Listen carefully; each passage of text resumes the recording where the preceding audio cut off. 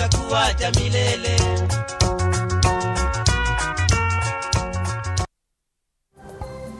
It is a beautiful Thursday morning. A very good morning to you and yours, and happy Mashujaa Day Celebrations. Welcome to Morning Cafe. This is TV 47. My name is Stanley Yerungita, and I'll be holding it down for Linda Alela for the next 4 hours. Quite a duly packed show just for you in this particular morning, and I'll be interacting with my panel this particular morning, and it includes Dennis Thumbia, security and governance expert, and Njogu Marua, former MP Shogu, and Benji Ndolu, policy expert, to break it down for this particular day on the top stories that are making headlines in this particular country. Obviously, the Mashujaa Day celebrations, which will be quite a significant one. The first celebrations for President William Ruto when he took over office on the House on the Hill. And obviously, remember last year, he was championing for the bottom-up agenda as deputy president, and now he'll be actually speaking to Kenyans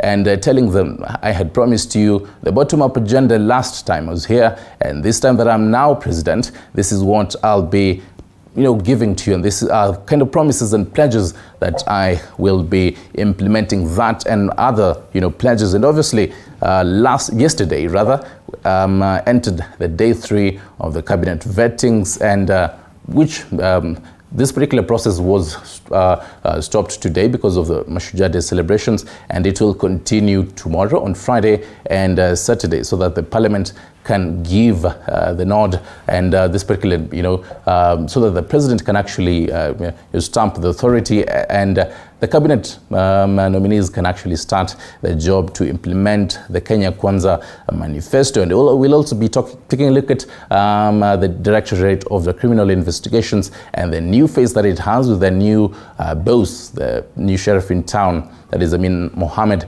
and his deputy Nicholas Kamwende. And we'll be, interacting with the whole new police reforms. What does it really mean for the country? And quite a lot. And today, as usual, for the whole newspaper review, today we do have the Daily Nation and Standard, and we'll also be taking a look at the People Daily, and just to this particular stories. Then also we'll be taking a look at the top stories that are making headlines, and obviously interacting with correspondents across the country, and also in Uhuru Gardens, where Flora Limuki and Paulo Kamau will be there to take us up to speed on what will be happening there. And other correspondents will be going to Kisii and Meru, and also Nakuru, and Meru, and basically all that.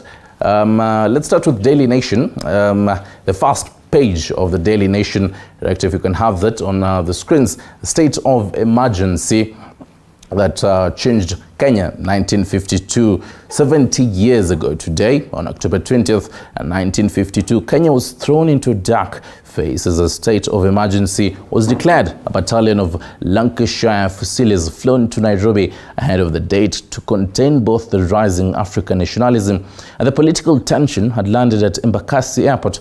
Historians agree that had emergency period not been declared, the course of Kenya's political history would have been different. And this particular story is extensive on page 2 and 3, which totally highlights the whole history. Basically, a class of history dates back 70 years ago, and just to enlighten us, those of us who are not there 70 years ago, what does this really mean? What the importance of having this particular Mashujaa Day celebrations, and actually remembering our Mashujaas. And actually the question of the day today, just for you, dear viewer, who is your hero today? Talk to us on our social media platforms at TV47KE on Facebook and Twitter. Mine personally at Stanley Yerungita, using the hashtag Morning Cafe. And tell us, who is your personal hero today? I'll be sampling some of your feedback during the show, and even after. We'll be taking a look at that. Who is your hero today? And today, actually, 230 people are to be recognized by the president. And it is quite a whole, sports personalities, people who have actually made a difference in this particular country. So we'll be taking a look at is 230 little, a little number of people, or are they too many? What is really moving on? Should we be having more people being recognized by that? And page 2 and 3, quite an extensive history class. The state of emergency that changed Kenya 70 years on. It clearly states that the state of emergency drove Kenya into a dark period marked by widespread torture and killing of citizens. Quite an extensive one. Let's take a look at the timeline there. Remember, numbers never lie, and numbers in history are quite important.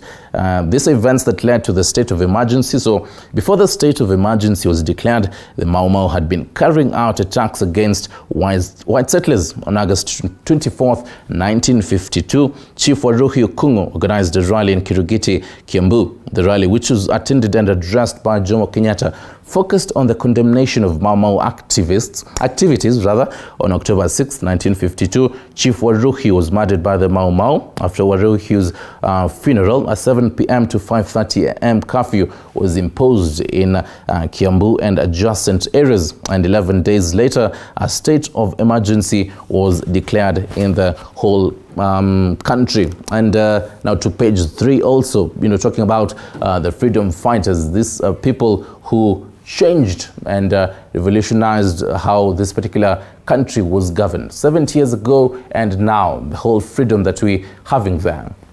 Freedom fighter hopes to reunite with a lost daughter. Quite an intricate and quite touching story right here. One Miriam Muthoni, who was separated from her daughter when she was detained. And also, this particular story is now still on Daily Nation. Back to the whole cabinet vetting. And remember, this after 2 weeks after President William Ruto was sworn in, he named his dream team, 22 names on that particular list.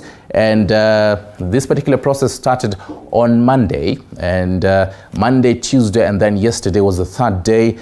We have seen these cabinet nominees address the pledges when they start their work. What are they going to do? Will they be able to achieve the Kenya Kwanza pledges, the manifesto, and also clearly highlight what their wealth basically. And page 4 we have Murkomen, that is Kipchumba Murkomen, who is a two-term senator.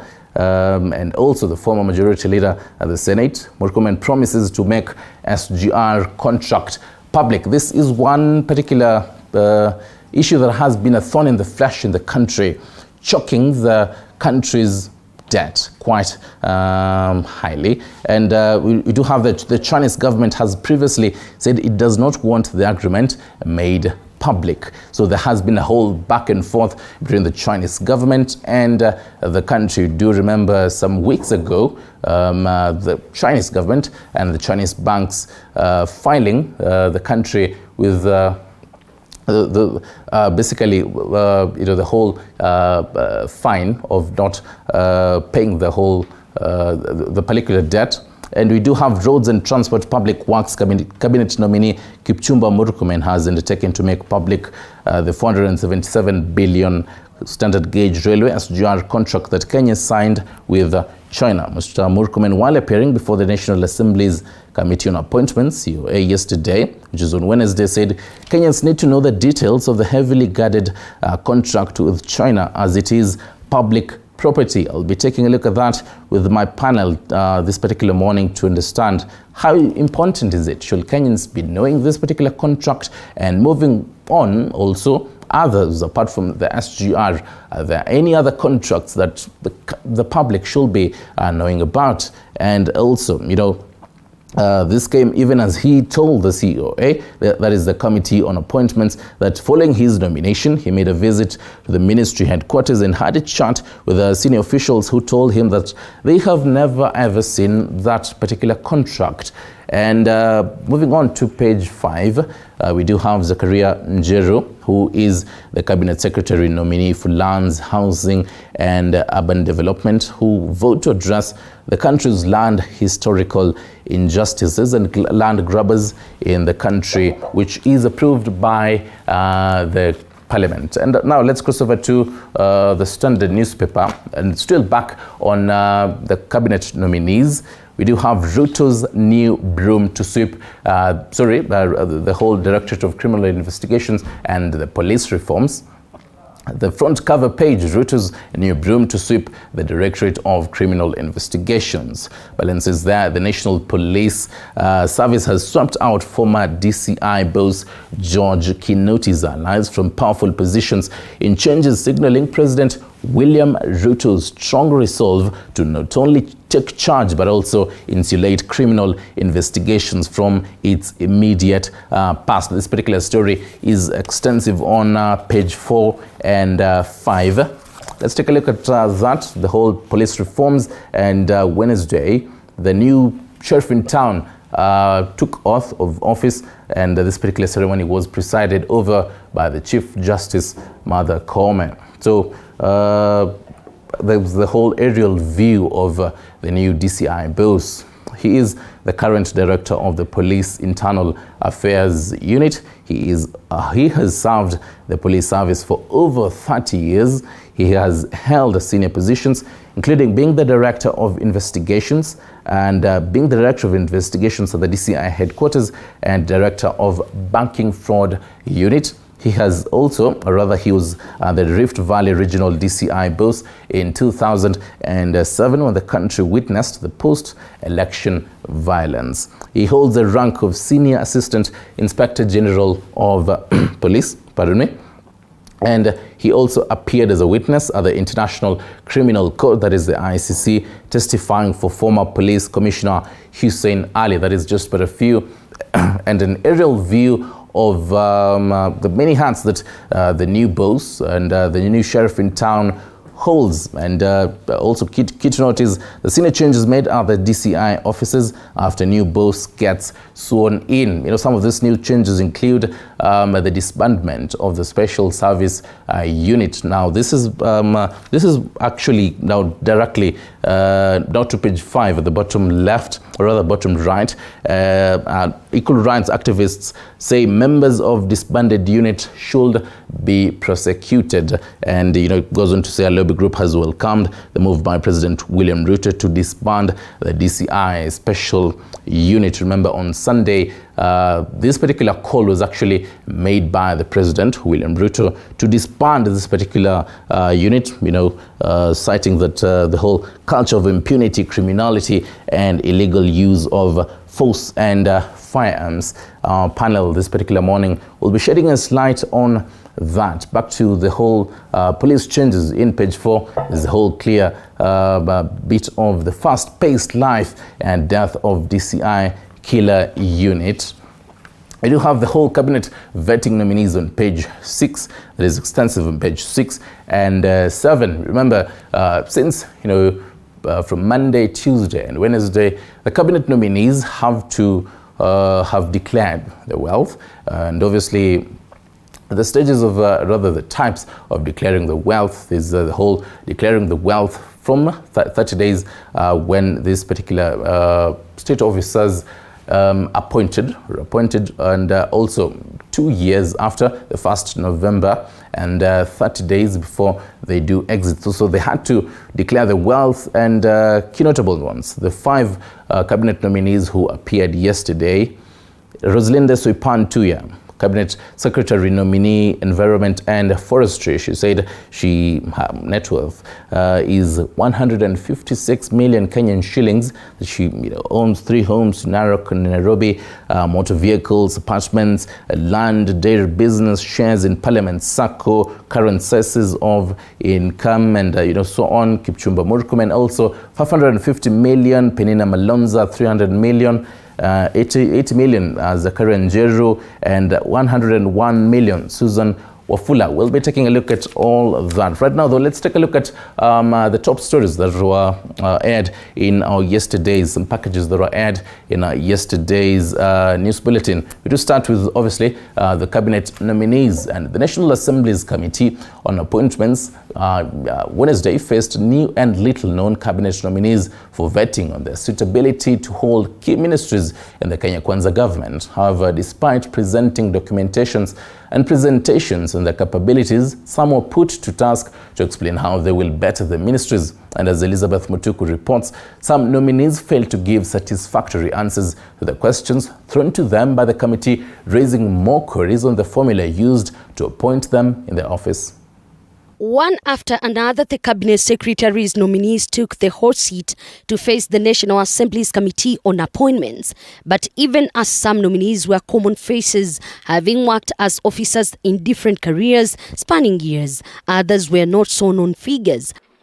I, Miguna Miguna, hereby swear to testify on all matters in question.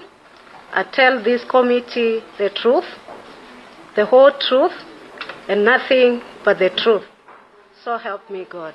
Around 2:30 p.m., the nominee for Ministry of Tourism, Wildlife and Heritage, Miguna Miguna, took the seat. The 48-year-old, whose professional background is public health, was put to task by members over her controversial 5 years of service as Deputy Governor of Kitui County under Governor Dr. Julius Malombe. Waiting to ask you questions.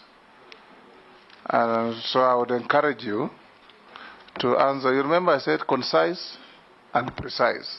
Yes.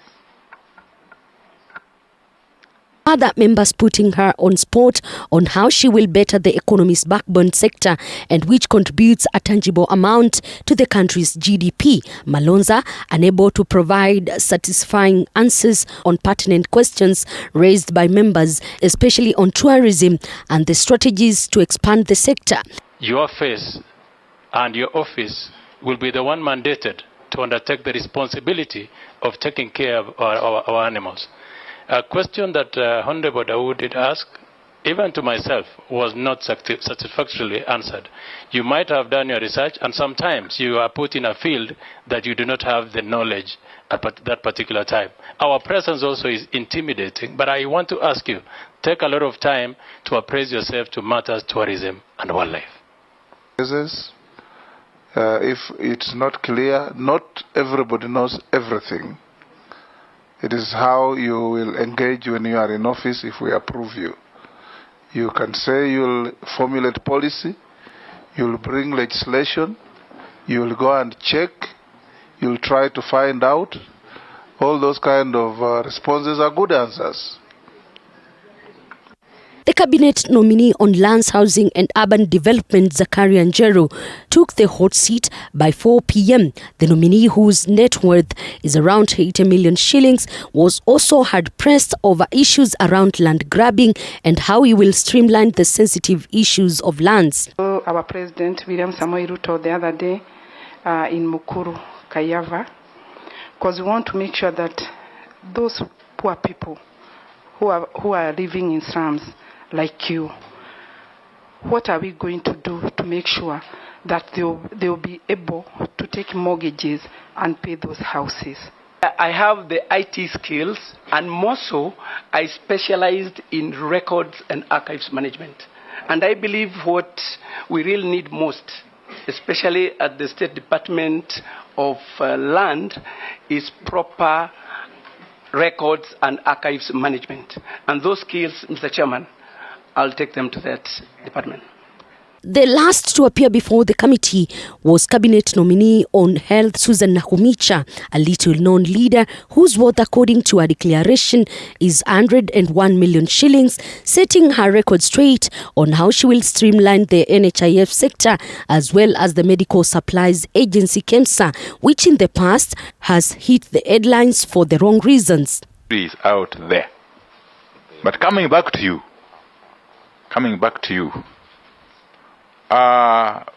even with very impressive technical background, do you think you have the wherewithal, the spine to deal with these cartels? Is that we got to know the needs from the faith-based institutions, faith-based facilities. Early in advance, before we did our tender process, we could find out from the hospitals what their requirements were. Based on that, then we worked on quantification. You do the listening. Sorry. They came little known for the job, with information and shocking revelations on their capabilities. Some looking forward to fill big shoes left by their predecessors. Now the task ahead of this committee is to set records straight before they are confirmed for the job. Elizabeth Mutuko, TV47, Nairobi.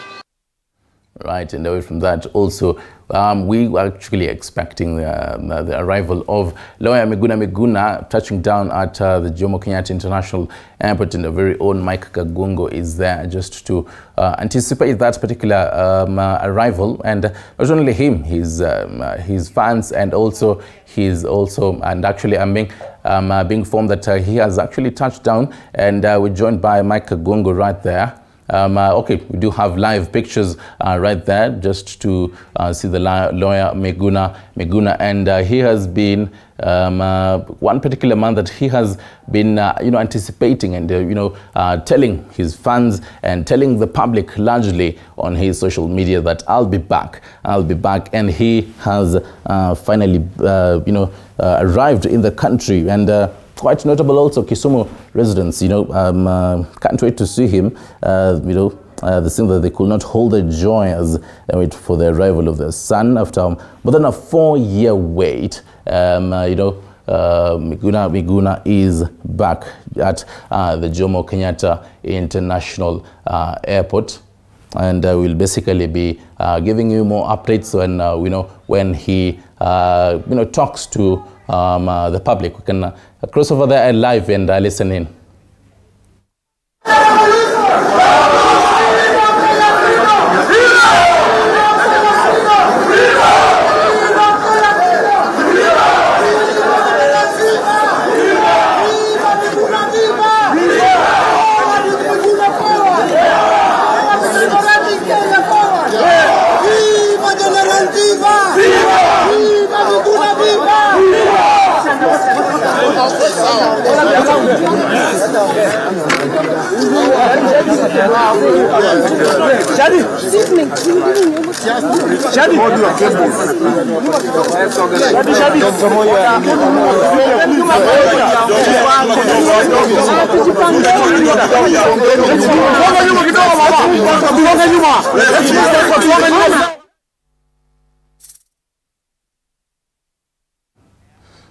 And definitely those are live pictures from the Jomo Kenyatta International Airport, and there's the whole fracas, and the whole media team is trying to get a picture of lawyer Miguna, who has just arrived and who has just touched down the Jomo Kenyatta International Airport. This is after the red alerts were lifted from him, and he's been tweeting from Canada. He traveled from Canada to Kenya. I don't know if there were mid-flights in between, but then I'm pretty sure that the whole from Canada to Kenya, lawyer Miguna has just arrived. We'll be joining our very own Mike Kagongo to get the latest from that particular region. Remember, there's live pictures at the Jomo Kenyatta International Airport. Miguna has also thanked the new government and also President William Ruto for lifting the red alerts on him. So we'll be anticipating, will he be joining actively and supporting the Kenya Kwanza government, and also championing for the Kenya Kwanza manifestos and the role he will be playing.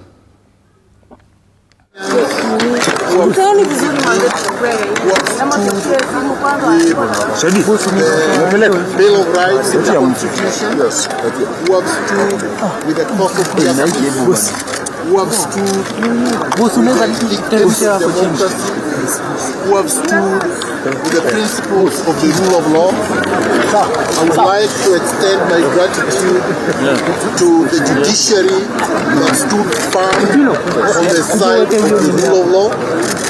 I must extend my gratitude to Kenyans that voted overwhelmingly for the Kenya Kwanza government, because that is central for me. Without this administration, I would not be back home. So I am thanking His Excellency the President, the Deputy President and his administration, and everybody else who has worked tirelessly to make sure that my rights are protected and the rights of every other Kenyan. What has happened to me should never have happened to anyone else. A Kenyan-born citizen cannot be discarded, removed forcefully from the country, and banished in a foreign land. All right? There are more that I will say in the coming days and hopefully in the coming weeks and months. But for now, I just want to say how grateful I am. The media fraternity, you are here in large numbers. I thank you for being here. I don't take it for granted. And let's hope that we engage in the coming days. Thank you very much. What do you expect? Are you going to take seek legal redress in this matter? The legal redress is already sought. This is part. I already have a lot of court orders. And of course, justice, without justice, you cannot have peace and reconciliation. So we must have the cornerstone of everything justice. So all those court orders that were accumulating and everybody was peeing on, they will be enforced. And there are many, many more other court orders to enforce. So no, these guys who behaved with impunity, the rules that were holding state at ransom, will be held to account. Miguna Miguna, my name is Kid. I work for SPM Bus. First, welcome back to Kenya. That is an irrelevant question at this time. I have given my statement. It ends there. I will answer other questions at the right to you. Thank you very much. And this is the end. No more questions. Yes. Right today, the whole manufacturing, where President William Ruto had attended Ruto's manufacturing plan. So now President William Ruto has promised that his government will create a conducive environment for the manufacturing sector to flourish. The head of state was speaking during the Kenya Manufacturing 20 by 30 initiative high-level meeting, which was held at a Nairobi hotel. Ruto added that the government will invest in value addition and agro-processing that have potential of creating jobs for millions of youth. Take a look. President William Ruto on Wednesday graced the Kenya Manufacturing 20 by 30 initiative in Nairobi, where he met key players in the manufacturing sector. Governor, how are you? Good morning. Challenging the manufacturing sector to be a champion of job creation in Kenya. There is absolutely no reason why today we should not be a champion in the whole leather products space, because we are 3 million livestock every year. We have the third largest herd in this continent. Yet we are importing 110 billion worth of leather products into Kenya. It completely doesn't make sense. During the event, the head of state lamented that Kenya loses revenue in the manufacturing industry because of the use of fake stamps on products whose sale should contribute to the country's GDP, since many people pocket money meant for taxes. As I said earlier, we must have a different conversation. We're having a conversation here about, you see, we have a problem with VAT refund. How does VAT refund stop us from adding value to the hives and schemes that are going to waste? Muniambie. So, and I'm not saying that there are no challenges. There are challenges. But there are bigger opportunities than challenges in our space in Kenya. As a country, we cannot do the same thing and expect a different result, Your Excellency. Your Excellency, agriculture is great, and I'm glad I had my friend from Unga Group saying he's producing for us each a gunia. But your CS nominee for Treasury will tell you that in as much as you're getting 24% contribution to GDP, the contribution to national revenue is less than 3%. Ruto stated that if the job creation targets are achieved, there will be no exceptions for anyone to pay taxes. Nairobi Governor Johnson Sakaja and CS Trade nominee Moses Kuria were among key officials who accompanied the head of state in the meeting. The innovation in Nairobi is amazing. This is the Silicon Savannah. But we just need to provide that framework where we just de-risk these startups. That if somebody's investment at whatever first series or whatever point, if something happens, then they can recoup 30%, 20%, and that is how we'll address the issue of... Players in the manufacturing sector promised to work with Kenya Kwanza's government to ensure they deliver the best in creating more job opportunities. Swedish Kenyan technology company has today announced the launch of the first ever electric mass transit, which was founded in 2017 with nearly 130 employees. The company says it is the leading provider of electric motorcycles and buses. ROM is among top 100 most innovative companies which design and deploy electric vehicles tailored for the African continent, leading the transition to sustainable transport.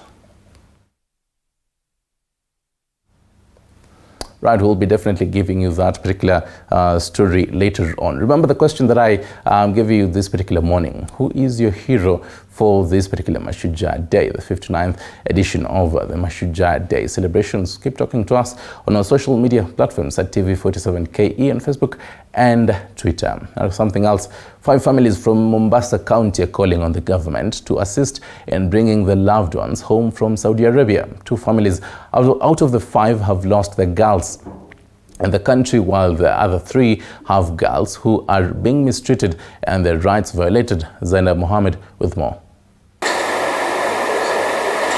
According to the families, the girls who are still alive are being mistreated, with their job locations changing every single day. Kaniambia dada, mimi nimepelekwa mahali fulani, sina simu, nilichapwa nikapokonywa simu. Hata hii simu yenye natumia ni ya bosi wangu, lakini naumwa. Hapa nilipo pia mwili umefura, sijui shida ni nini. Nimepelekwa hospitali, mambo tu ni ulcers. Fika mwezi wa 8, tajiri wake akamfukuza kwa nyumba na usiku, ambapo alipomfukuza kwa nyumba na usiku aliweza kutoka na akapata, tuseme alipata tu watu ambao walimhunia. The agents who took the girls to Saudi Arabia have sworn not to bring them back until the agency fee is paid and the parents cater for their flight tickets. Kama familia tumetaka kumleta Mejuma nyumbani, lakini sasa agent yake imesema kwamba wakimpeleka Mejuma kule kulikuwa na gharama ambazo wenyewe walisimamia wakalipa, na ambazo Mejuma kika kule mpaka malize contract yake ndo atakuwa zile pesa zote atakuwa amezirudisha. The situation is not good. My sister is sick. Mom also has pressure. The family, the children of my sister are also pressing us.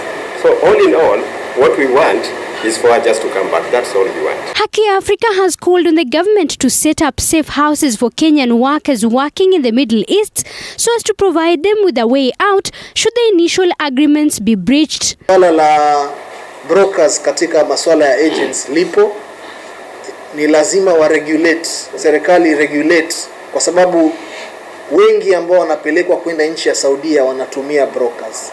The Human Rights Organization has also called on the government to take action against agencies that are taking advantage of poor families by forcing them to pay hefty fees before returning their loved ones home. Kafala system ndio imeleta shida kubwa sana. Sisi tunasema kama shirika la Haki Afrika kwamba system ya kafala itolewe.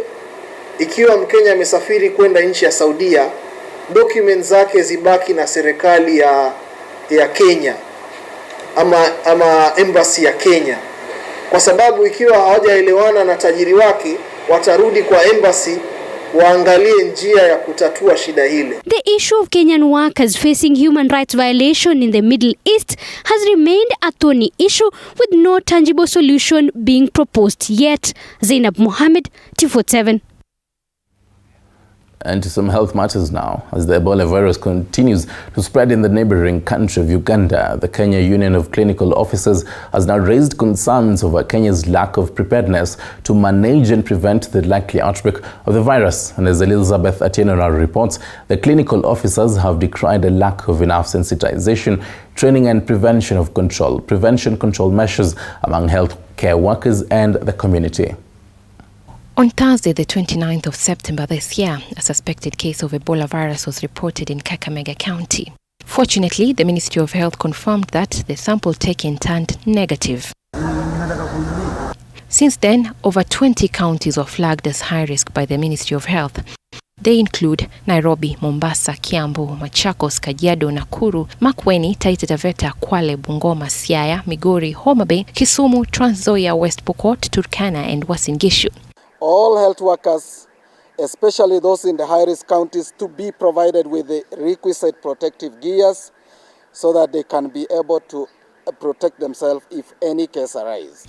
The Ministry of Health advised the high-risk counties to enhance surveillance at the border points, screen the risk population and sensitize healthcare workers and the community in general on infection, prevention and control measures. Well, the phase we are in is prevention from importation, because we don't have Ebola in Kenya as of now.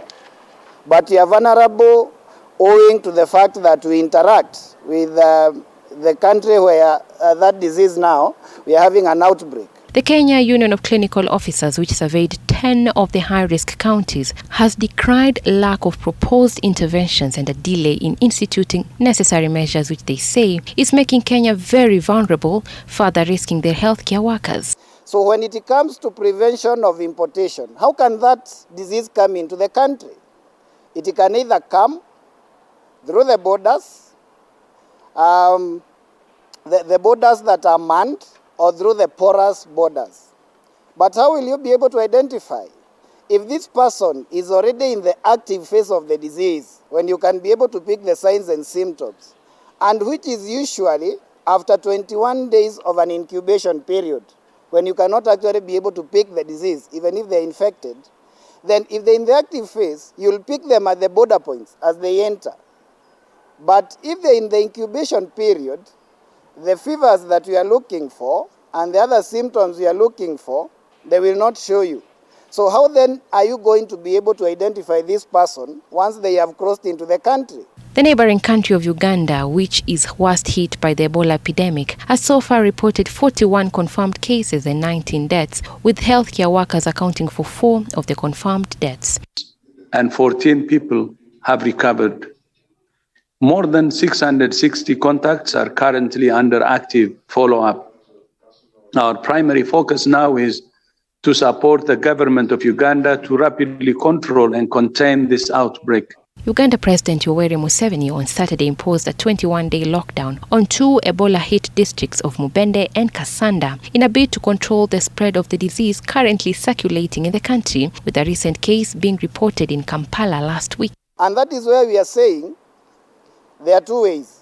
One is you educate these people and the community so that they can be able to identify among themselves, and then you provide a protocol on how they go about reaching the health interventions so that they don't use matatus and infect even more people. Community is unaware of any toll-free contact number to contact in case of suspicious symptoms and where to present themselves in case of those symptoms. Currently, there are 2 licensed vaccines for Ebola that work against the Zaire strain, but not against the Sudan strain. However, there are 6 vaccines being developed for the Sudan strain, including 3 that have progressed to phase 1 clinical trials. The vaccines used successfully to curb recent Ebola outbreaks in the Democratic Republic of the Congo are not effective against the type of Ebola virus that's responsible for this outbreak in Uganda. However, several vaccines are in various stages of development against this virus, 2 of which could begin clinical trials in Uganda in the coming weeks, pending regulatory and ethics approvals from the Ugandan government. Ebola is a deadly virus with symptoms like fever, intense weakness, muscle pain, vomiting, diarrhea, and in some cases both internal and external bleeding. Ebola spreads between humans by direct contact with bodily fluids and contaminated environments. Funerals can be a particular risk if mourners have direct contact with the body. Ebola first appeared in 1976 in 2 simultaneous outbreaks in southern Sudan and the Democratic Republic of Congo, where it occurred in a village near the Ebola River, after which the disease is named. The Zaire strain was responsible for the largest ever outbreak of Ebola in West Africa from December 2013 to 2016, when more than 11,000 people died. Elizabeth Atieno, TV 47.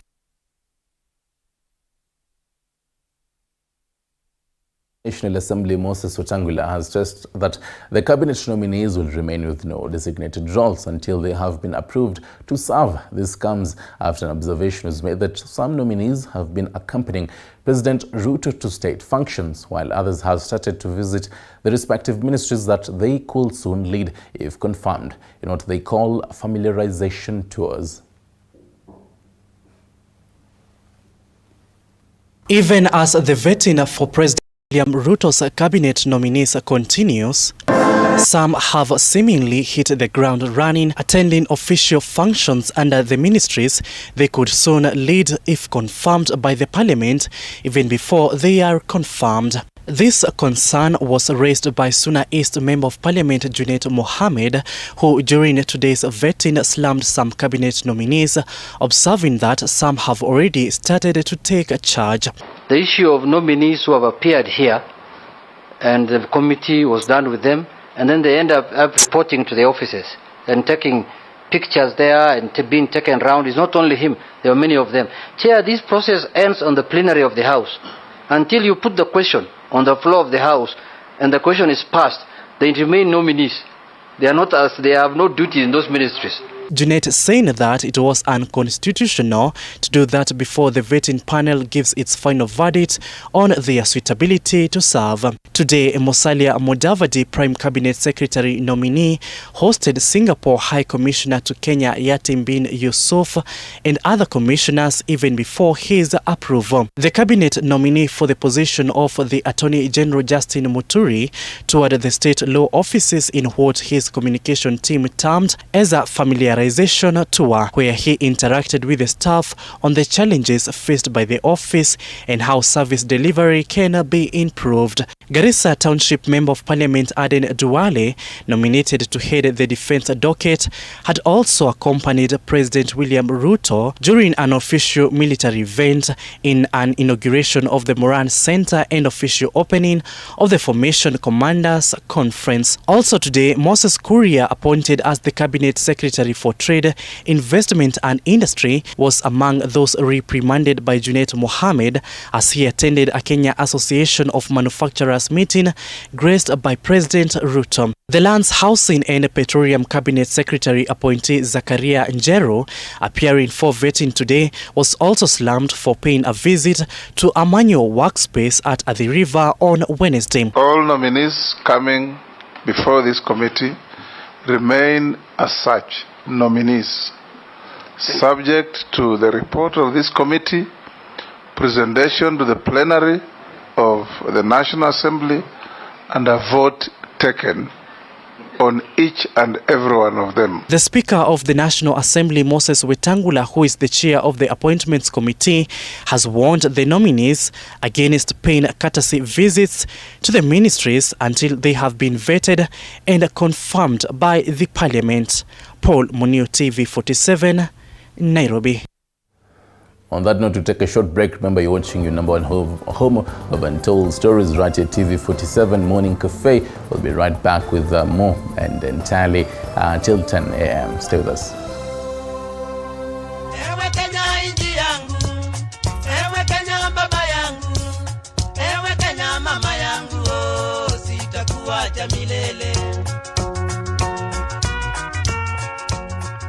You are watching TV 47, the home of Untold Stories.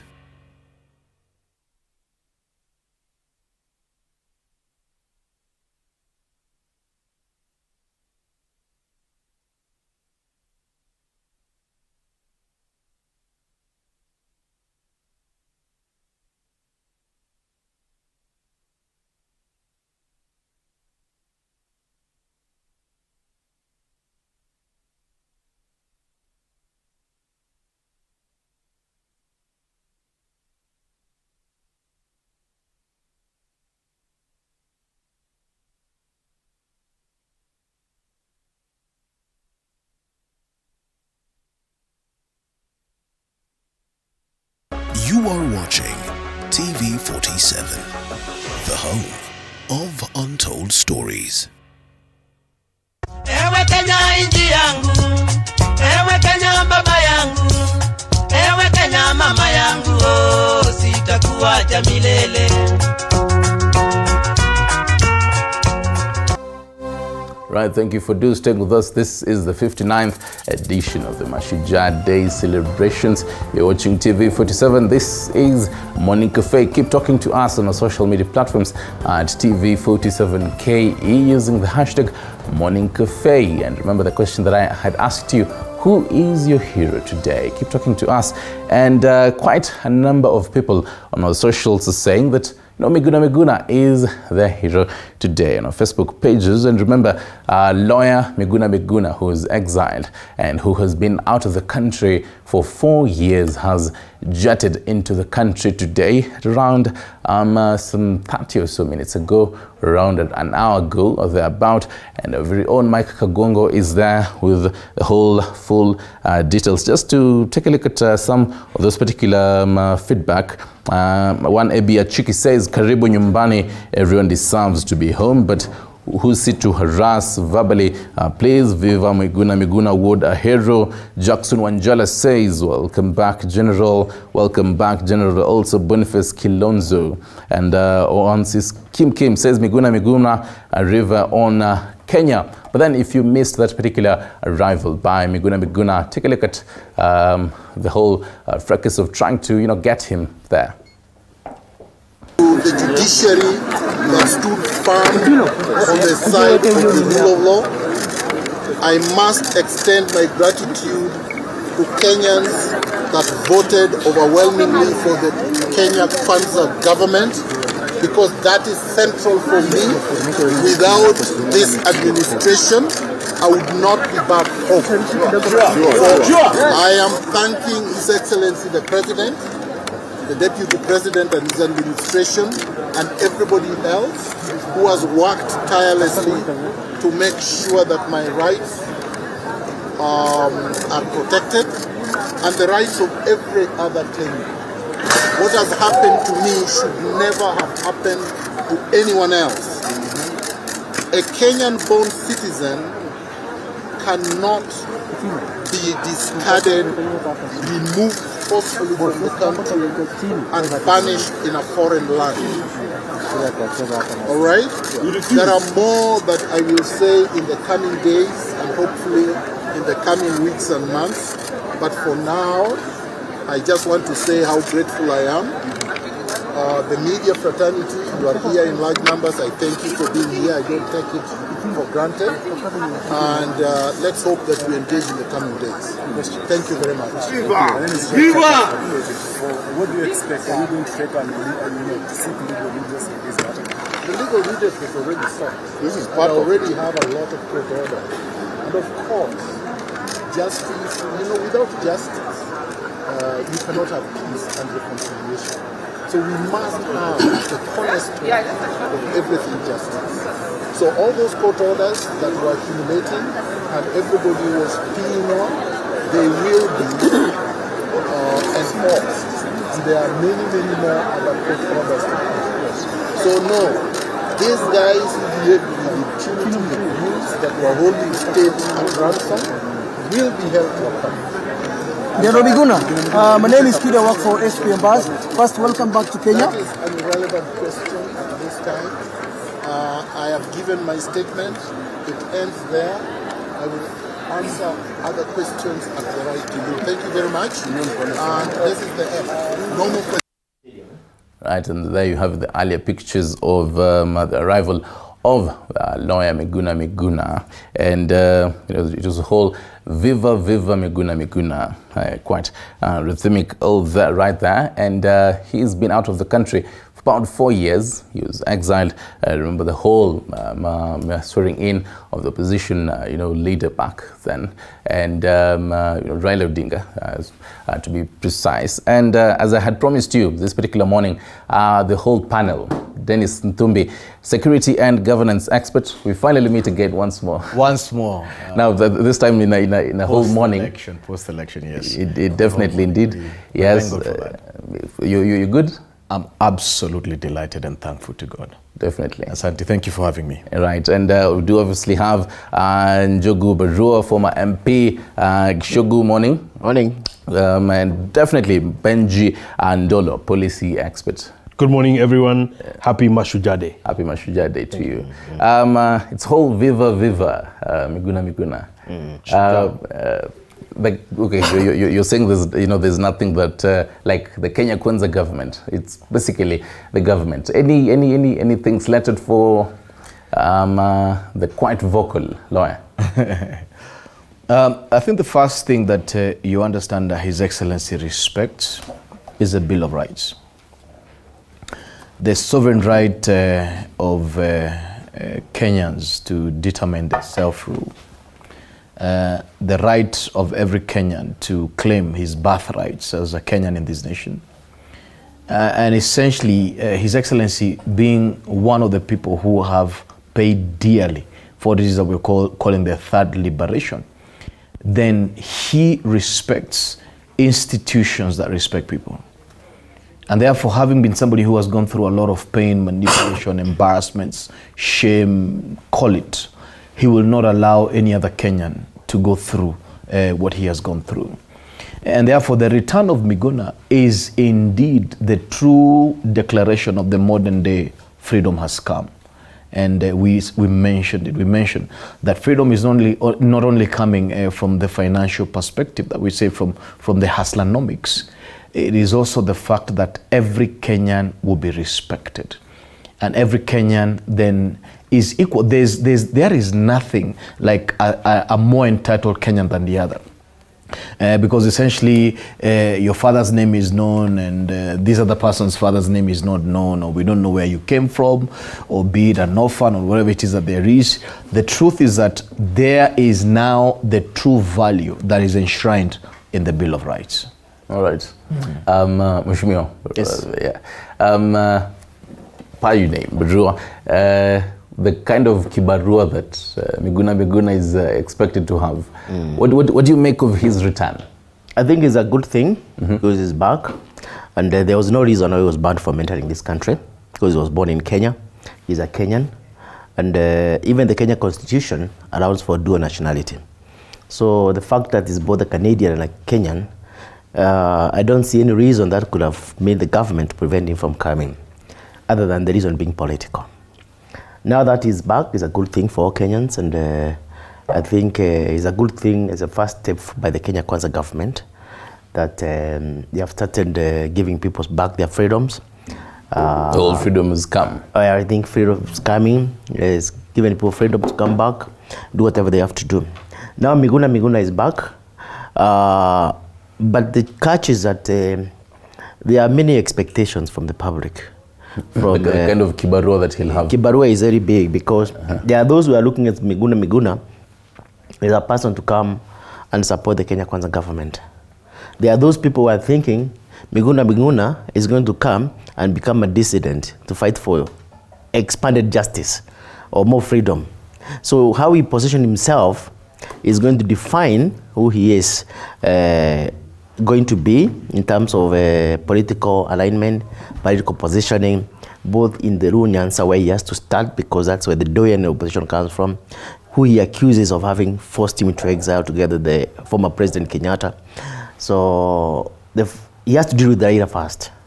Not personally, but in terms of who is who in that region. Because one has to launch from somewhere. His political launch pad is Nyanza, is Kisumu. So he's going to overcome and get acceptability to a large extent by people of Kisumu, and that's basically the larger Luo Nyanza area is going to have a big political impact nationally. But if he lands in his base and doesn't make that impact, his political influence at the national level could be at a stillbirth. Bonandolo, Kisumu residents were saying that they were quite anxious for the return of Miguna Miguna. Are we seeing a whole, actually, anxiety of Kisumu residents and kind of forgetting about the leader, Raila Odinga, and moving on now to a whole looking for a new leader? Raila is almost 80 years old. We must, as Africans, get away from this culture of fighting, emasculating, muzzling our finest minds. Miguna is courageous. Miguna is smart. Miguna is outspoken. Miguna is a justice seeker. Miguna is a truth teller. These are facts. To treat somebody like this as a villain, to destroy his home, to bar him from his motherland, it's absurd. In fact, I just wish to say, that what we're discussing here is we're discussing the obvious. Mheshimiwa Barua says that some of this was done in the name of politics, but it is unfortunate how we do bad things in this country and then we kind of justify them by saying ilikuwa siasa. I'm afraid that Miguna's return exposes President Uhuru as a petty person. I mean, how could this happen? Miguna, on his part, did involve himself in an illegality and in a nullity. Something actually that was borderline treason. But he was not alone. Just imagine punishing Miguna this way and then walking around with Raila, the person who he sworn in this fake thing. It leaves a lot to be decided. And the same President Uhuru emasculated Parliament so much so that nobody could even question or discuss. Mheshimiwa, you were there. You guys cannot bring even a motion to discuss. You were not there in the last Parliament. To just even hold government accountable one way or the other. These red alerts, these communiques, after the President himself publicly said, I don't have a problem with anyone. Then you go and block, all airlines. No single airline could have this guy board. So in essence, now he became some sort of Al-Shabaab, fellow, and that must be condemned. It isn't right. But Miguna is not blameless. His language sometimes is extremely coarse. Is extremely provocative. And so I would say that he must find balance, pragmatic balance, so that you communicate what you need communicated. And indeed, he must take the mantle of leadership. The challenges are many. Indeed, today is our 59th Mashujaa Day, yet we are still discussing issues of hunger in this country because we have wasted all the water. It rains, surface runoff, milk is poured, etc., etc. In 6 months, we're in drought again. So, given those challenges, we need leaders like Miguna and like Dennis here and myself that can rise to the occasion, that can dictate, a coherent and progressive agenda and actually deliver for the people. All else is noise. Without that, all else is noise. All else is vanity. Do you foresee him staying in the country for quite a long time? Yeah, I foresee him staying. And probably, well, that he said that he'll be giving a full speech and a whole statement. What do you package in his statement? What I expect is because Miguna can equally be, for lack of a better word, a little petty as well. So I expect some pettiness in that as well. Some vengeance, some vindictiveness, some naming of specific con men that he abhors. But beyond that, when it comes to serious business, because President Ruto is really on an aggressive, never before seen agenda and pace to change the economy of this country and to fix a lot of things that are broken, I would say then that somebody like Miguna, if the president is absolutely committed, for example, to fighting graft in a way that has never been seen before, throw Miguna to head something like EACC and let the chips fall where they may. You can imagine anybody will be scared to have Miguna catch him stealing public money. Because of his whole vocal... No, Miguna will come to your house with the entire... As EACC, if he catches, and he's not, like I said, he's smart, He'll do the thing with the Auditor General and he'll find where money is lost and who is culpable. Miguna will come to your house in Runda, my friend. You know, one of the things that we have to reflect today is the moral duty and the ethical duty to defend this country. And part of the reason why my grandfather left his water engineering job in Nairobi and went into Mount Kenya to ensure that human dignity, oppressive regimes, governmental excessive control is a thing of the past. In the 1950s. In the 1950s. And when my brother here speaks about 59 years later, we're talking about the same thing. Yeah. We really then must ask ourselves important questions. Is why we are in a nation that 23 counties are facing famine. By the way, we moved away from drought to famine. Because drought then is a circumstantial environmental issue that causes famine. The lack of food is famine. You understand? And drought itself is preventable. If you go and tell me that there's one person who is hungry in UAE or Israel, nations that don't even enjoy the kind of forest cover and the water bodies that we have, then it means that essentially for the last 59 or thereabout years, we have had ignorant people at the helm of power.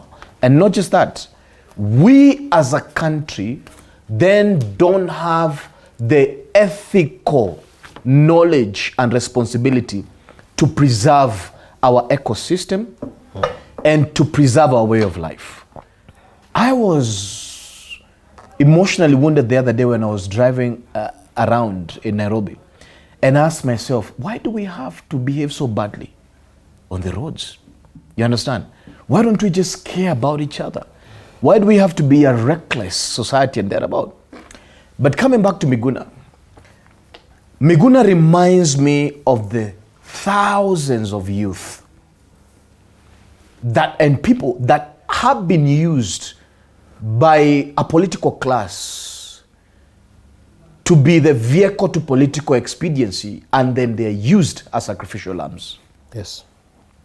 When you look at the dynamics of post-election violence, the man who is nothing, who killed his neighbor, was used to attain a certain measure of political expediency that never delivered for him any socio-economic liberation thereabout.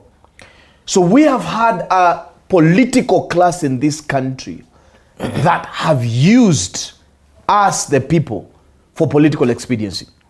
And then when they attain power, they will never even pick up your phone. They don't care whether you'll go to jail. They don't care whether you live in squalor. They don't care whether your wife or kids will die in hospital without any kind of medicine. And the day has come when the sovereignty of this nation rests within the constituents. And that is the Mama Mboga, the Baba Mboga, by the way, kuna Baba Mboga pia, the Kinyozi, the people, the borders, the people in this country who are the ones that build this country on their broken backs must be respected. Why am I saying that?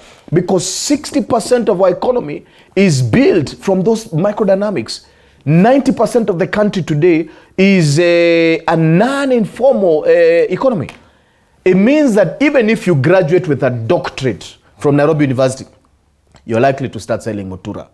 And that then is going to be the building block of our nation, those microeconomic dynamics.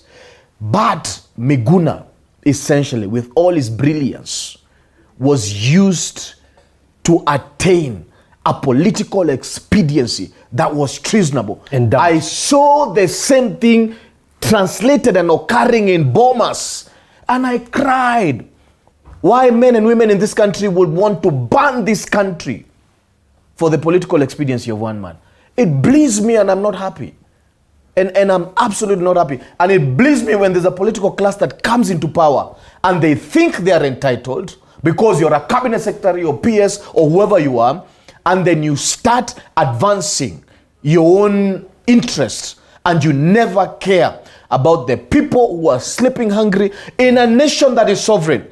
the people who cannot access healthcare, and the people who will die without seeing any socioeconomic liberation. I saw a 90-year-old man in Kasarani the day that we were swearing in His Excellency, who got into Kasarani at 1 a.m. in the morning. And when His Excellency was sworn up, he looked to heaven and he told God, perhaps this is the day that I've been waiting for ever since we left the forest. Let me ask you this. So therefore, we have no excuse not to deliver that liberation to the people. And anyone who stands in the middle of the socio-economic liberation of these people, that Kenyans can truly enjoy Kenya, that plenty that is within our borders can be enjoyed with all Kenyans, is an enemy of God and an enemy of the people, and must be removed from any kind of leadership, even if it's leading cows as a cattle dip chairman. We must never entertain that madness. Let me ask you this, Ndumbe. The political career, the political journey of Miguna Miguna, where do you see it? Do you see him as the next enigma of the whole Lake region? And we must stop this thing of being entitled. Enigma what? The greatest dignity a human being can bestow themselves is service. And the Bible says that the least amongst us will be a servant. The much I expect from Miguna, number one, is not the hoi polloi sense of entitlement. It's the fact that, first of all, accept that you are part of an illegality. Number two, we respect the fact that you have the sovereign right to basically, nobody can take it away from you. So basically, I expect him to go back to serving the people where he came from and the people of Kenya. We are in a crisis. His Excellency needs all hands on deck. This is not the time for titles or Mheshimiwa. Mheshimiwa what?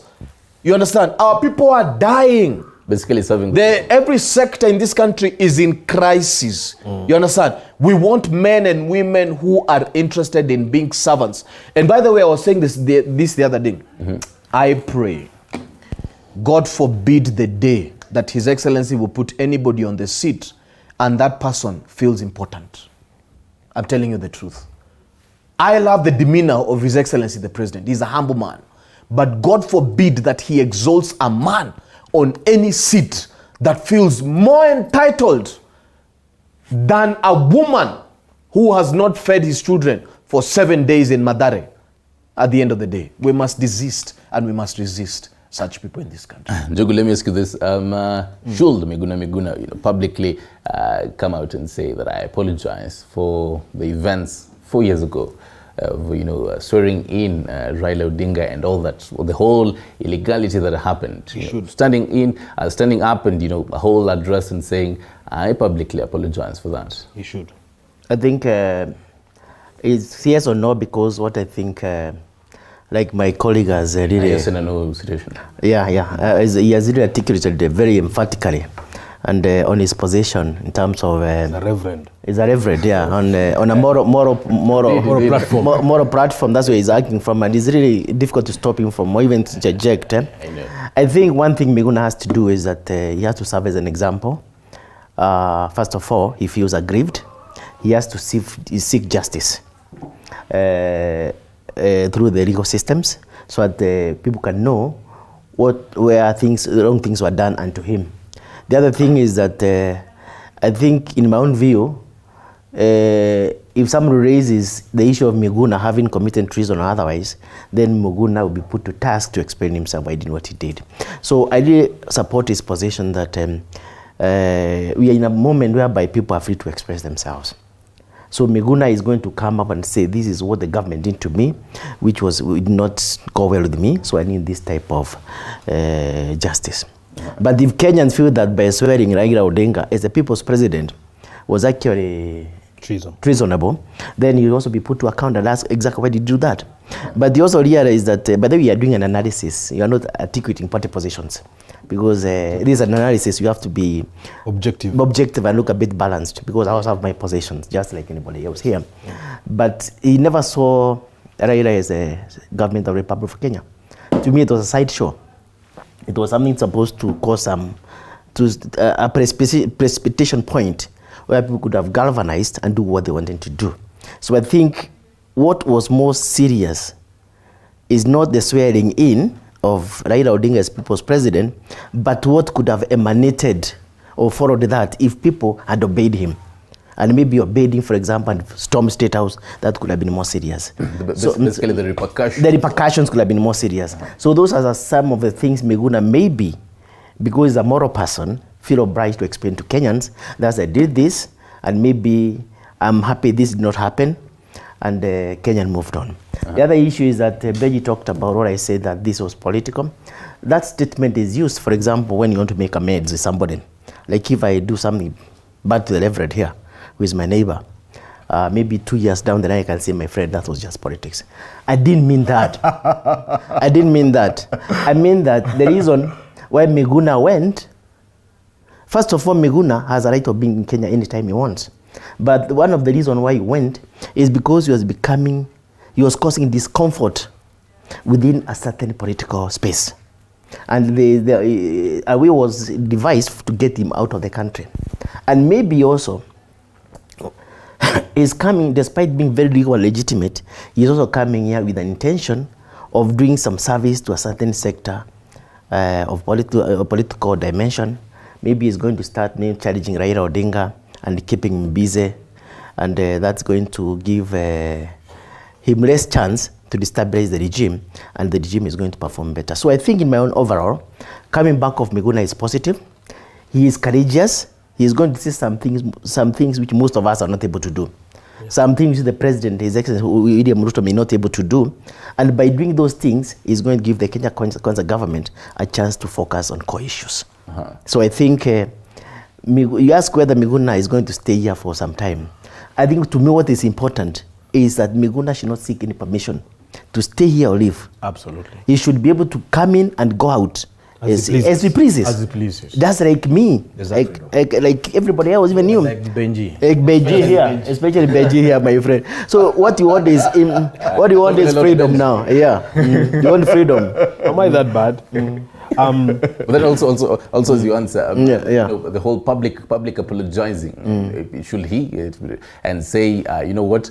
I wasn't actually there. I was being sort of acting it, quote unquote. It's an excellent question, and I want to help my brother Njogo. He's my good friend. He's a good guy. Should Miguna apologize? Yes, he should. He should apologize. But will he? No, he will not. Why? He's not me.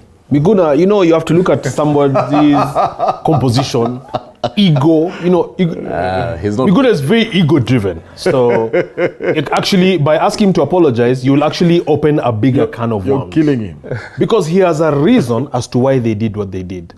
But just help my brother, Mheshimiwa, here a bit. We're on this panel to have very serious discussions because a lot of Kenyans are watching. I'm sure you can see. I can see the calls coming. I can see the Facebook, the what.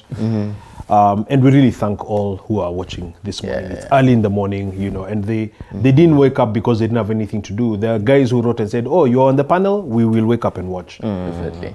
It is on our generation to kind of get some things right, to define ideology, which is why, by the way, I support William Ruto, and I supported his candidature simply because for the first time he did two things. Number one, as an outsider, someone from the Rift Valley, you know how they always said Kikuyus don't support anybody that's not theirs.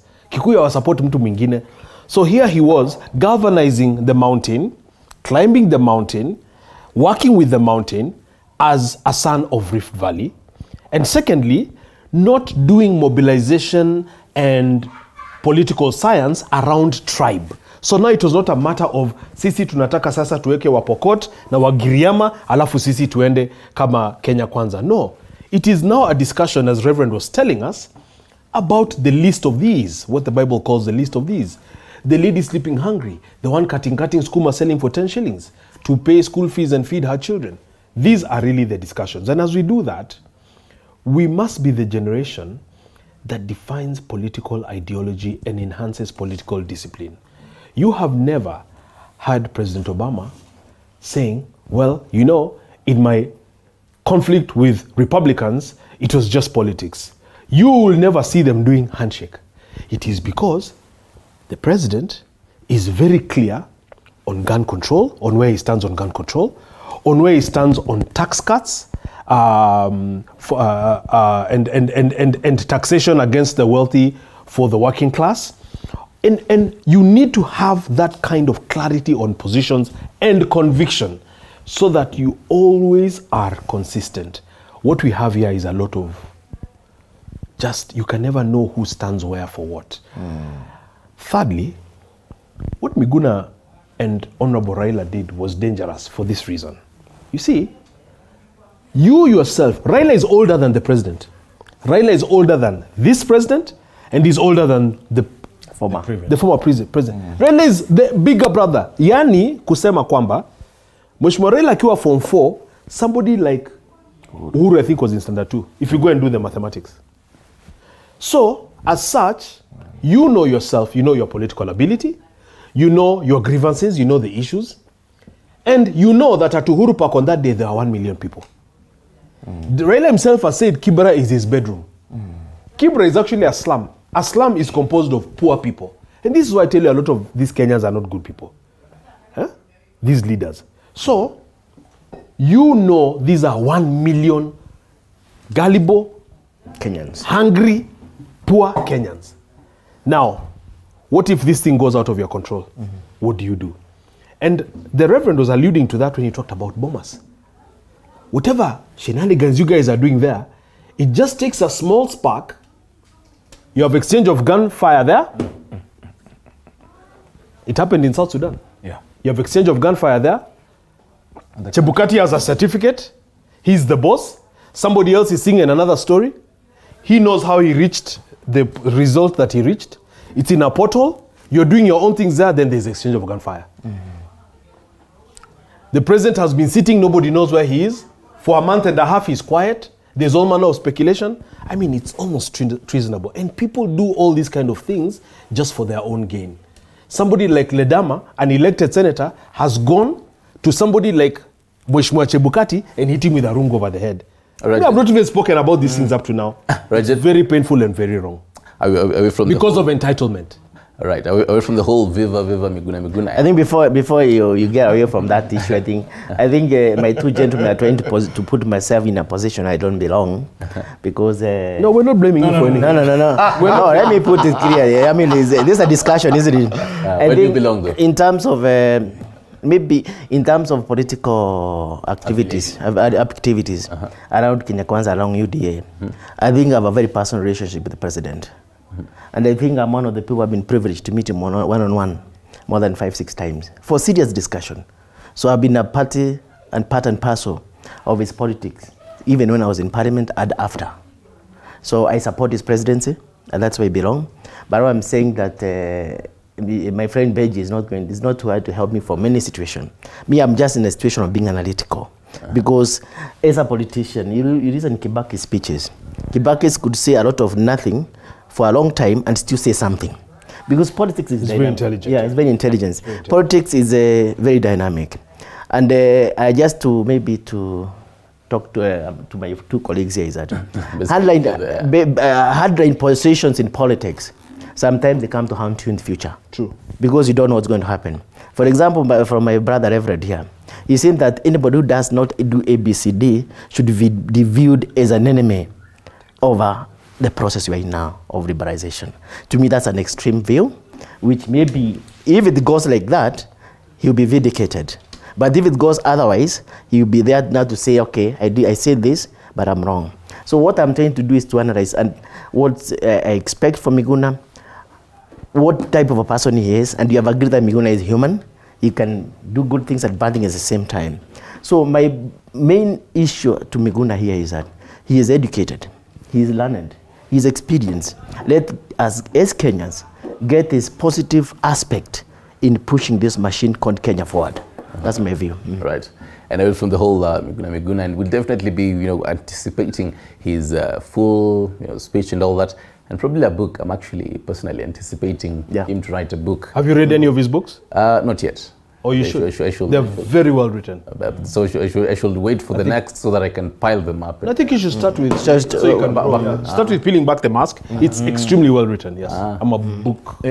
Before we move away from the Miguna thing, because Miguna is a poster of what the country is and a telescopic view of the health of this nation.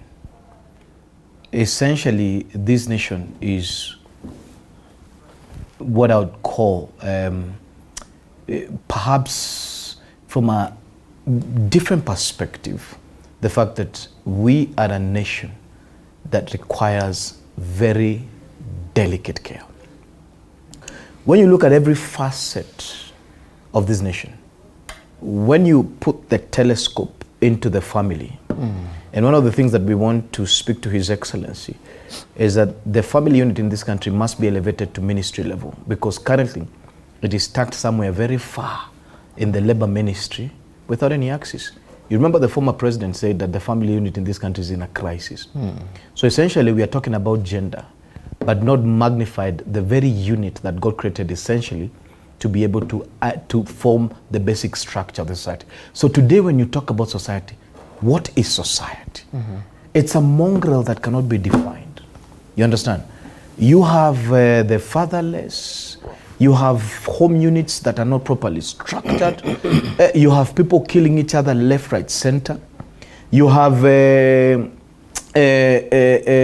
researchers saying that 40% of the adolescents have psychiatric issues. You understand? So then when you look at various arms of government, when you look at parliament, when you look at the presidency itself, the president previously from the last regime was sick. The 12th parliament never delivered anything. When you look at the judiciary, the kind of assault that was going there consistently was mega. When you look at the economy, essentially, when you look at our food on the table, is that we earn by the shilling, which is not even available, and we buy food by the dollar. Our farms are empty. Farmers themselves are hungry. It's akin to a bank manager who is being auctioned, yet he works in the bank. Essentially, what I'm saying is this country requires careful management. And what I'm saying is that we must move from the place of self-entitlement to the place where it's servantship at the end of the day. Right. And this is not about a political party, because political party engagement in this country is a mere 10%. Majority of the Kenyans essentially don't believe politics can deliver them anything, essentially. And that's the reason why we have issues of apathy. You understand? We have induced hunger and engineered poverty. Kenyans shouldn't be poor in a nation with so much potential. You understand? So we are saying, and we thank God that the president is a doctor himself. It's a spiritual and prophetic dynamic. I don't want to preach because Sunday is coming. But what I'm saying is this. We are in a country that is in the worst trouble since independence. Today, when you talk about independence, you talk about independence of 1.5% of Kenyans who are millionaires. In fact, the other day, people were saying when the cabinet secretaries were declaring their wealth and guys were feeling injured, they were like, goodness, what? You mean I'm that poor? But I looked at it differently as I finished. Okay. I said, I think it's a tragedy that we only have one billionaire around His Excellency. Because when you look at the Chinese dynamics, billionaires in dollar are many. This country, billionaires are extremely few. Millionaires are extremely few. We're in a country that socioeconomic dynamics are so bad that wealth is far. When you ask Benji here when he will become a billionaire, the man has to go to Catalonia and fast for 99 days. Because essentially, in terms of even doing business, you don't even see that hope. So we have to structure a country that every man and every woman can define his prosperity. And prosperity is not a purview of government, where government is fascist and declares, you can be rich, you cannot be rich. You deserve a shamba, you don't deserve a shamba. And we have to move from a place where the sovereign wealth of this country makes sense to the least among us. Exactly, and that's why. And definitely, we'll actually be getting into the whole discussion of the whole cabinet and the wealth and all that. I want us to talk about the Mashujaa Day 59th celebrations after this short break. We'll definitely be taking a short break. Remember, you're watching Morning Cafe right at TV 47. This particular conversation continues. You can always chime in into this conversation at TV 47 KE on Facebook and Twitter. Stay with us. Ewe Kenya inji yangu, ewe Kenya baba yangu, ewe Kenya mama yangu, oh, sitakuacha milele. Ewe Kenya inji yangu, ewe Kenya baba yangu, ewe Kenya mama yangu, oh, sitakuacha milele.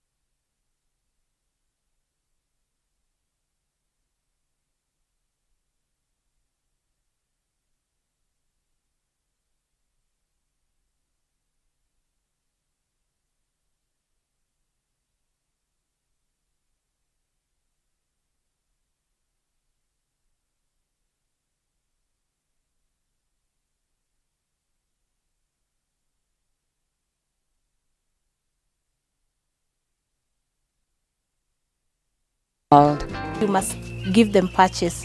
Guinea fowl, unlike our chicken, they are more of wild birds, so they'll always be up. Kuna mwingine atavuna sasa sisoni na atoe apange kupanda kitu kingine.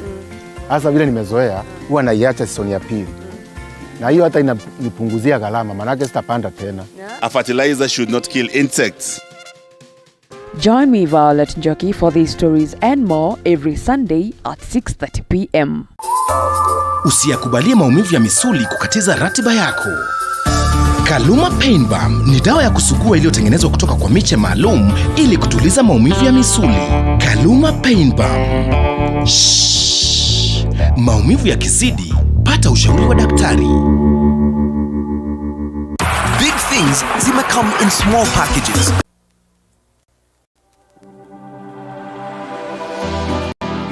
How well do you know what's happening around you? Morning Cafe with heated political debates. Baraza la Siasa. Hiyo kitu azungumzie, angalie hali ya maisha ya watu. Informative health discussions. Business, farming. Tasty Wednesday, Fitness Thursday, and Feel Good Friday with amazing DJs, celebs, waimbaji, kuna comedians, alafu kuna wajinga, and music bands. You can watch and create YouTube shorts. How well do you know what's happening around you? Morning Cafe with heated political debates. Baraza la Siasa. Hiyo kitu azungumzie, angalie hali ya maisha ya watu. Informative health discussions. Business, farming. Tasty Wednesday, Fitness Thursday, and Feel Good Friday with amazing DJs, celebs, waimbaji, kuna comedians, alafu kuna wajinga. Pia mwili na hata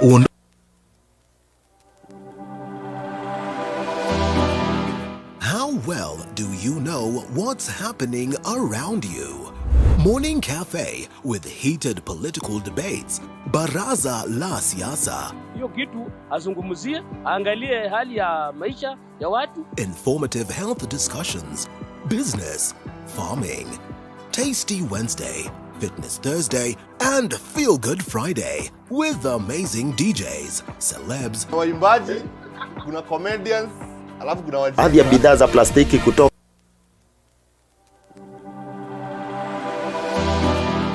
How well do you know what's happening around you? Morning Cafe with heated political debates. Baraza la Siasa. Hiyo kitu azungumzie, angalie hali ya maisha ya watu. Informative health discussions. Business, farming. Tasty Wednesday, Fitness Thursday, and Feel Good Friday with amazing DJs, celebs, waimbaji, kuna comedians, alafu kuna wajinga, and music bands every Monday to Friday from 6 a.m. to Kaluma King.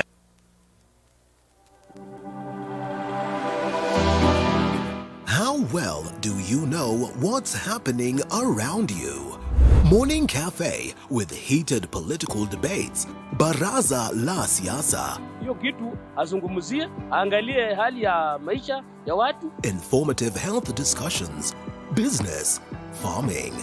Tasty Wednesday, Fitness Thursday, and Feel Good Friday with amazing DJs, celebs, waimbaji, kuna comedians, alafu kuna wajinga, and music bands every Monday to Friday from 6 a.m. to 9 a.m. 7. This is Morning Cafe, and my name is Stanley Nyaringita. And previously, before the break, you are having a whole discussion about Miguna Miguna and his arrival in the country and what it basically means. But then right now, gentlemen, I want us to focus on the 59th edition. And when we had started, I had asked the viewers, who is your hero? And I'll start with you, Njogu Baro. Yes. Who is your hero today? My hero today is a common mwananchi. Yeah. Is what we're calling Mamamboga, border border, and the people in the hustlers generally. Because these are the people who we are going to serve as a government. Those are the people who are very expectant, and those are people who are supporting the regime or the government. So to me, they are my hero. They are my heroes today. And by the end of 5 years, the Kenya Kwanza government will have something to show in terms of uplifting the standards of living. And we'll be getting into that on President William Ruto's speech today to Uhuru Gardens. And remember, our reporters are right there to Uhuru Gardens, Flora Lemuki and Apollo Kumau, just to tell us what will be happening in that particular Uhuru. But not now, sometime later, just to tell us what, after it was commissioned earlier this year by retired President Uhuru Kenyatta. It looks beautiful, by the way. Benji, who is your hero today? Before we actually get into the serious matters of the day. Yeah, it's a good question to reflect upon because we need heroes for mentorship. We need heroes for guidance. We need heroes for inspiration. And might I say heroines. My hero today, without a doubt, 59 years after independence, as we move towards the 6th decade as a republic. My hero today is Wangari Maathai. Just for what she did to stand against a tyrannical regime, mocked and ridiculed by the president in public then, as a divorcee, a woman unmarried, a woman making a lot of noise about trees and forests while people want houses and farms and homes. A woman feted by the international community before her own even realized that she's worth it and she's a woman of substance. A woman who had seen 50 years down the line. An elected member of parliament for Tetu, who was not corrupt, who was not crazy, who was absolutely dedicated to country, to intellectualism, to environment, to life and well-being. Indeed. You know, they say the great people, she died in 2011. She absolutely lives on. Indeed. She lives on, you know, and we really have a shortage of heroes. More, and also more. Because it's about thuggery, it's about lying, it's about posturing. So my hero remains to be Wangari Maathai. And might I ask the viewers, if you haven't read a book called Unbowed, you need to find the book. It's not a big book, and just read it. By the 3rd chapter, you cannot put it down. I think at this point I have now a whole pile of books. My brother, trust you me. And let's take this seriously, where actually read this stuff. Do 3 chapters of each of these 2 books I've given you. I'll leave you my number today. Call me and just give me feedback before you go forth. You know, you read a book and you wonder, like now I'm reading an author called Ken Follett. I'm on his 2nd book, Fall of Giants. It's about the 2nd World War, these different countries.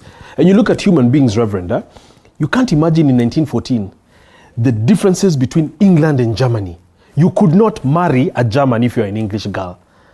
And to us, you know, we don't understand because they're just white people. Right. You cannot imagine the differences between in Germany, Jews and, you know, ethnic Germans, for example, in 1914, into First World War, into Second World War. You just learn so much. And I'm just thinking, how come I hadn't read this guy before? So reading is really important, and we fit Wangari. And as the president said the other day, let us plant trees. I'm planting trees. I always plant trees.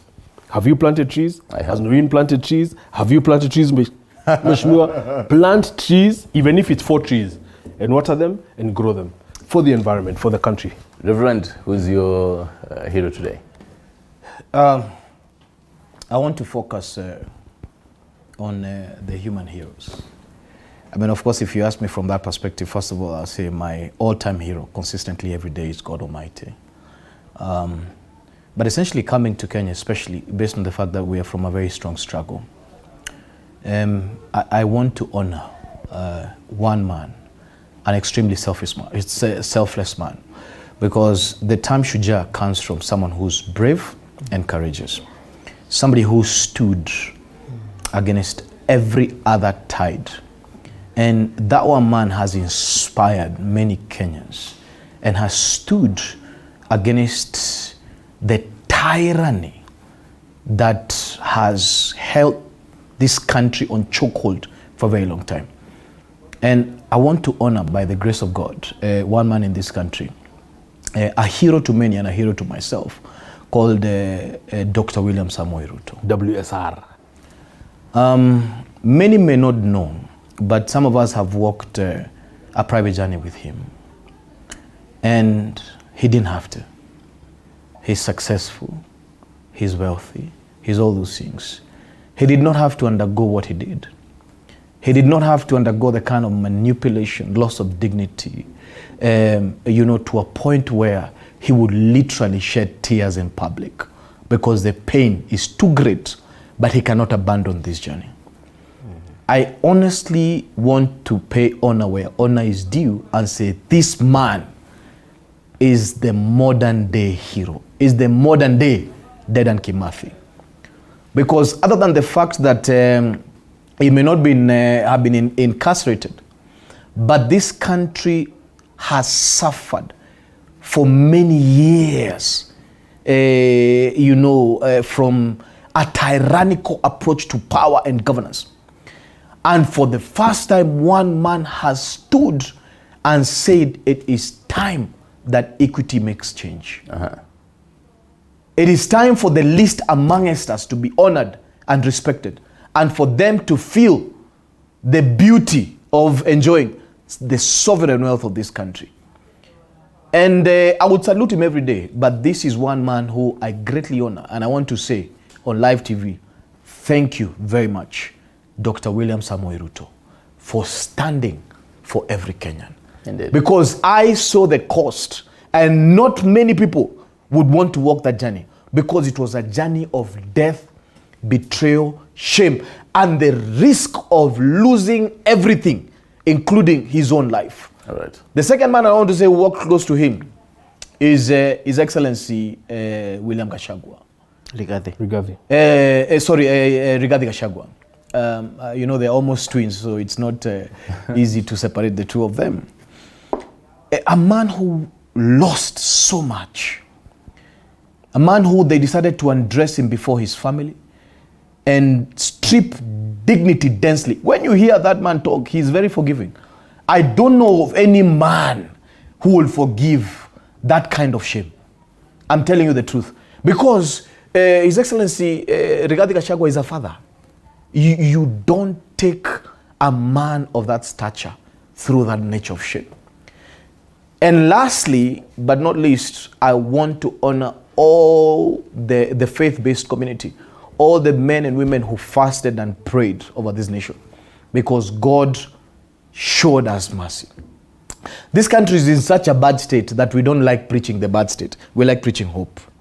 And we know that based on the fact that His Excellency William Samoei Ruto is a president today, it is the greatest showcase of mercy that God has given us another chance again to rebuild this nation and show respect for what He gave to us. Because one of the things you don't do is abuse the resources of God. And this country is defiled and degraded by the same people that God entrusted this country to.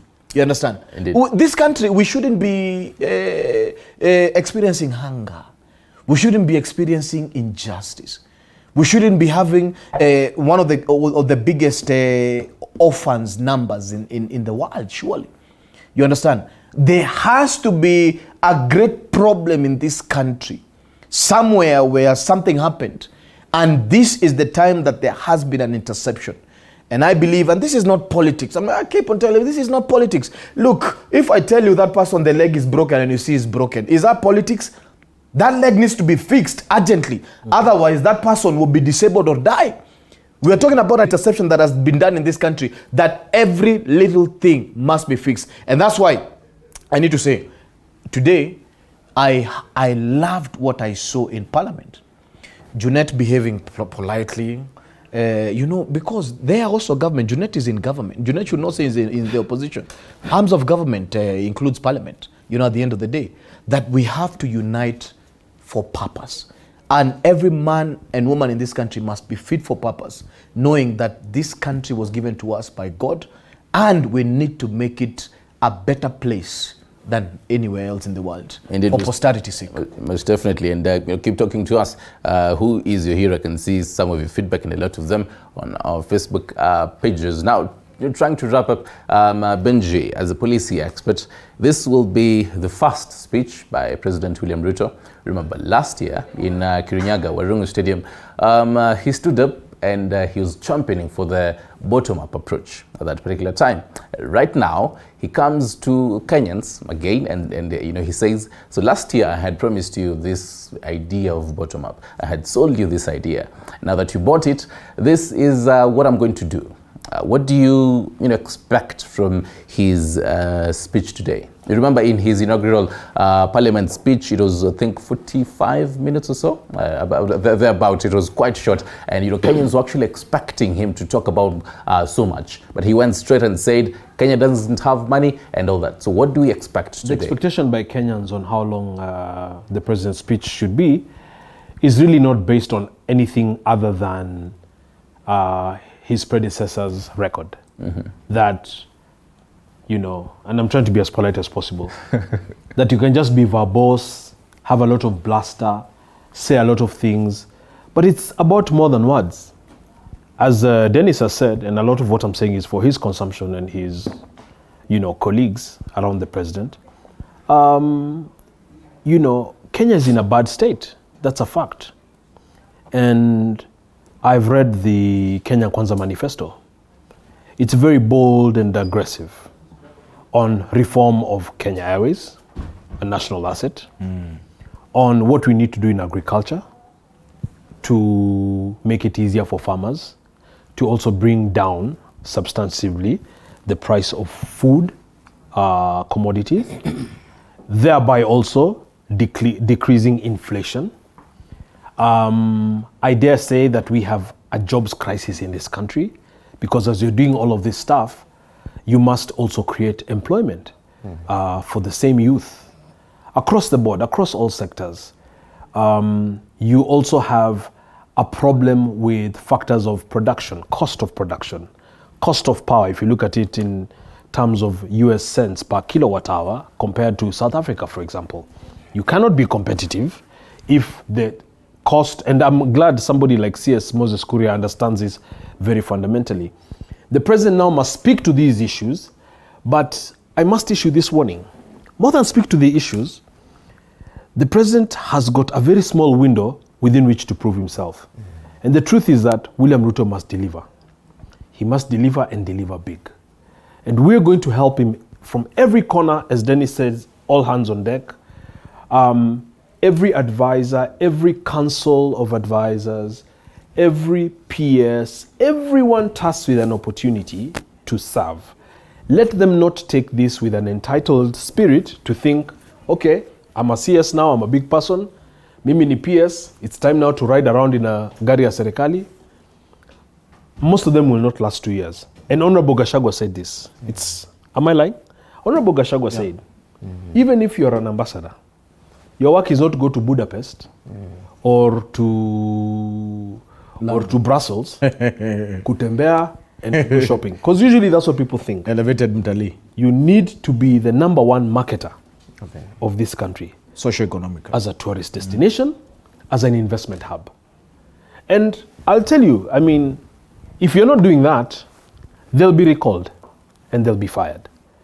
I mean, you've seen Gachagua. You've seen his body language. You've seen his language. If he can take on President Uhuru in front of other heads of state, you in government who is a PS or an ambassador, Gachagua atashindwa na wewe kweli? Actually, just think about what I'm saying. Actually, for that, he will obviously be making his speech today. He is one man who says that, you know, he's a truthful man. He speaks his mind boldly. What do you? Because he'll definitely, you know, read his speech, then put the papers away, and then start speaking his mind. What do you expect? As usual, he'll speak his mind. He has absolute affection for his boss. They are truly brothers. They have their whole work cut ahead of them. What they need is a very efficient team. What they need is very radical changes across the board. People like David Ndii, you know, there's not going to be a lot of grace period. I'm telling these people all the time, Dennis, there's not going to be a lot of grace period to do a lot of academic, you know, theories and whatnot. This is about basics, man.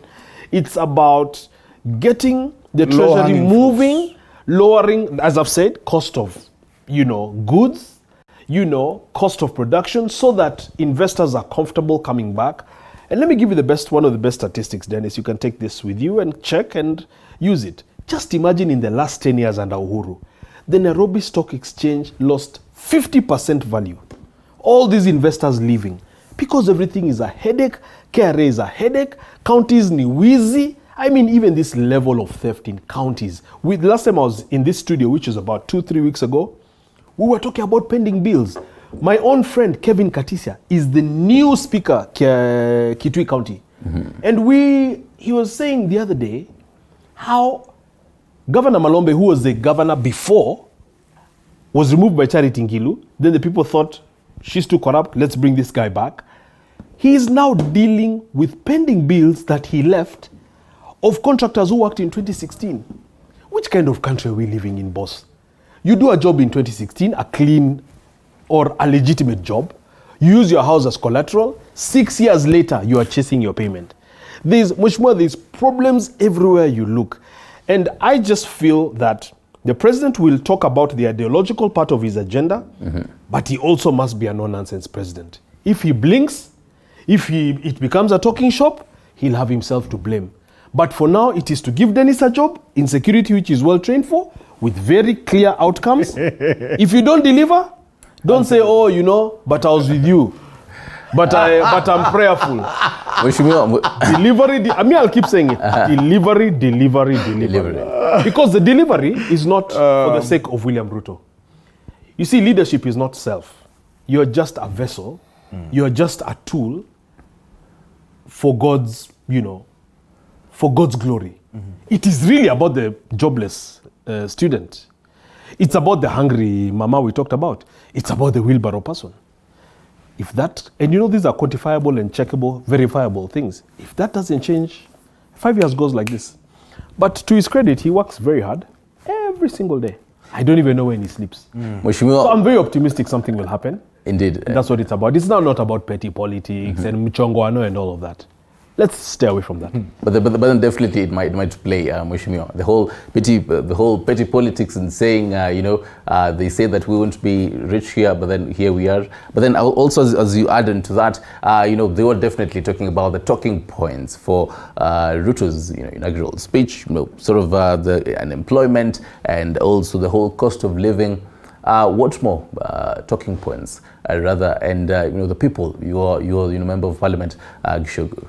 The people of Gishogu will be watching the president's speech and Mama Mboga and also the Baba Mboga, and they're expecting him to talk about the whole hustler fund and all that, basically the whole bottom-up approach and all that. What should we expect from his speech? I think the truth is that about 40 days ago, William Ruto was a presidential candidate seeking votes from Kenyans through UDA and Kenya Kwanza. Today, he is the president of Kenya. Those are two different positions now, because he went to Kenyans, convinced them, asked for the votes, and we believed him, and we voted for him. Now, that milestone is over. Now he is going to move to his next milestone. The next milestone for me is going to give us a roadmap onto how he is going to deliver his promises.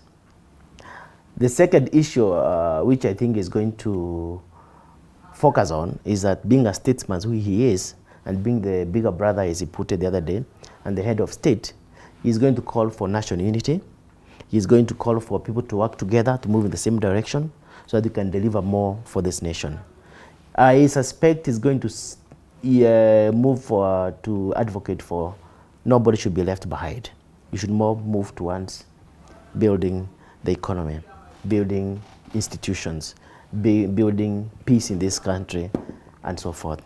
I also want to, right now he's the African point man in terms on climate change, and he's going to be heading to Cairo in the next few weeks, and he'll be the chief negotiator for Africa for the COP27. COP27 climate change. So I expect him to mention something about on climate change, and also tell us as Kenyans what we should do to mitigate the effect of the changing climate environment, which is called climate change. I think the president is going to be very categorical, because one thing, there are some low-hanging fruits which Kenyans are expecting. Like when I go to visit my rural home, like I do oftenly, people are talking about the hustler fund. He has already committed himself that on 1st of December, he's going to launch it. So he's going to give people confidence and hope that that will be done, and possibly try to give an insight on how it will be disbursed. The other day in Kericho, he said that you don't expect to get government money for free. For free, yeah. Yeah. So he's going to tell us, I suspect, something about it, and tell us about the interest rate. One thing about the fund is that it's not going to be a double-digit interest per annum. It could be maybe 5%, 4%, 6%, some years affordable. And he's going to tell people We are giving the resources. We are meeting a campaign pledges. Now it's for you to use that money for the growth of this nation.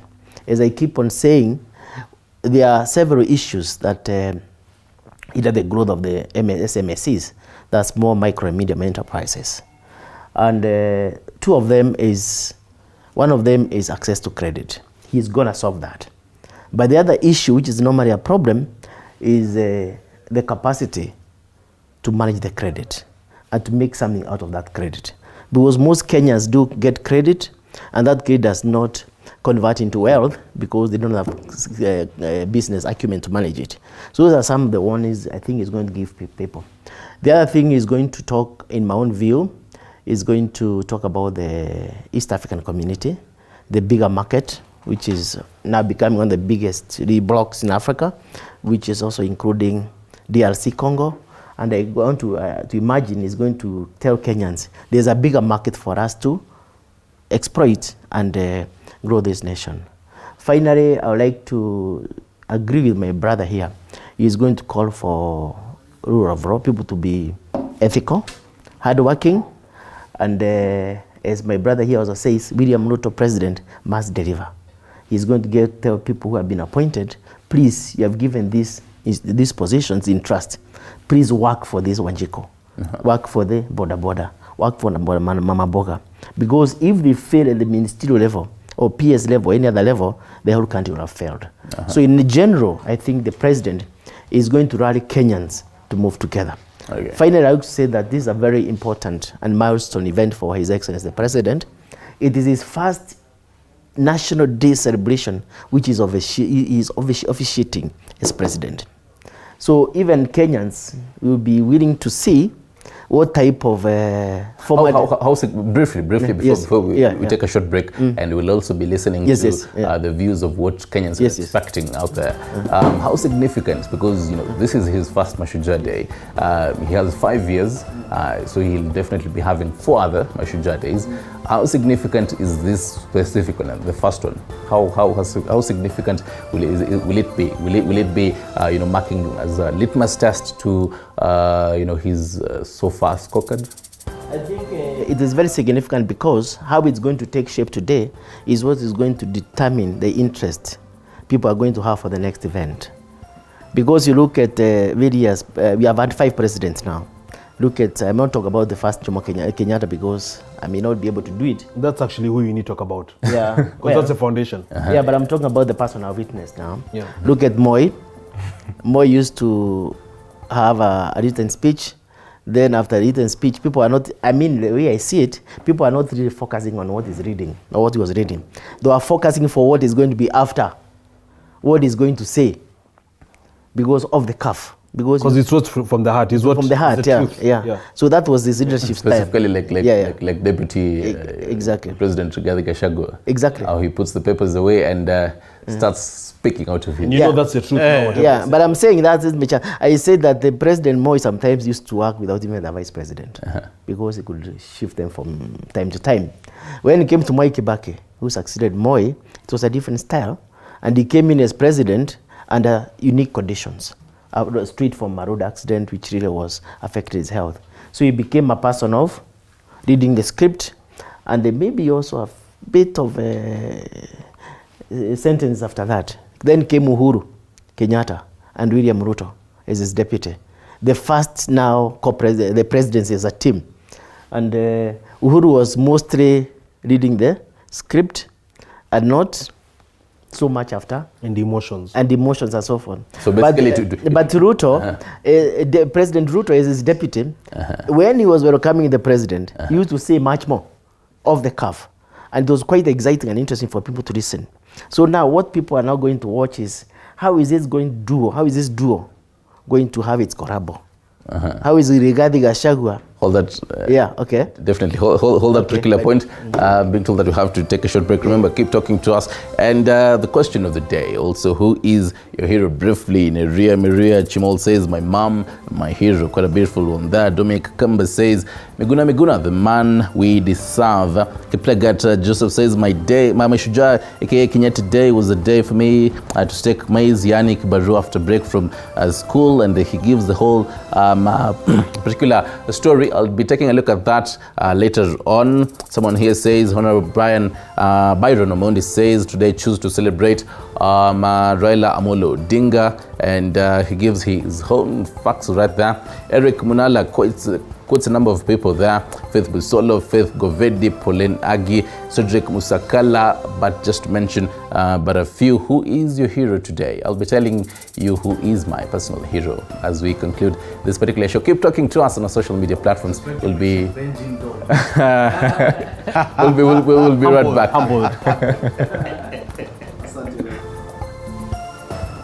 Ewe Kenya inji yangu, ewe Kenya baba yangu, ewe Kenya mama yangu, oh, sitakuacha milele. You are watching TV 47, the home of untold stories.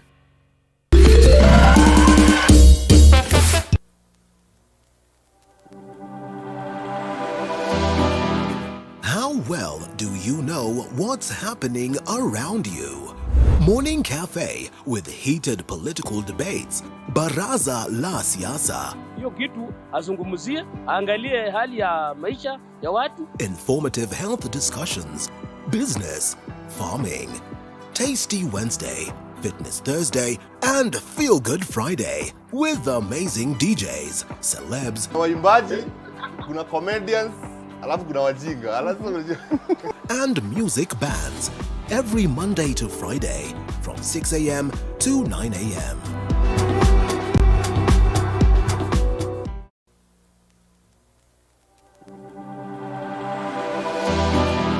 How well do you know what's happening around you?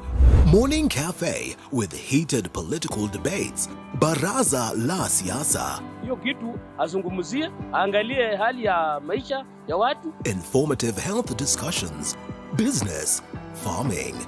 Tasty Wednesday, Fitness Thursday, and Feel Good Friday with amazing DJs, celebs, waimbaji, kuna comedians, alafu kuna wajinga, and music bands every Monday to Friday from 6 a.m. to 9 a.m.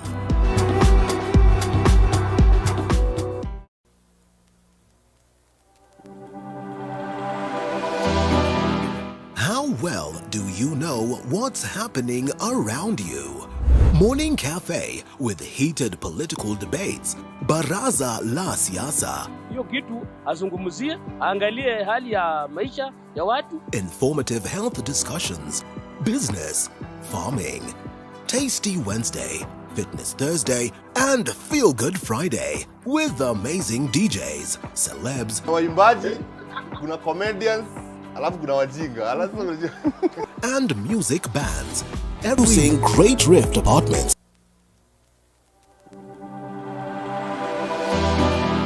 How well do you know what's happening around you? Morning Cafe with heated political debates. Baraza la Siasa. Hiyo kitu azungumzie, angalie hali ya maisha ya watu. Informative health discussions. Business, farming.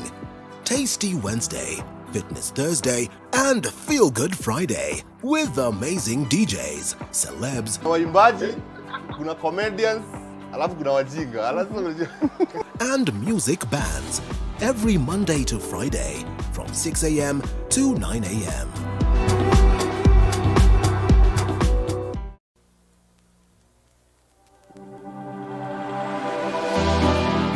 How well do you know what's happening around you? Morning Cafe with heated political debates. Baraza la Siasa. Hiyo kitu azungumzie, angalie hali ya maisha ya watu. Informative health discussions. Business, farming. Tasty Wednesday, Fitness Thursday, and Feel Good Friday with amazing DJs, celebs, waimbaji, kuna comedians, alafu kuna wajinga, and music bands every Monday to Friday from 6 a.m. to 9 a.m.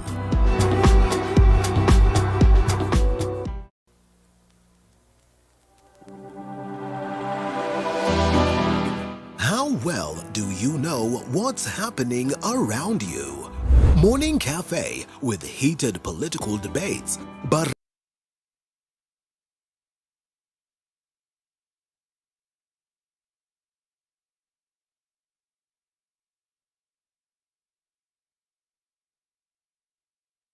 authentic, natural, planned.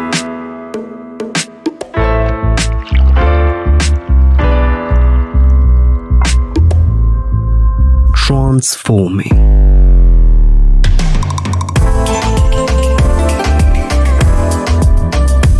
Endless benefits.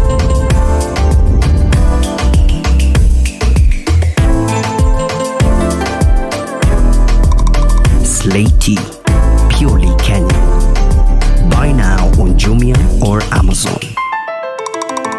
watching TV 47, the home of untold stories.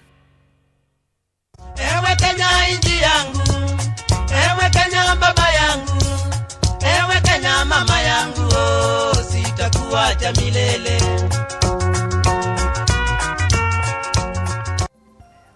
Indeed, it is the 59th edition of the Mashujaa Day Celebrations. Welcome back. This is Morning Cafe right here at TV 47. And as promised, also we'll be getting a whole full live coverage of the Uhuru Gardens, and about 22,000 people are expected to be in attendance. We'll be getting to know who are the key dignitaries in that place, and there's a live pictures of that particular event at Uhuru Gardens, which received a whole facelift, a whole multi-agency by a multi-agency led by the KDF, and it was commissioned by the retired President Uhuru Kenyatta back in June. And it is quite a whole beautiful place to be. I should actually be there one of these days. And basically, 230 heroes to be awarded today, and a whole myriad of people, and a whole mixture, a whole blend of these heroes who revolutionized the country and its whole its independence, and quite notable names also. You can see Angela Okutoi being among one of those to be feted. And according to the organizers, the heroes were identified and awarded across broad criteria from various categories, including the liberation struggle, philanthropy, spiritual leadership, indigenous knowledge, arts, sports, research, human rights, environmental conservation, national cohesion and integration, and entrepreneurship and industry. And as promised, we'll be getting to reporters right there to tell us the updates. And we're actually, speaking, gentlemen, about the inaugural speech of, by President William Ruto today.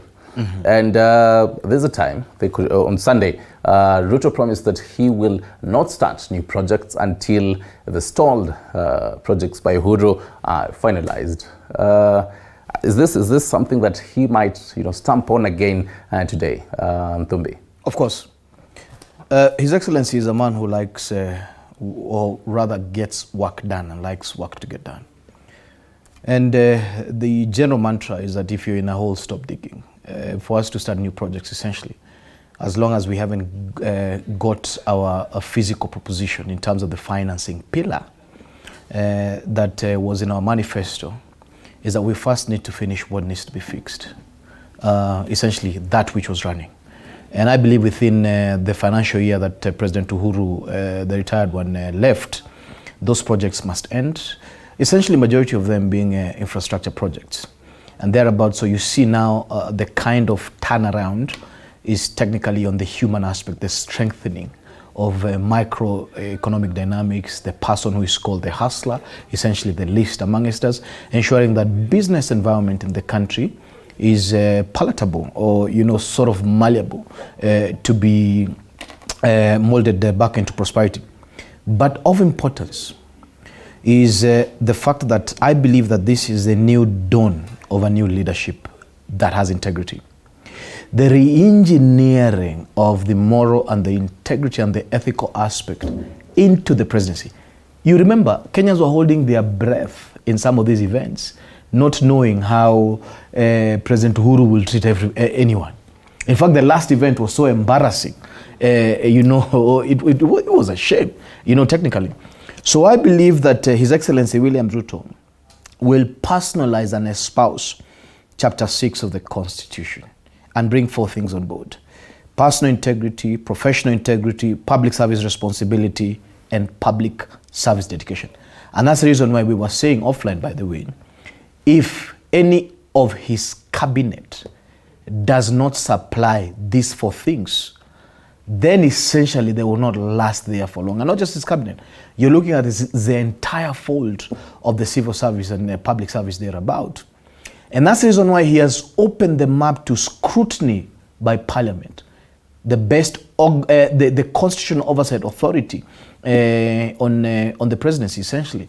He has said, I want you to question these people on performance, thereabout. So he wants a government that espouses, you know, a lot of the dynamics, including the public service chapters thereabout. Again, His Excellency will deliver freedom. And that's the reason why we were saying that freedom must come. The 3 types of freedom, which is basically freedom from disease, freedom from hunger, freedom from ignorance, freedom from indignity. His Excellency will also deliver us to what it is that we call freedom to prosperity, freedom to shape our own lives, our own future, freedom to establish a nation that stands on integrity and ethics, a freedom that every man and woman, when you go to Europe and you say you're Kenyan, you'll be respected. Because you come from a background where the government is functional, respectful, and has demonstrated to the world the ethical and the moral template of how governance should be run. And then freedom to be, at the end of the day. This country is a country that has talent. Look at the 2 gentlemen here. Essentially, majority of the people who have talent in this country are figuring out, what do I do and how do I do it? You understand? People essentially don't know. That's the reason why you have people in TikTok doing all types of things, because everybody is looking at how do I define myself. And then the vehicle towards that is the plan. What it is that we're calling hustlernomics, or essentially the manifesto that he launched, which essentially is called the plan. If you can allow me for the next 1 minute. The first thing that he wants to deal with as a key issue is essentially a new framework in terms of the income tax policy, essentially that contributes to manufacturing sector, and something that will basically heighten our GDP from the current 70% to about 20% by 2030. And Bangladesh cited as a role model. The second aspect is essentially investment in agriculture value chain, critical. Since the market is already there, both in EAC, we have about 170 million people. When you look at ACOFTA, the larger African region, we have about 1 billion people. That is a ready market, essentially. Thirdly, the need for value addition, especially in sectors like textile, leather, and tea. He has mentioned himself, we slaughter specific number of cows, the leather goes to waste. Then we import all these millions of shoes and belts. What you're wearing is from Europe. What you're wearing is from your excellent shoe. But then, why is it not manufactured in Kenya? The fourth one, as I conclude in the next 30 seconds, the need to reform KRA and increase taxation from 2.1 trillion to 3 trillion in about 2 years. Essentially what we need to do, instead of over-borrowing, one of the things he's keen in, even in terms of institutions like NHIF, is the aspect of savings, and is very critical about and developing revenue. The sixth one is the need to reduce over-regulation through single permit licenses at the national level, inter-county levels, basically regional blocks that can play a key role in this. And then separation of business funding regimes, which is extremely critical. The establishment of the Hustler Fund for small and microeconomic and medium enterprises, which you mentioned will be ready in December. And I keep on telling people, file yourself together into an organization that is interacting with government. Unfortunately, we're in a sector where 90% of the businesses in this country, bench and kiongozi, don't interact with government because they are non-formal. essentially. So that hustler fund alone will not only avail the much needed capital, it will also get non-formal businesses into formality and dealing with government, and thereabout there will be an interaction. And then ICDC for industrial development, and then again the eighth one, zoning of land to reduce competition between agriculture and housing. You remember the land system in Kenya is extremely fragmented. When you go on a chopper, you'll see small lands and pieces because there's no zoning. This is industrial, this is housing, and this is extra.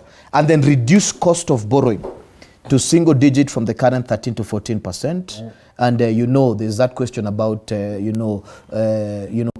and some nefarious institutions that have taken advantage of the country.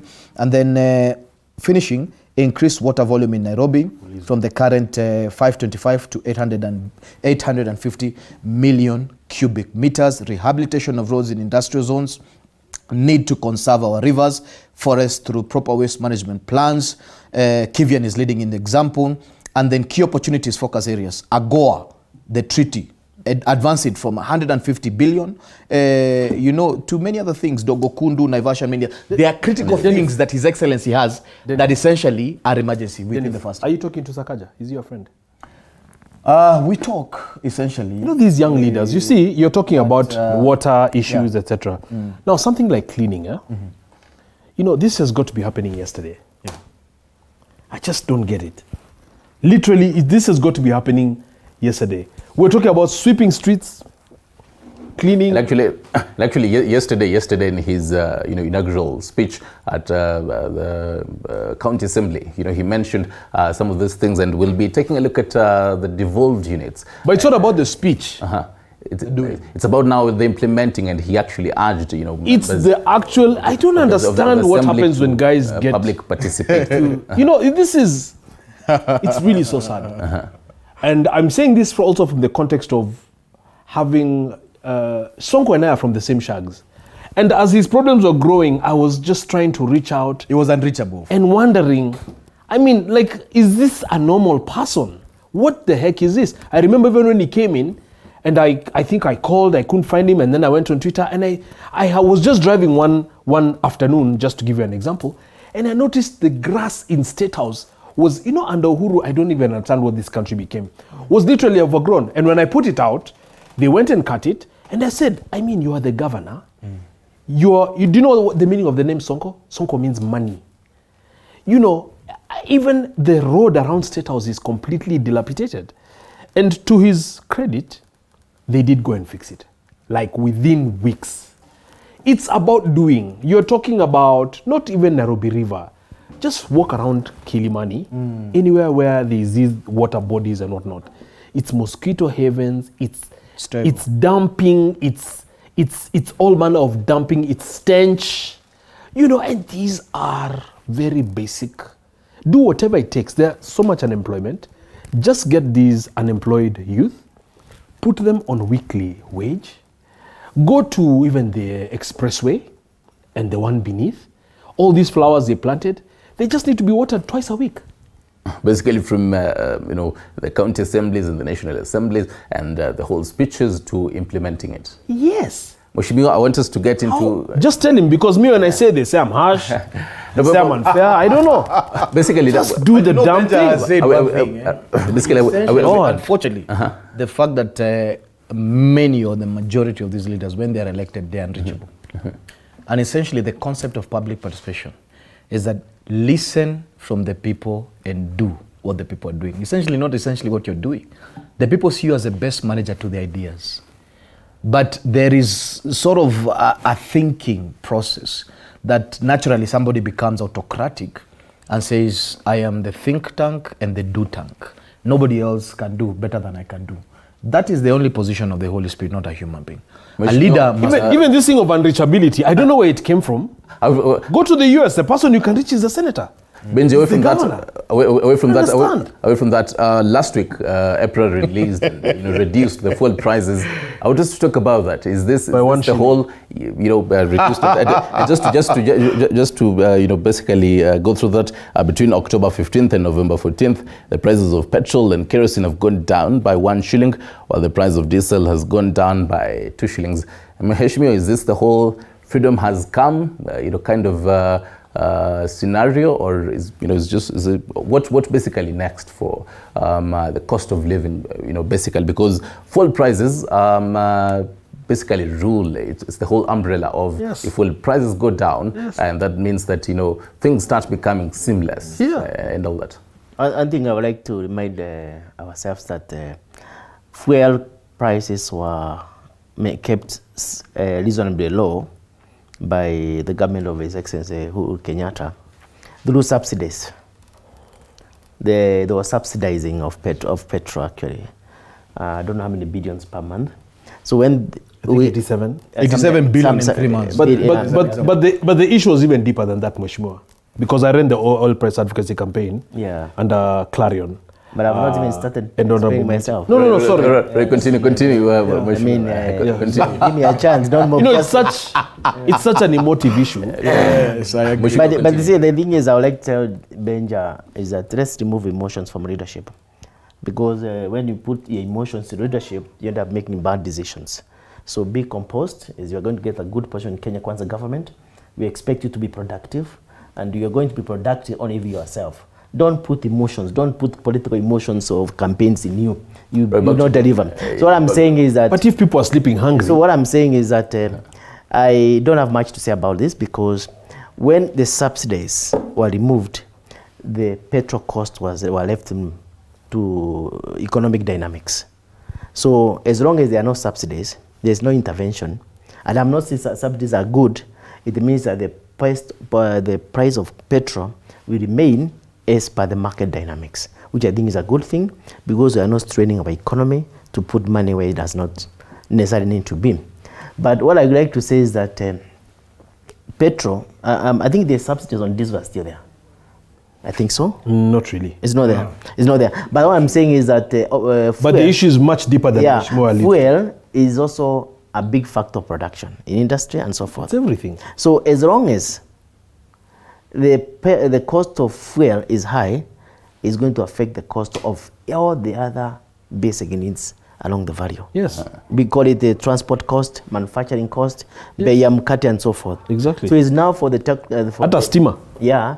It's also because of the generators, the diesel. Yeah. I mean, this is how we're even having a debate about this. Benji, should we as Kenyans be happy about this mega reliefs? Should we be happy that you raise the... No, because already, you see, so what I did is when I ran this project, we did a funded project to look at what the problem with petroleum was.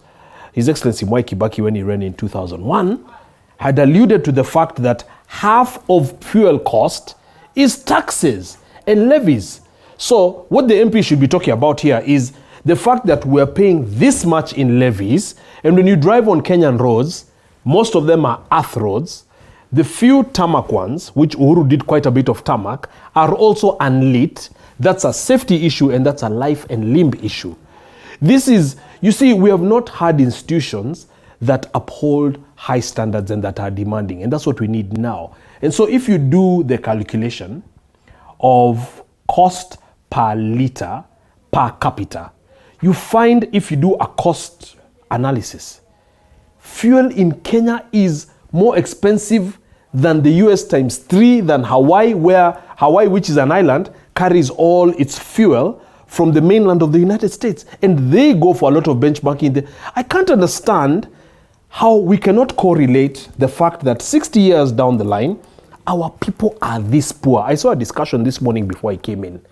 And social media has been a great thing if you know how to use it, because it's a platform where people come and do all manner of things, but there are also policy analysts who come and talk about what they see, etc. And one of the economists talked about a 1-week visit he did to Kilifi County the other day. You know, Kilifi County is not the governor's mansion, or is not when you go for a retreat, Mheshimiwa. It is when you just go interior 5 kilometers ndani tu kidogo. And you wonder, are you in the 17th century? And the kind of abject poverty and indignity that people are suffering quietly because they don't want extra shame. And it is really, really unbelievable that fuel prices per liter are what they are now, in a country that has no jobs, in a country that is short of forex, in a country that the refinery, I remember, was the big issue at Kipevu, and I think that was being fixed. In a country with so much debt, how are we going to fix this if we're not passionate about it, if we don't have ideas about it?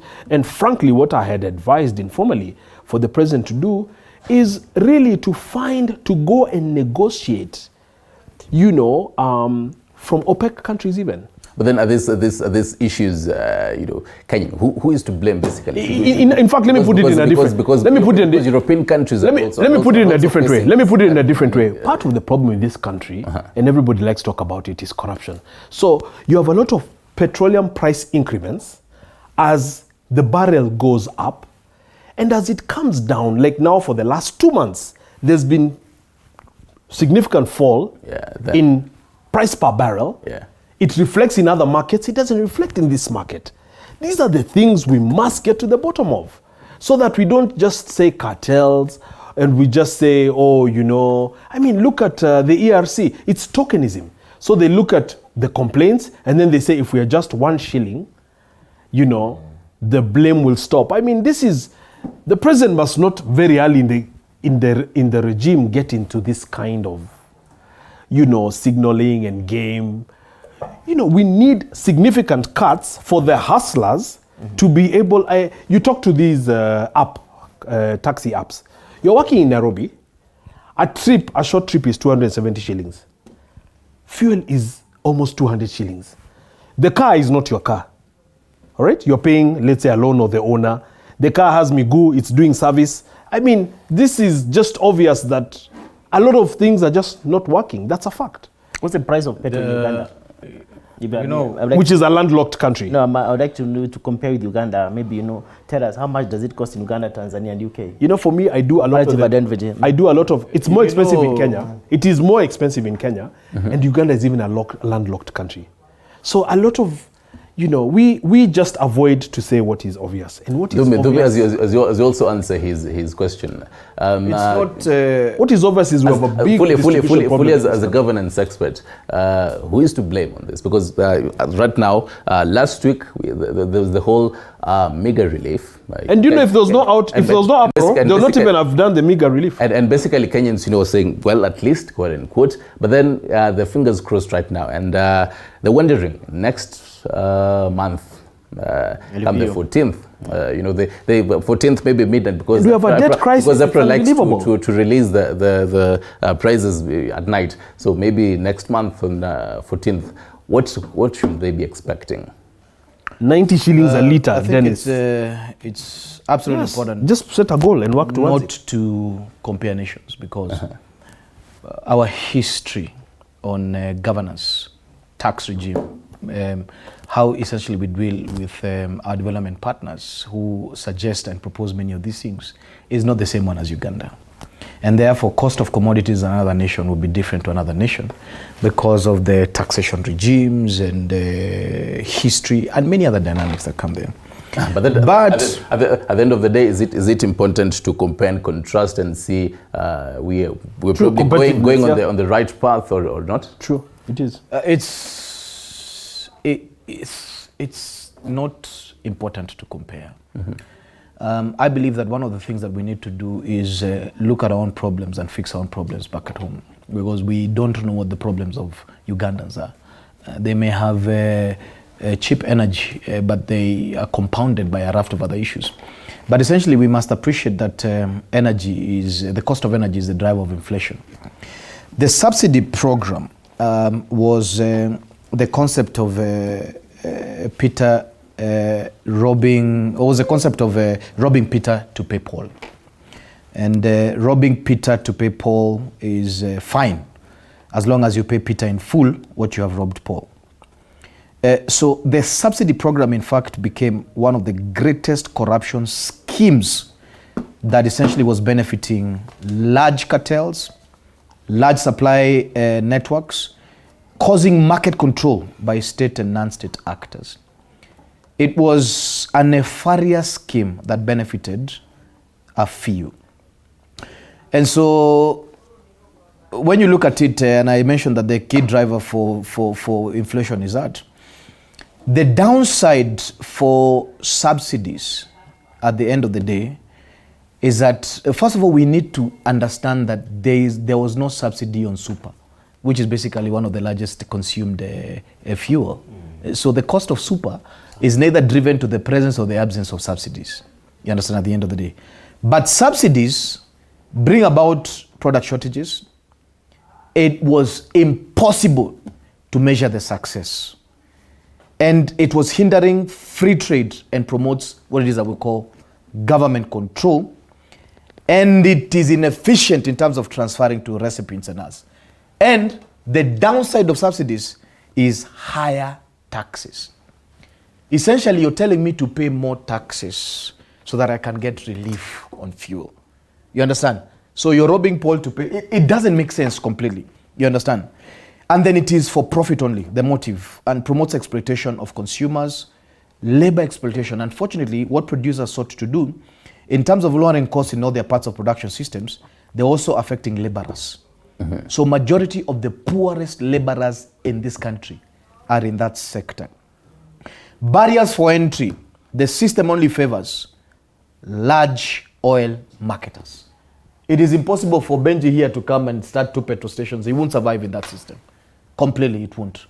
So barriers to entry, anybody who wants to profit. So it creates a type of a monopolistic approach in the oil sector that only when you have muscle, and we are having the same issue in terms of millers. Mm-hmm. Small millers are not surviving in this country, at the end of the day.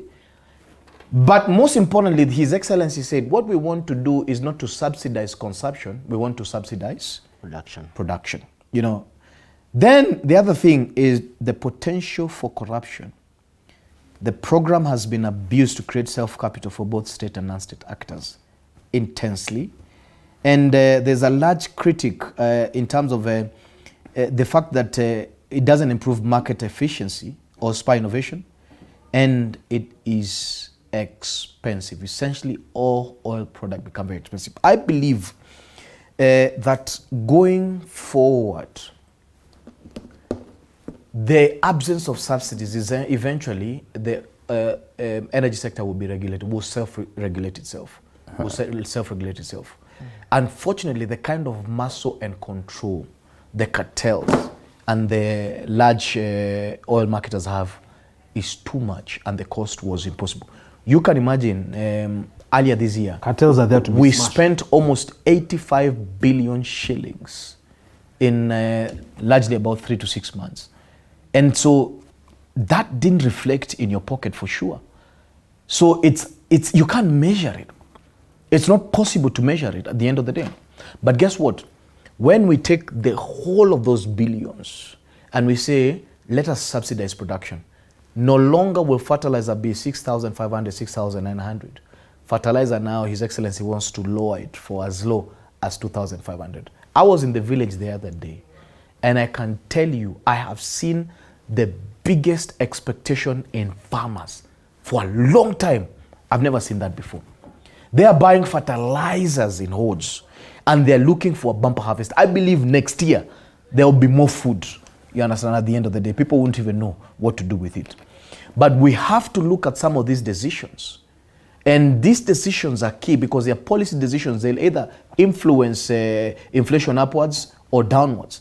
And I believe this decision to take subsidies from consumption all the way to production is one of the most ingenious ways to stabilize the macroeconomic dynamics of this country. And just to pour fuel to the fire in one sentence, just imagine the former president putting forth, he talked about millers, a proposal for millers, all right, for availability of unga.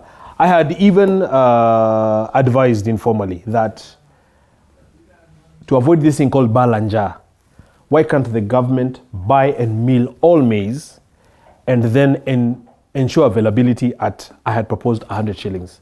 So then he does that. They peg it at 100 shillings, then there's no availability. They debit the money from treasury, and he doesn't say a word again. hold that. Come on. And then you tell me not to feel bad, not to be emotional. Come on. Benji, hold that. It's almost treason. Let's take a short break. We'll definitely come back One of the things Africans may have to do, ukiona mambo ni ngumu, and I really encourage this a lot. Same for myself. Me, I'll go for MP or senator.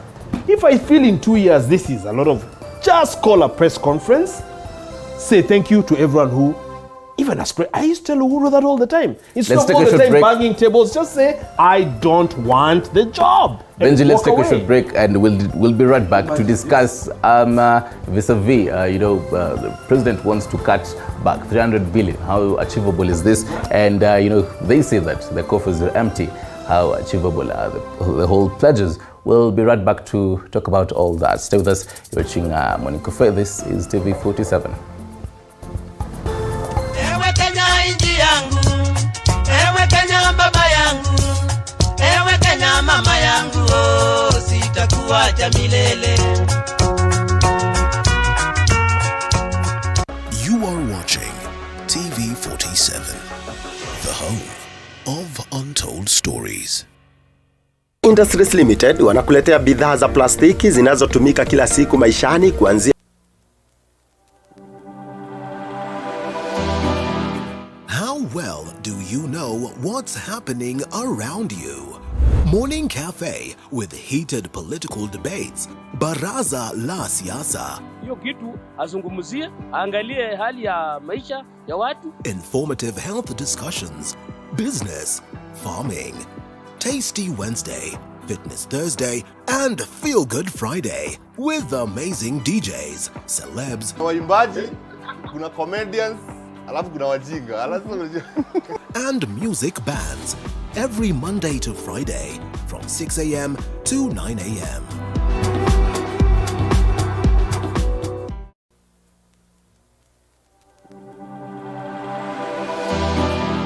How well do you know what's happening around you? Morning Cafe with heated political debates. Baraza la siasa. Hiyo kitu azungumzie, angalie hali ya maisha ya watu. Informative health discussions. Business, farming. Tasty Wednesday, Fitness Thursday, and Feel Good Friday with amazing DJs, celebs, waimbaji, kuna comedians, kuanzia saa 1:30 kuendelea. How well do you know what's happening around you? Morning Cafe with heated political debates. Baraza la siasa. Hiyo kitu azungumzie, angalie hali ya maisha ya watu. Informative health discussions. Business, farming. Tasty Wednesday, Fitness Thursday, and Feel Good Friday with amazing DJs, celebs, waimbaji, kuna comedians, alafu kuna wajinga, and music bands every Monday to Friday from 6 a.m. to 9 a.m.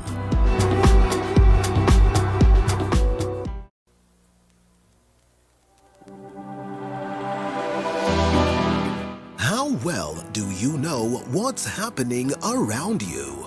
Morning Cafe with heated political debates. Baraza la siasa. Hiyo kitu azungumzie, angalie hali ya maisha ya watu. Informative health discussions. Business, farming.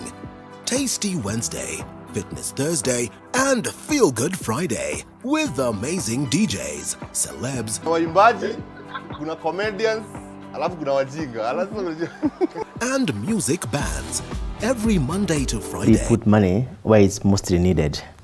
And I think cutting 300 billion shillings, I think in my own view, he's not going to cut from core activities. He's going to cut from budget areas which we can do without, like entertainment and so forth, which is taking a lot of money. And I think they have also mentioned cutting allowances, which are many.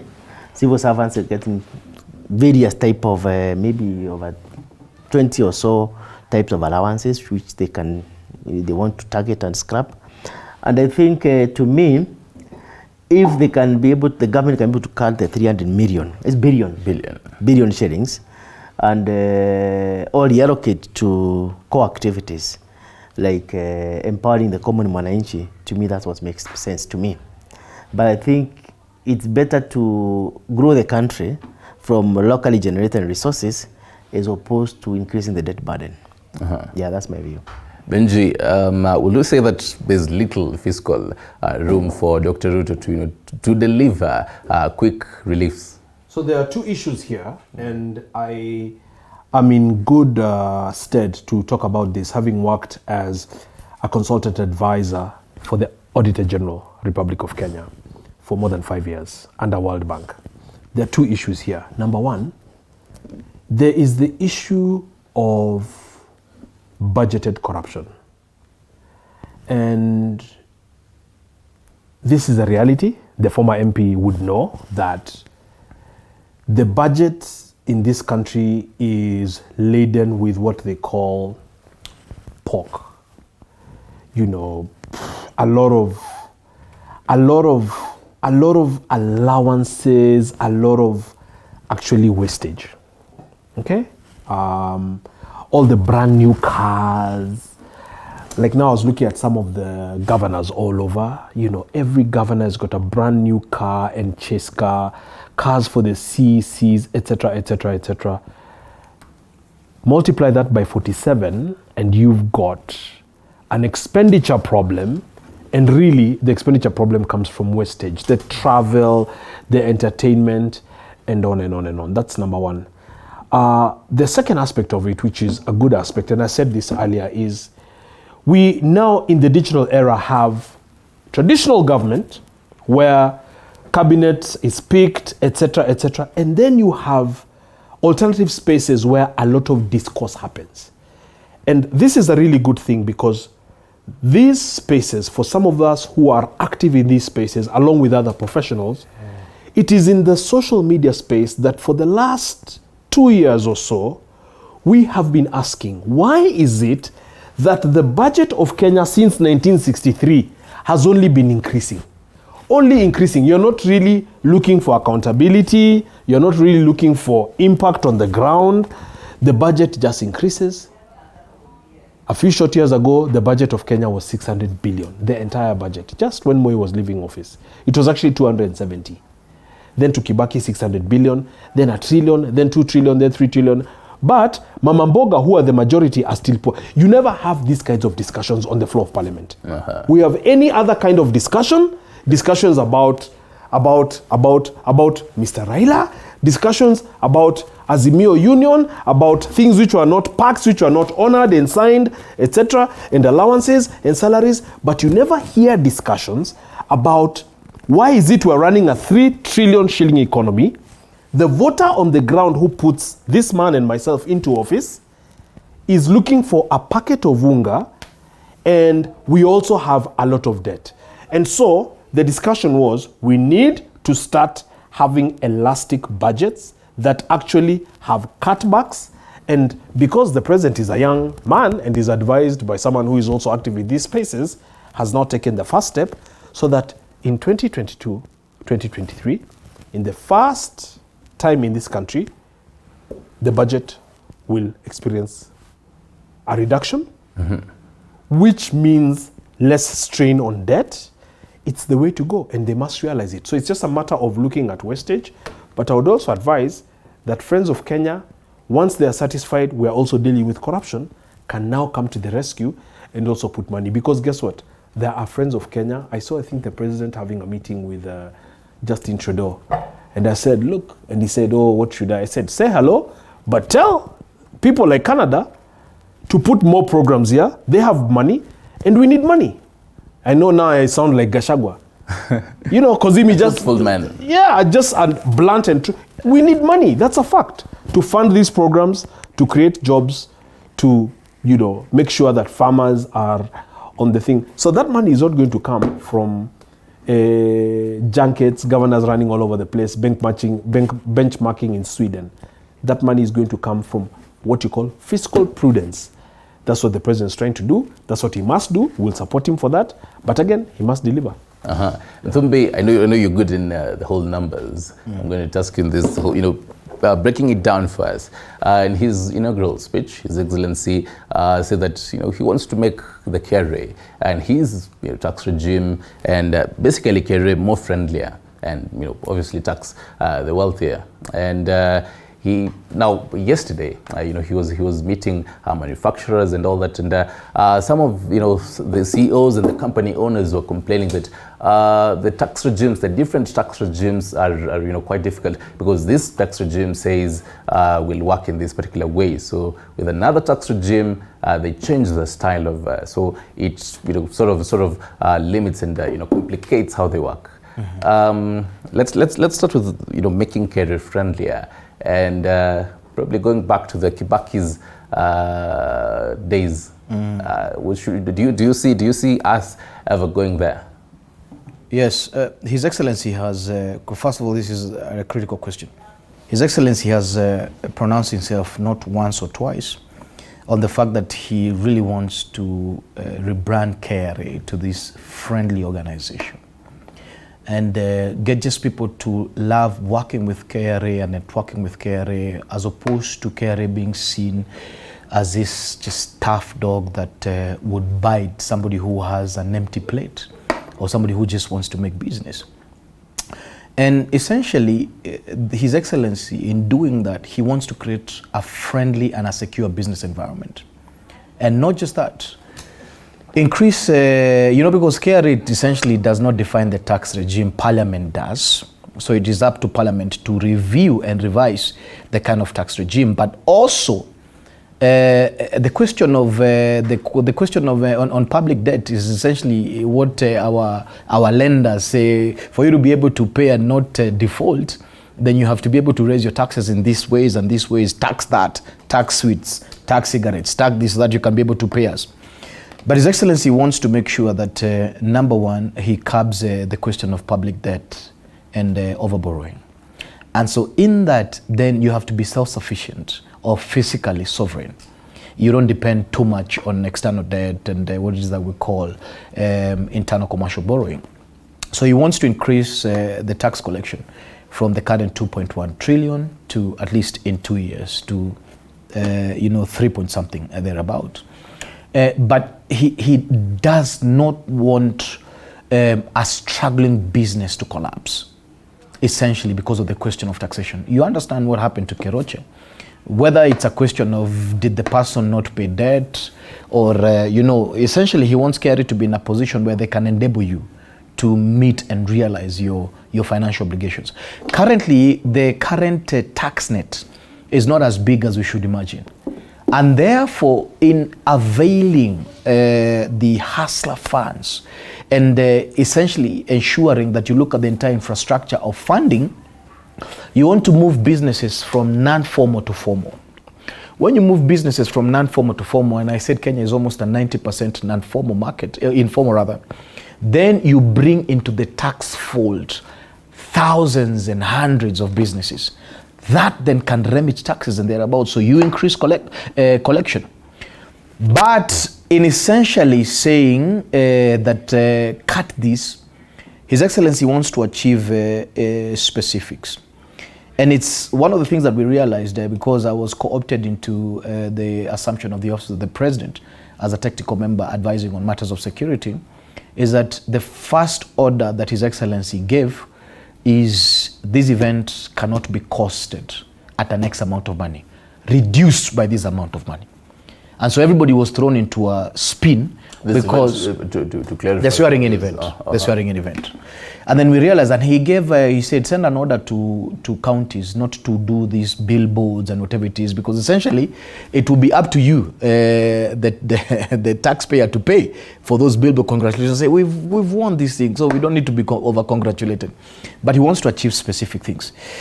The first thing that he wants to do is revitalize the economy and again what it is that we call financial market confidence. And that's the reason why you saw him at the NSC the other day, and Benji yes, I saw that. Mentioned about it. Yeah. You understand? Yeah. And curb public deficit. You realize that the last regime had almost about 5 supplementary budgets. They come to Parliament and read one, and even going further, they never sought the approval of Cabinet on supplementary budgets. So essentially, one of the things that His Excellency wants to do is reduce the amount of money that his government spends. And there are many opportunities thereabout. You understand? There are many opportunities, there are many austerity measures. So his financial policy will be pegged on austerity in terms of how government spends. And based on the fact that you can cut wastage and throw away some things that are completely unnecessary, many government institutions, they realize, wait a minute, the financial year is ending and we have 600 million in the account. What do? Let's go to Russia to benchmark. Let's do this, let's do that, let's do that. Essentially activities that do not benefit the socioeconomic dynamics of the country. On that, do you think his promises, because right now he is in the financial year of the former president, he's using the whole funds for the financial year of we have to understand that are these pledges being able to the 100-day pledges with the financial year that he is in? We have to appreciate the fact that Uhuru Kenyatta is retired. Mm-hmm. And therefore it's the regime of His Excellency William Samoei Ruto. And he has been working overtime. He has done several meetings with Kenya Revenue Authority. Another one I'm aware of that ended at almost about 11:30 in the night. He wants to review the number one, the posture of government. How do they work? You remember during Kibaki days, there was a certain philosophy that went through. During Ruto days, the philosophy will be that philosophy of diligence. He doesn't want shoddy work. He doesn't want lazy guys. He doesn't want loopholes. He doesn't want bleeds.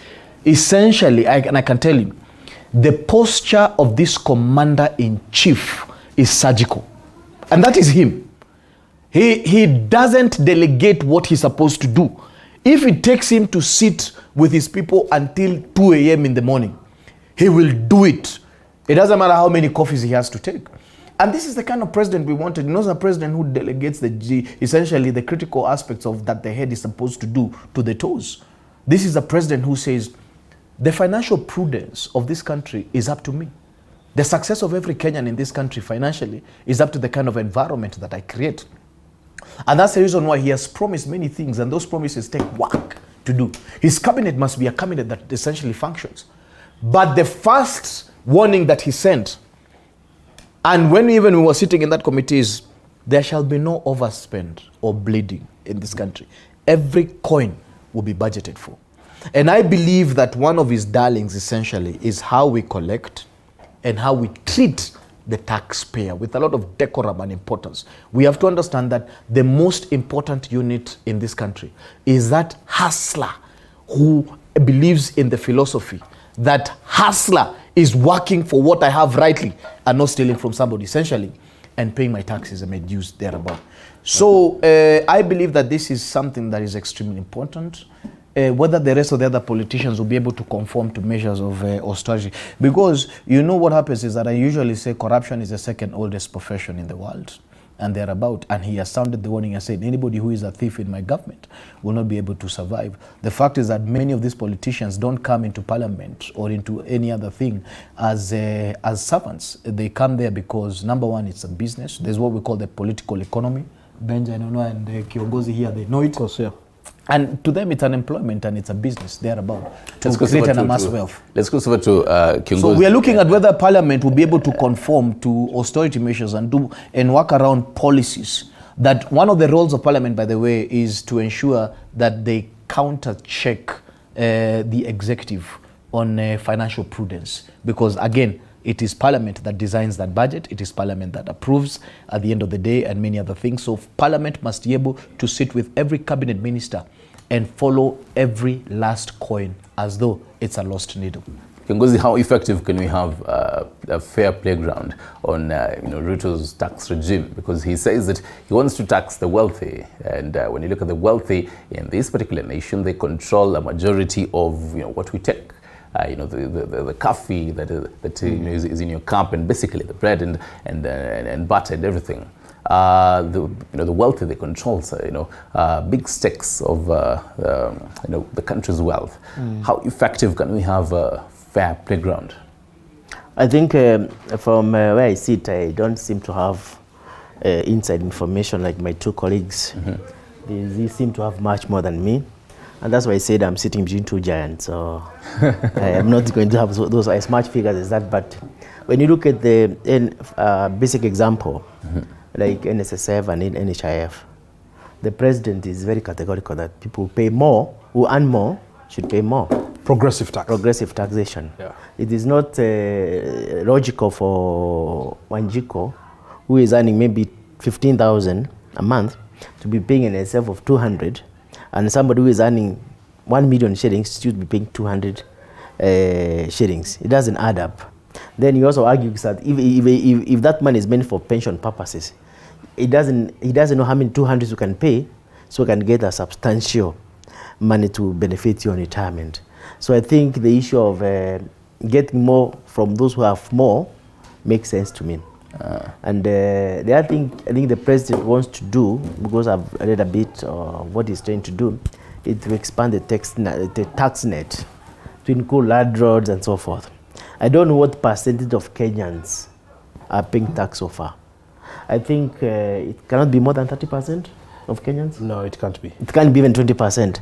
So what you are saying is that 20% of Kenyans are being taxed to support 100%, which is not really going to be very effective, and it's not sustainable.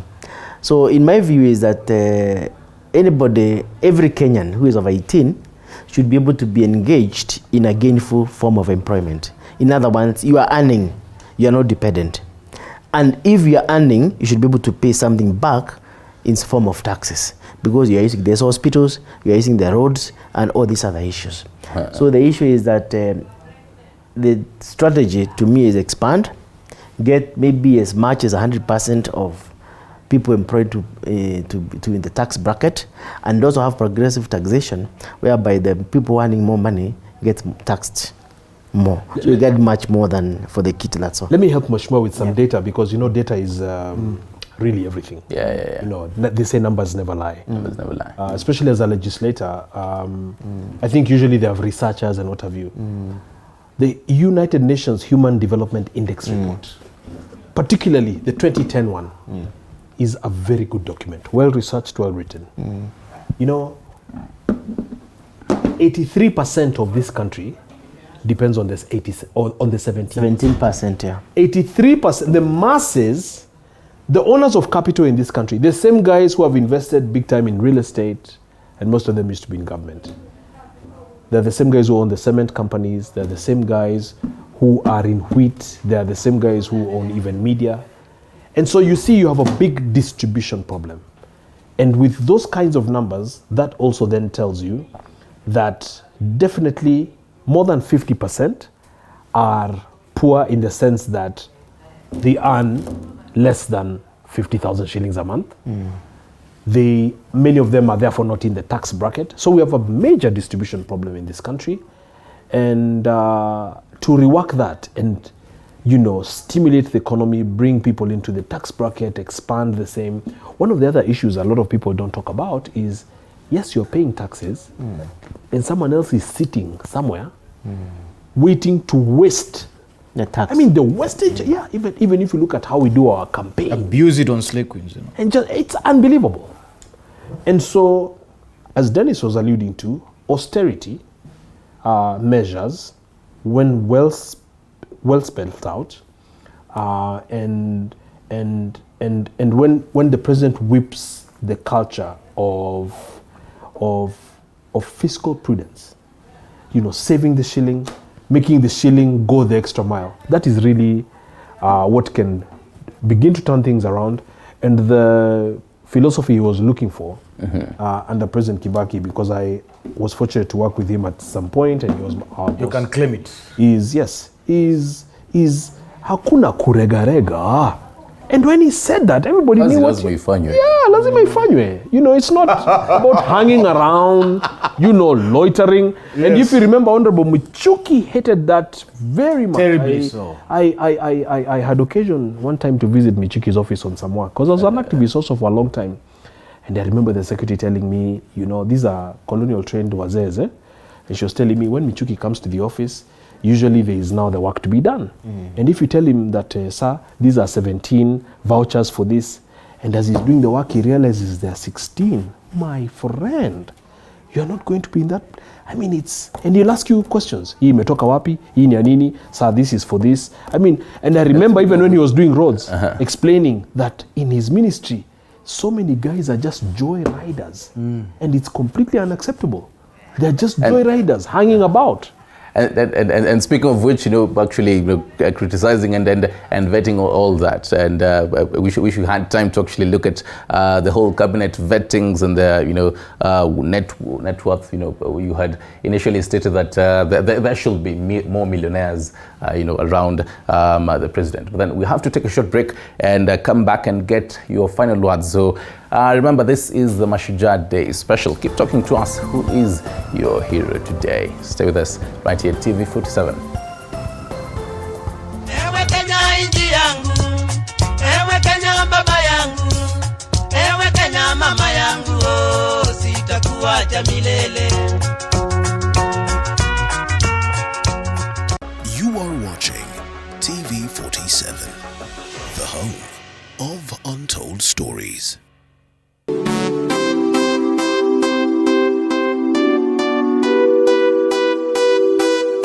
Discover a world full of opportunities, a place to build your skill and see the world in a different perspective. Sensei Institute of Technology is the home to the best practical courses, giving you hands-on experience to handle the world. We offer courses such as plant operator, plant mechanics, driving and trailer driving, CCTV and alarm installation, solar installation, electrical installation, motor vehicle mechanics and electronics, building construction technology, welding fabrication, roads and dam construction, hospitality courses, and many more. For you to join us, ensure you have your national ID card and be ready to enjoy the ride. Remember, my skills, my future at Sensei. Sensei College, my skills, my future. TV 47, the home of untold stories. Ewe Kenya inji yangu, ewe Kenya baba yangu, ewe Kenya mama yangu, oh, sitakuacha milele.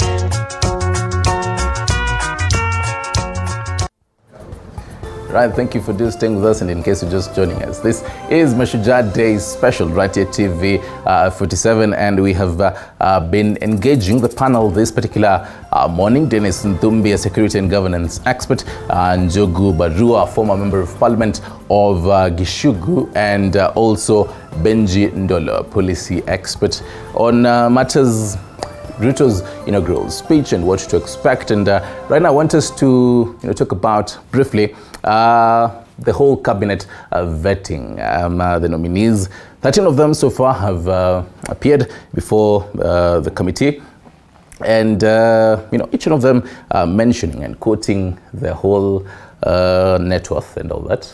I'm quite tempted to ask each one of you the whole net worth, but then I'll do that off air.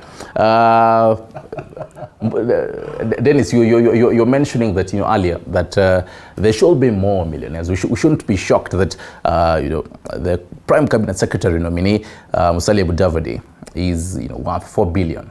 We should be saying that there should be more billionaires around, the whole executive and the government and all that.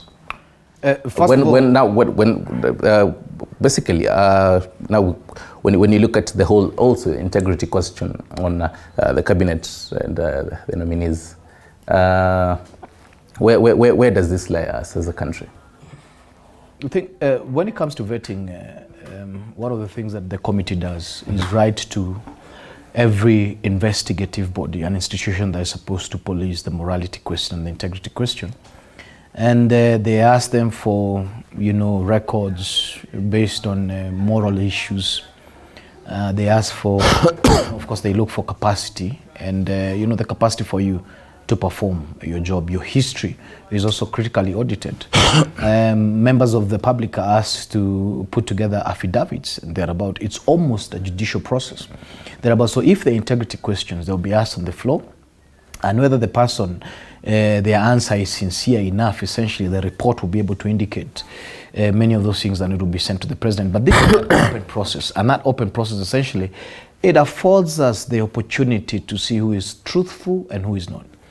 Personally, I'm not against wealth. I think we need to have more billionaires in US dollars. We must celebrate wealth, and then we must essentially be able to promote the culture of working, and the culture where anybody in this country can become what it is that they want to be.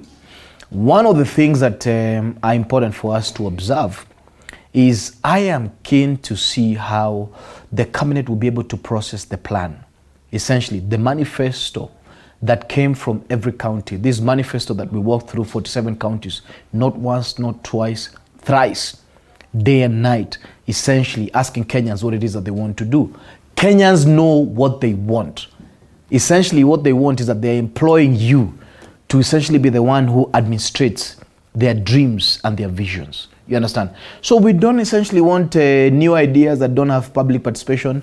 We would like the cabinet essentially to stick to the plan. And that plan is a consolidated view of the crises in Kenya and the solutions. It has the blessings of His Excellency. It is his DNA, it's the DNA of the 47 counties thereabout. It's a document that unites us, so we must stick to the plan. And the most important thing is essentially is to ensure that the plan succeeds. So, other than the fact that Parliament is asking these questions, has Parliament consolidated in its nature the plan? Because one of the things that we need to see is that this government was elected on the fact that they sold the hustlernomics. That is why today a wheelbarrow is in the presidential standards. This is one of the key things that must be delivered. We must deliver prosperity to Mama Mboga. We must deliver prosperity to the kinyozi. We must deliver prosperity to the boda boda guy. We must see, at the end of 5 years, how many Mama Mbogas are now, they have fat bank accounts, and how many boda bodas at the end of the day have made it from squalor to prosperity. Essentially, we must be able to know what is our measure that indeed we have worked for the hustler, and we have given the hustler an opportunity to participate in national politics.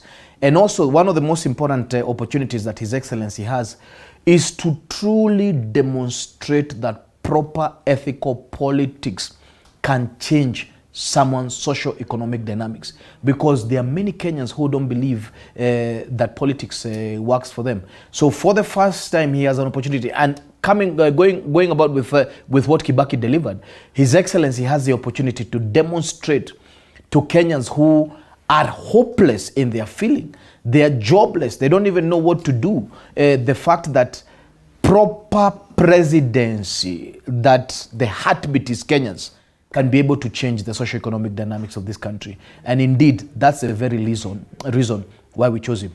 Sincerely speaking, and I'm not speaking this from the vendetta aspect, I'm very happy that Raila is no longer, is not the president of this country, neither will he become. Because his philosophy, what I saw, the kind of confusion and mismanagement that was in Azimio would have sunk this country further. So I'm very happy that Raila and Uhuru are retiring. Mm-hmm. And I'm absolutely happy that we have a president who believes in surgical precision, and a president who is, by the way, his downside is the fact that he's a workaholic. And we're absolutely delighted about it. And still on the whole integrity, I want to bring in Benji on this whole integrity question. Are we, or rather, is the committee vetting the nominees of the cabinet secretaries? Are they fully punching on the integrity question, but just telling them declare, as much as it is in the constitution that state officers who are seeking these positions, they have to declare publicly, but then should more be done to actually highlight on the integrity? So first of all, transparency is very important, and it's the cornerstone on which you build a republic. So transparency, that openness. I know the topic of money is a bit sensitive in third world nations for many reasons, culture, some feel if you count, then you kind of, are arrogant of sorts, and it's good to be humble, and the definition of what humble is. All those are controversial things, but the importance of that transparency is that the information is there, and it's really who you are. We should not be shy about such things as net worth. I'm the last person to glorify poverty. I actually took some time yesterday to do just my own back of the envelope. Because you should have a net worth. Are you ready to publicly tell us? It's modest. It's some millions. It's towards 100 and something. I'm also extremely hardworking. Those who've worked with me know I don't steal. I have also just a value worth. I've lived and worked in the US for many years. I have earned a wage. I know what I'm worth in wage terms. I have a few assets. And you must. I mean, you must. We must inspire and guide young people in such a way that someone does not feel ashamed to own something or to own things. My insistence, because again I came from activism, is clean money, and that's why I keep telling guys, people like us who are very public and very vocal, just go and do audits. It's practically impossible, Dennis. Yep. That you will find guys in government who will tell you, now let me tell you where Benji Ndolo was in this scam. Huyu ndo alitoa pesa ya NYS, alipelekea fulani na fulani. I just don't do stuff like that. No. In fact, someone was just teasing me the other day saying, Benji, I feel you'll be appointed into something, and by the way, don't steal. You don't even look like stealing. It just doesn't suit you. It's not, we must teach the right things in this society where it is, we don't glorify poverty and then we don't exalt theft, so that everyone is just looking to get an opportunity to steal, to bring down a CDF thing, to bring down a county. I'm told governors are just eating on a Kula county kama mahindi. It's absolutely shameful. And so let us learn to count our blessings. Let us also share. You are also in these positions not for your own self-aggrandizement, but to resolve issues, to alleviate poverty, to spur programs, to create employment opportunities for others. It's not just about you and maybe your wife or whatever. Actually, as you continue, now that Miguna Miguna has returned, I want to take a look at a tweet he said, or rather typed 2 days ago. What, and quote unquote, he says, "What members of parliament are engaged in is not vetting in caps. I've not seen any careful and critical examination of any of the cabinet secretary nominees. All I see and hear are sound bites intended to please the runaway conman. Please, MPs, raise your standards of interrogation." So he basically saying, and that's basically what I've been saying. There's under the bar.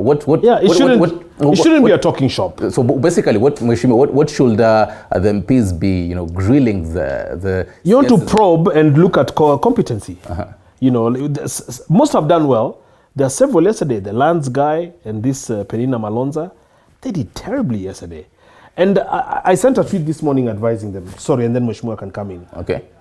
We have all agreed William Ruto is sharp, he's quick, he's hardworking. That's a fact. That's a fact. Now, how are you as minister going to be working with a boss? You don't understand your docket. You are shy. You are scared. You are confused. It's just a recipe. I think some of them might not be confirmed. That's what I was telling Dennis off camera. Mm-hmm. Some of them might, you have to be up to scratch and then hit the ground running. Kiongozi, that doesn't happen, you'll have problems. Do you support Miguna's tweet saying that the whole grilling, it's under the bar, and as he says, it's shallow, that they should dig deeper?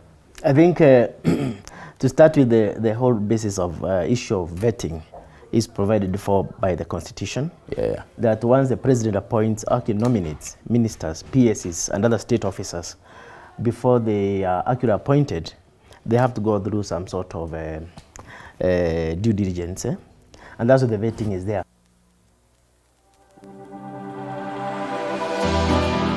How well do you know what's happening around you? Morning Cafe with heated political debates. Baraza la Siasa. Hiyo kitu azungumzie, angalie hali ya maisha ya watu. Informative health discussions. Business, farming. Tasty Wednesday, Fitness Thursday, and Feel Good Friday with amazing DJs, celebs. 100 million shillings. I mean, today, that is October 2022. Then it comes to 2027, you are actually assessed and you are worth about maybe 10 billion. Then there'll be a question of where are you getting this difference from? Yeah. So that is another way of trying to say, we are watching you. Yeah. The other issue is this is declaration. You declare. So in the event there's a that's what the ESCC is doing. ESCC does not give certificates, for example. You go out there, voluntarily declare, I'm worth 50 shillings, 50 million, 100 million, and so forth. Nobody questions you. But if there's an issue, then and people go to your source of income and verify that you are worth much more, then you can be put to task. So I think the whole issue of vetting is important, and even knowing the net worth of a person.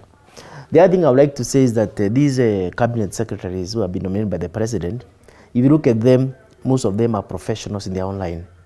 Even if they are senators or MPs who have resigned or intend to resign, they have not really been earning their money basically from salaries from parliament. They are having legal firms, a business, and so forth.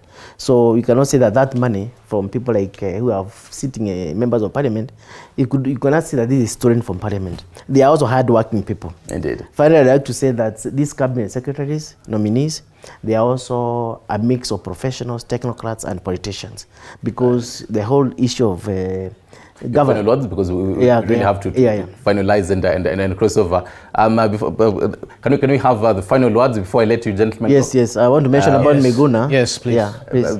Final words, a sentence each. Reverend, I know. No. I've been waiting to close. I think one of the things that we have to do is that we have to understand that the parliamentary process is not adversarial, it's inquisitorial. So if Miguna has issues, please, instead of being an adversary, right? It's important for you to table an affidavit exactly citing what you have an issue with. Finally, I think this is one of the most mature cabinets we have. Right. Finally, Benji, your final words, then we can cross over to Uhuru Gardens. Justice is elusive in this country. I'm in court on a certain matter that is quite in the public domain. Tomorrow is sentencing. I hope I get justice. Right. Mkisikia niko ndani mtakuja kunisaidia. Thank you for having us and happy Mashujaa. But about Miguna, that's who he is. He's going to go cut both ways. He's going to speak his mind as it is. Musumeno ni ya pale mbili. So I think people have to learn to live with him and people of that type. Thank you so much for having us. Right. Happy Mashujaa Day to you. Let's cross over to Uhuru Gardens. Our very own Flora Limuki and Apollo Kamau are right now. A very good evening, a very good morning to you. I'm used to the whole evening bulletin. So very good morning to both of you. And I'm curious, who are your heroes today, as you also paint us a picture of what is happening at Uhuru Gardens right now, who has arrived, any key dignitaries that we are set to be waiting for.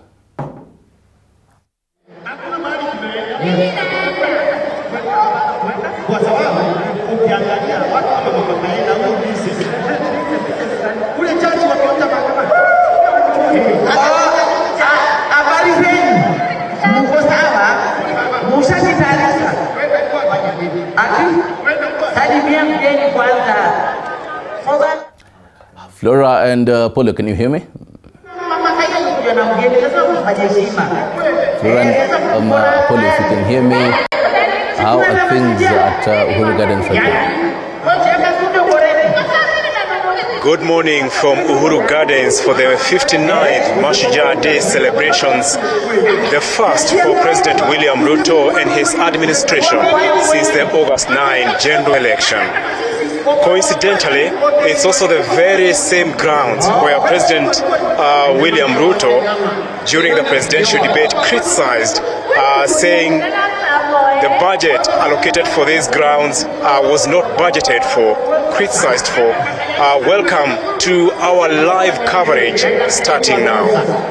Well, there you have it. A very good morning to you. Of course, this is a historic day that Kenyans are celebrating, the 59th Mashujaa Day. Remember this, previously it was Kenyatta Day, but after the promulgation of the 2010 Constitution, it was changed to Mashujaa Day, and it is a historic day that we Kenyans celebrate the heroes who brought us to this moment through fighting for independence. And here we are now. This is the first one, of course, that President William Ruto, the first international celebration that is overseeing, and well, a lot is happening, and 37 days into the office, we've seen some of the promises he made for the first 100 days. Some of them have already been, he has already achieved some of them, but at the same time we expect a lot from his speech today.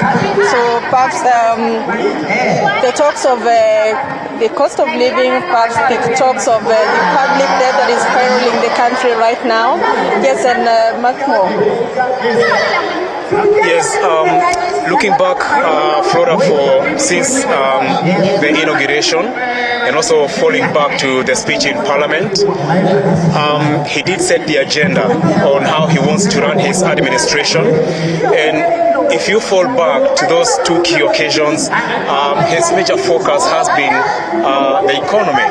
How to turn around economic fortunes. Remember, the Kenya Kwanza Manifesto is anchored on the bottom-up economic model. So for Kenyans who will be coming here, and if I look back, comparing to what happened in last year's Mashujaa Day, the number is not that quite high. Maybe with time, Kenyans will be streaming in more. But there are huge expectations as far as this Mashujaa Day is concerned, given it's the first one. Kenyans want to hear, and especially hustlers, who are the majority of his supporters, they want to hear what agenda he has for them. Remember, there was the issue of the Hustler Fund. It's yet to be regularized. This has to happen in Parliament, the National Assembly. So there are a lot of expectations. Yes, and of course, speaking of that, there were the promises for the first 100 days. Some of them including the likes of subsidy to the fertilizers and appointing the judges. Some of them have already been achieved. However, a key one is the Hustlers Fund that you've mentioned, that is looking at financing the small and medium enterprises. Of course, this is something that you expect the president to be addressing about today. And there's also the ongoing vetting of the CSs. Maybe it's something that the president will also touch on. And of course, we've been seeing the conversations on the vetting of the CSs going on throughout this week. And for President Ruto to actually be able to revive the economy of this country, the support is anchored on the CSs that are being vetted at the moment. And so we would expect that the conversation will most likely revolve around the economy of the country. And of course, when the government came in, the new administration, they said that the government was at a financial crisis. And so we also want to hear what some of the quick interventions that the president might have before the lapse of the 100 days, that is before sometime around Christmas time, yes. Mm-hmm. Yeah, and I think what most Kenyans expect to hear is first about the breakdown in detail, because this is the first national holiday for him as president. And as much as he doesn't have a cabinet in place, it's still being vetted. The exercise will conclude on Saturday. Kenyans want to hear this breakdown. And one of the things most people will be looking forward to hear is about the issue of budgetary cuts, the one he promised across the entire civil service. Remember, he did say 300 billion shillings. We are meant to understand it's an exercise which is going on. And also looking at what has been happening, especially this week, because there have been special indicators looking at what the cabinet secretaries have been doing, and it came out strongly yesterday because I was covering the vetting process where the CS nominee for transport and infrastructure, Kipchumba Murkomen, did set the agenda, setting the tone that in this administration there's going to be a clear departure from what has been happening in the previous administration. And the very major issue, given the issue of debt, the way it has been nagging in the Republic, and which Kenya Kwanza did stress on during the campaigns, Kenyans will be looking forward to hear the issue of debt. How is he going to planning to tackle it? And as far as the issue of exposure is concerned, we did hear Murkomen say the standard gauge railway contract, he's going to make the details public. This is something retired President Uhuru Kenyatta did promise in Mombasa a while back. It didn't happen. So this is a test, because they are making all these promises. First this SGR, we are going to make public the contract, which is still shrouded in secrecy. Then there is the issue of management. For example, the Mombasa port, this is the LAPSET project that still needs a lot of streamlining, and especially the issue of roads. There's the issue of budget, given the major roads connecting to the Lamu port. So there are promises they are going to be held for, and we're also seeing the pressure that is coming in because of the kind of economy they are inheriting. So we do expect that breakdown today on key sectors of the economy, and just to break it in a nutshell, there is the issue of how to revive the economy, there is the issue of how to tackle the debt, there is the issue of how to uplift the hustlers, Yes. And I don't know, looking at it today, how do you see this unfolding? Then also when you mention the SGR story that Murkomen was talking about, it brings in now dealing with corruption as well. Remember, President Kenyatta promised to put that into the public eye, and also in Ruto's manifesto, there's a lot of passion to fight corruption in the country. In the last 1 week, we've been seeing the Office of the Director of Public Prosecutions coming in so strongly to crack the whip on some of these corruption cases. However, it's an issue that has also raised questions on the dropping of the high-profile cases. But we cannot preempt on that. Perhaps they will give a proper explanation moving on. But again, we also expect the President to make it clear and give a promise to Kenyans on how he's going to tackle corruption. Because even when we talk matters public debt, most of this has been pushed by the corruption that we've seen in the last regime.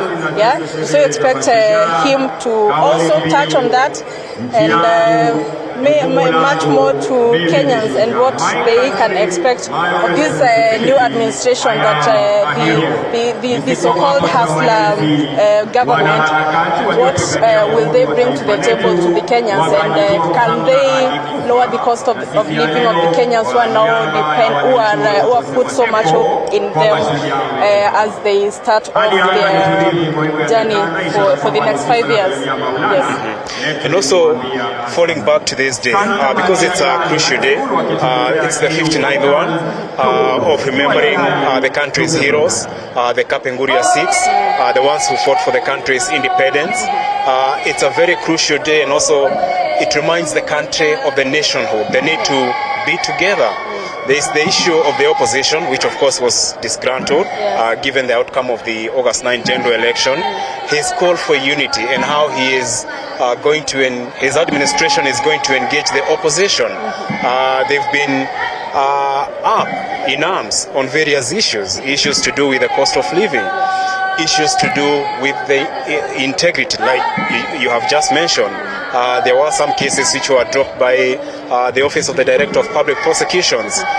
So as far as the issue of togetherness, the issue of nationhood is concerned, we do expect him to reach out, especially to those areas that did not vote for Kenya Kwanza. And if you fall back to some symbolic trips he has made, especially to Nyanza, he has been to some various sections. We saw the Deputy President Rigathi Gachagua in Kisumu. we've seen the president also making forays in that region. He has also made appointments, sort of trying to reach out to Nyanza, South Nyanza, and the other Nyanza. Factory in Kisumu, we have Elio Dowalo, who has been nominated to the cabinet. So this is also a key agenda that we are looking forward for him, you know, when he comes here. And it's also very interesting because he doesn't have his core team, because it's yet to be vetted. Yeah. And speaking of Nyanza, reminds me, Miguna Miguna is back. 4 years, 8 months later, 1,716 days. And perhaps speaking of, we've been seeing him speaking of bringing the Lower Nyanza region and trying to rule them now to the president's side. If at all, they will work together. And perhaps Miguna's coming back is also a symbolic thing, being today is a day for celebrating heroes and democracy that we've had over the past 59 years. And seeing him is what people could term as freedom coming to the country finally. And it's quite an interesting scenario. We'll be expecting maybe even to hear from him and see what he has to say about bringing Miguna back 4 years later. I think when you talk about Miguna Miguna jetting back today, it also marks a very key point, because if you look at the way President William Ruto came into power, and especially falling back to that inauguration day, he did make some promises, some very urgent, quick interventions as far as the stormy issue, the controversial issue of the judiciary was concerned. He promised he's going to swear in the 6 judges who are rejected by his predecessor, President Uhuru Kenyatta. And the following day, it happened. It set the tone.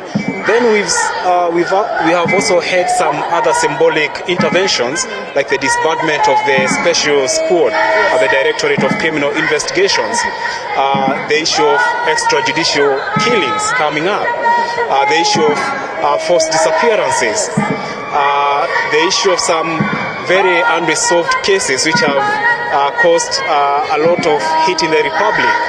So he is setting his tone that he is democratic, and looking at how long Miguna has been in exile, looking at these human rights issues as far as extrajudicial killings is concerned. This is a president who has just been in power for just a little bit over a month, but he is setting the tone on how his administration will look like, and of which he will be held accountable after the first 100 days. And we've been seeing them, and especially starting with the president himself, the deputy president, saying they inherited a bad economy, and so they have been asking for more patience. So this is, or the way we look at it, it's a radical departure from the way of doing things, and we are waiting to hear today this radical departure. How will he break it down? Will there be timelines as far as achievement is concerned? Speaking of that, of course, on the DCI issue, in the last 1 year, simply because of the political pressures also, there have been a very rough relationship between the Director of Criminal Investigations and the government. Now, when President Ruto and his team were campaigning, there was quite a rough relationship with the Director of Criminal Investigations. Now we are seeing a new formation in the DCI department. So it is also a thing that we'll be looking into to see how the relationship between the new government and also now the security arms will be like, and also looking into tracking the weapon corruption cases and also dealing with these extrajudicial killings. Are we going to see the reduction of some of this? So this also, we would expect President Ruto to also mention something about his relationship with the security officers and how they look into working moving forward, where the DCI has to act as an independent body and not be guided by through politicization of that specific department. Yes. And looking back also at the issue of the justice system, and falling back to what the vetting that is going on, has been emerging. There has been the issue of how the criminal justice system has been misused. And even some of the nominees who have been appearing there have been falling back to this issue, the misuse of the criminal justice system. So this is something they are going to be tested on, whether we are going to see a clear departure, because this is government and every government has its way of operating. But then we are also looking at the foreign policy. How are we going to have a shift in foreign policy? And looking back in just 1 month alone, we've seen the president cross over to the neighboring countries, Uganda, Tanzania. He has been to Ethiopia. There are also other planned trips, like South Africa. We hear it's coming soon.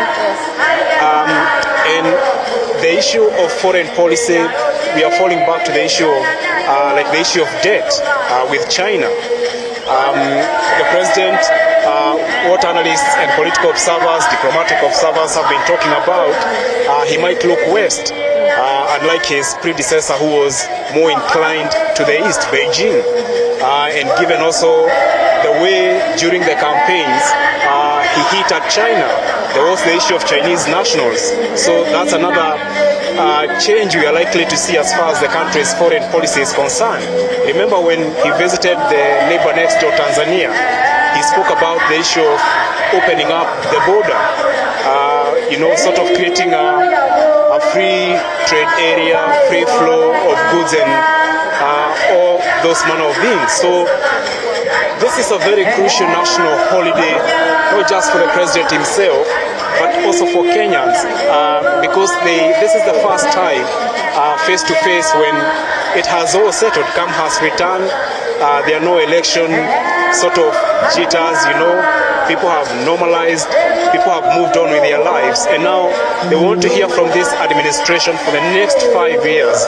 How are you going to lead us? And that's as much as the numbers are still low here, even those watching on the screen, that is the expectation that they have. Absolutely, and when we speak about building the diplomatic ties between the West and also within Africa, I also feel like the president has his eyes more also on regional relations, because we see he went to Uganda, the agreement on a borderless East Africa, Tanzania. From there, we spoke about the lowering of the electricity tariffs, and also in Ethiopia, we've seen our relationship between Kenya and Ethiopia on importing wheat from Ethiopia. So I think also in this government, we will see a more strengthened East African community, not only East Africa, but also Africa as a continent. Maybe in the next 5 days, we might have an African currency. Then we won't have these problems of having the dollar rate being too high, and therefore that also affects the businesses at the regional level. Yes. Yeah, and when you talk about a single currency, there has been one, although it's yet to materialize, but it's something that has been going on to have a single currency across East Africa, but it hasn't moved on as expected. It's still an ongoing process. But also looking at this, we are looking at a cabinet which have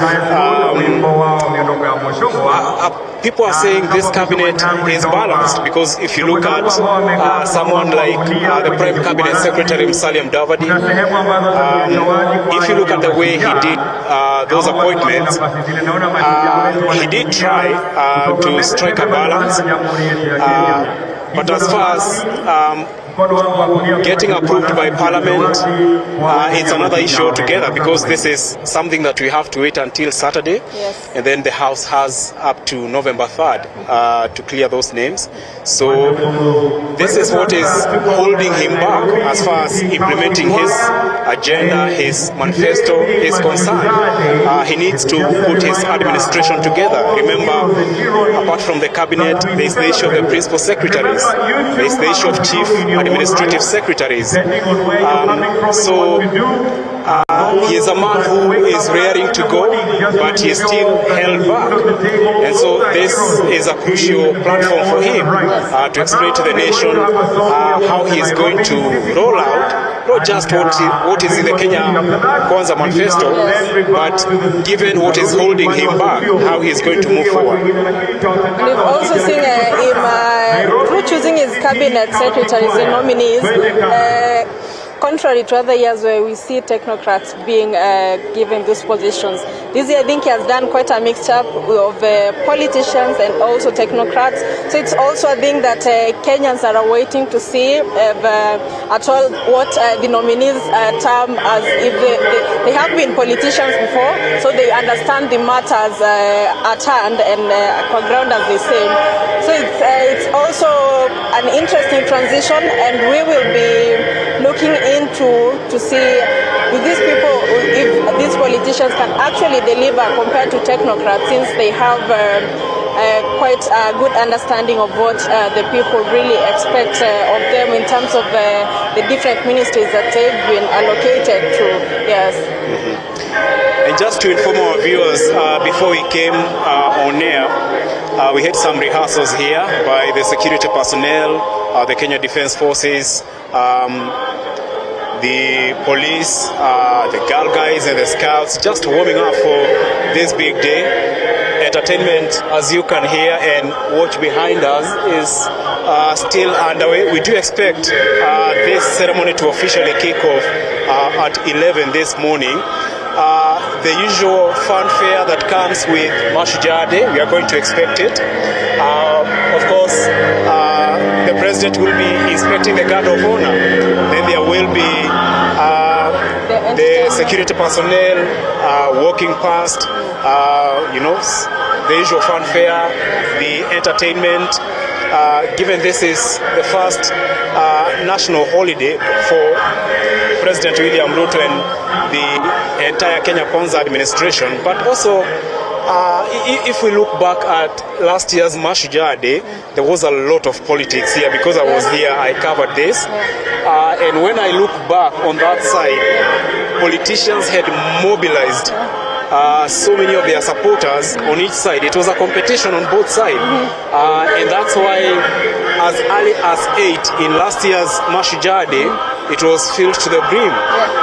But now, looking as much as people are still trickling in, streaming in, it's not the 20,000 people that we expected to see here. Yes, and we had that communication by the outgoing Interior Principal Secretary, Dr. Karanja Kibicho, saying they're expecting about 22,000 people to be here. But indications so far, as much as people are still coming in, the number is yet to get to that level. Yes, yes. And of course, the president will also be awarding some 230 people, including the Angela Kutoi, the lady, she plays tennis, and also there's another athlete, Mora, and quite a large number of list of heroes of the day. As of now, I think we can only wait and see what the president holds for us for this big day that is being held here in Uhuru Gardens.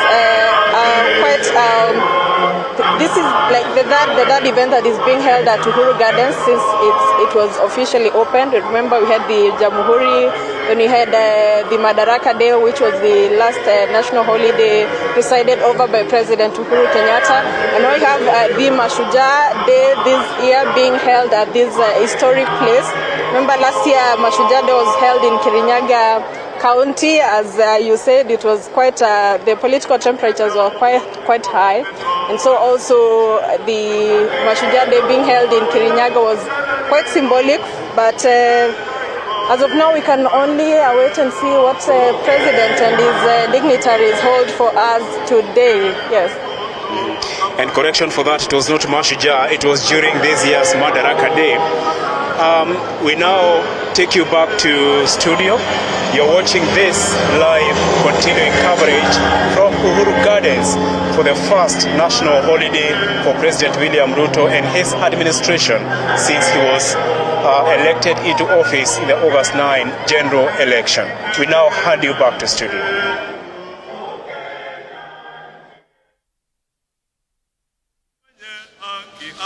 alitupa nchi ya Kenya.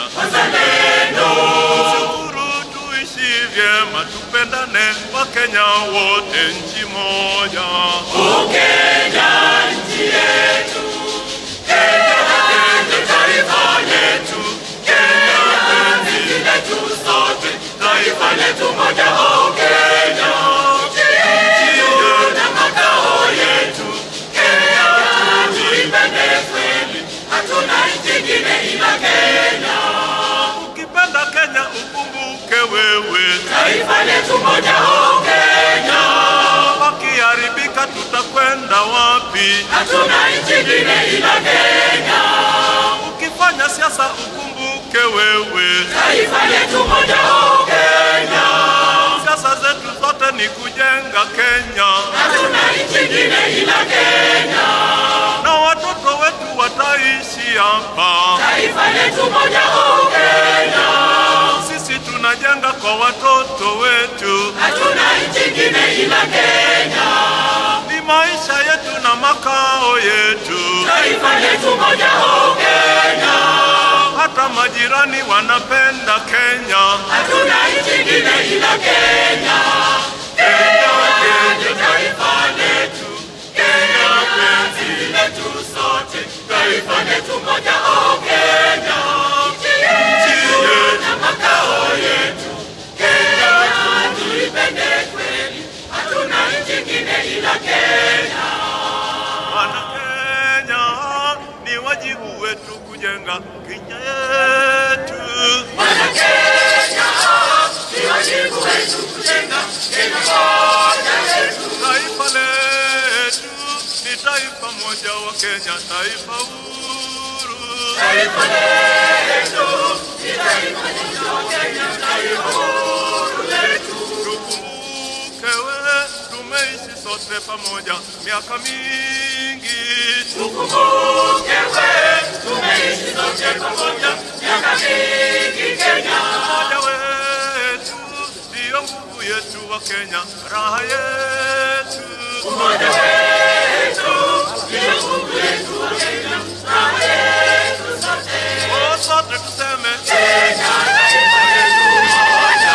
Watu wa Kenya Muumba wetu ni moja. Muumba wetu katuumba sote Kenya, nchi moja, lugha nyingi. Ni baraka Mungu wetu wa huruma akatuumba Kenya. Kweli tuseme Kenya taifa letu moja. Watu wa Kenya watu moja. Muumba wetu ni moja. Muumba wetu katuumba sote Kenya, nchi moja, lugha nyingi. Ni baraka Mungu wetu wa huruma akatuumba Kenya. Ndugu yangu we, uongozi wako ni Mungu alikupa. Ndugu yangu we, uongozi wako ni Mungu alikupa wewe. Uwezo wako we, kwa taifa letu tuone kwa vitendo. Uwezo wako we, kwa taifa letu tuone kwa vitendo vyako. Wetu tu ndiye yeye mwenye kuumba kuchagua. Mungu wetu tu ndiye yeye mwenye kuumba kuchagua sisi. Furaha kubwa ni kujitoa kweli, kutenda yaliyo bora. Furaha kubwa ni kujitoa kweli, kutenda yaliyo bora kwake. Kweli tuseme Kenya taifa letu moja. Watu wa Kenya moja. Muumba wetu ni moja. Katuumba sote Kenya, nchi moja, lugha nyingi.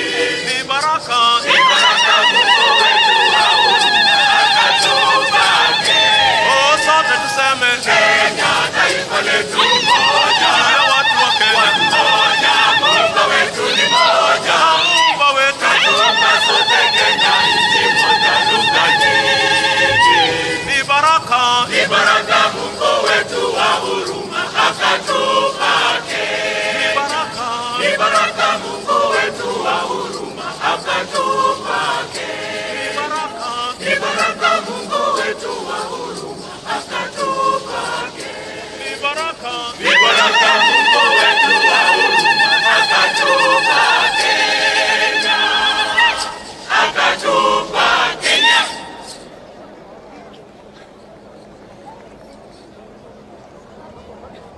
Asanteni sana. That is the Nairobi City County Choir, na wimbo ambao walikuwa wanatutumbuiza nazo ni kuanza na wananchi wa Kenya, hakuna nchi nyingine ila Kenya, na tunaitikia kwamba we agree that is true, hakuna nchi nyingine ila Kenya. Sasa tunataka tuende upande wa artist, na tuko na Peter Akwabi akitupatia wimbo Dada Joe, akifuatwa na Simon Kihara, anajulikana kama Mo Saimo, na wimbo ambaye anatuimbia ni Chai wa 14, alafu Baby Black akifuatilia pale na Kenya Imara na Lulu Abdalla akimalizia. Kwa hivyo twende sasa kwa studio, Peter Akwabi na Dada Joe. Yes, thank you very much, Stanley Nyaringete. Can get loud and clear from Uhuru Gardens here in Nairobi. As you mentioned earlier on, this the 59th Mashujaa Day. Kenyans are celebrating just to mark former Kenyatta Day on this 20th of October, the first of its kind of the current President William Samoei Arap Ruto, since he got to be sworn in as the 5th President of the Republic of Kenya. And as you've seen, since this morning, Kenyans have flocked here in big numbers, in large numbers, just to make sure that they attend the first Mashujaa Day. He will be attending, or he will be gracing this event maybe as from 11 a.m.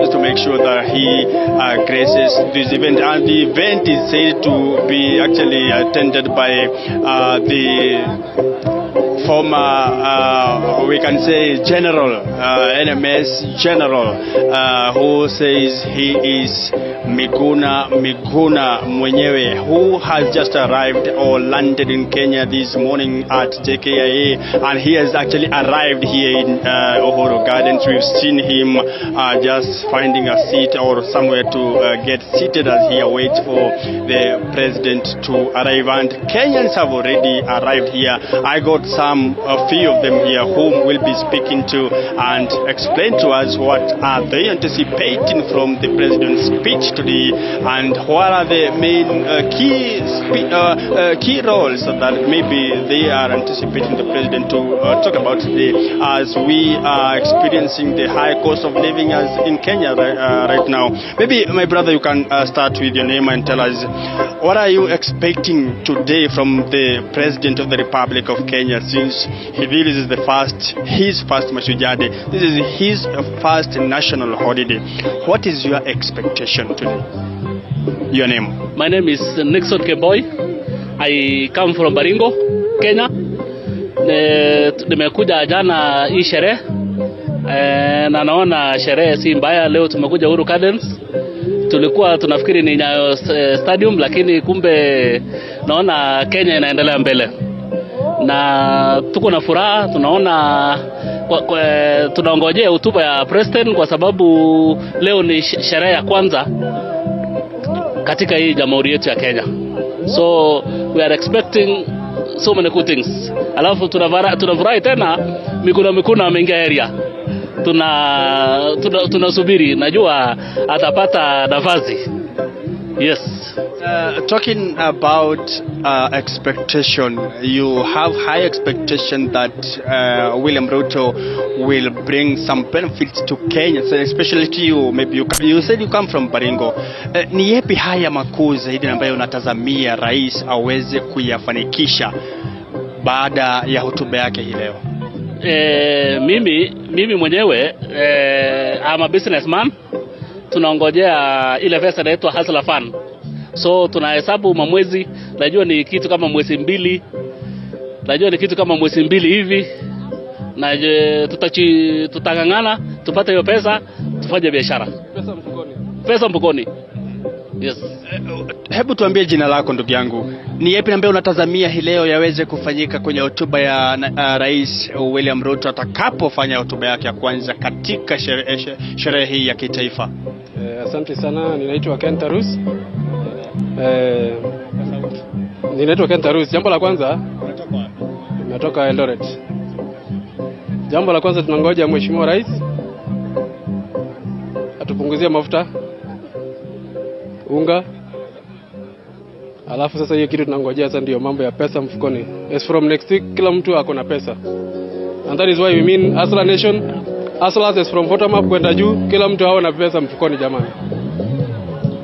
Amesema Hustler Fund, it will not be free. You must return the money with some interest out of it. He promised to do so before he was elected. What do you make of this? My friend, sisi watu wa bottom up hakuna kitu kingine tunasema. Hakuna kitu kingine tunasema sisi. Bora serikali tuko nayo, hivyo tu ndio imeisha hivyo. Thank you so much. Those are some of the sentiments of Kenyans. A few of them just speaking to us, saying the expectation, talking about their sentiments about what they are expecting the president to give to Kenyans today as he arrives here. We are expecting him maybe to arrive at about 11 a.m. About 22,000 Kenyans were expected to be seated by 10 a.m. just to start to begin this event, so that by 1 or by 2 p.m. everything will be over, and President William Ruto will have already completed his first national holiday since he was sworn in on the 13th of September. He got only a little bit more than 30 days in office, and we're expecting more. And since he was sworn in, he has actually done so many things. We've seen police reforms, we've seen some promises that he had promised before he was elected, and maybe perhaps today we are expecting more announcements as he will be making his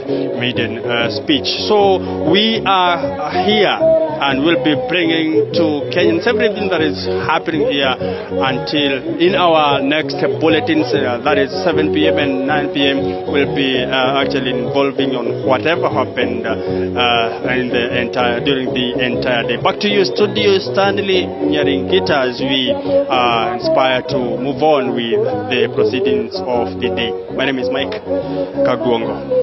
And Mike, before I let you go, by the way, 2 questions real quick. Number 1, who is your hero today? And number 2, take us up to speed on which key dignitaries have arrived. We've definitely seen Dr. Miguna Miguna right there.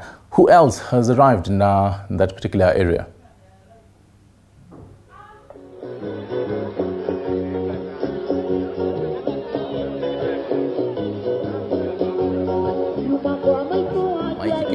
If you can hear me, who is your hero today and who has arrived there?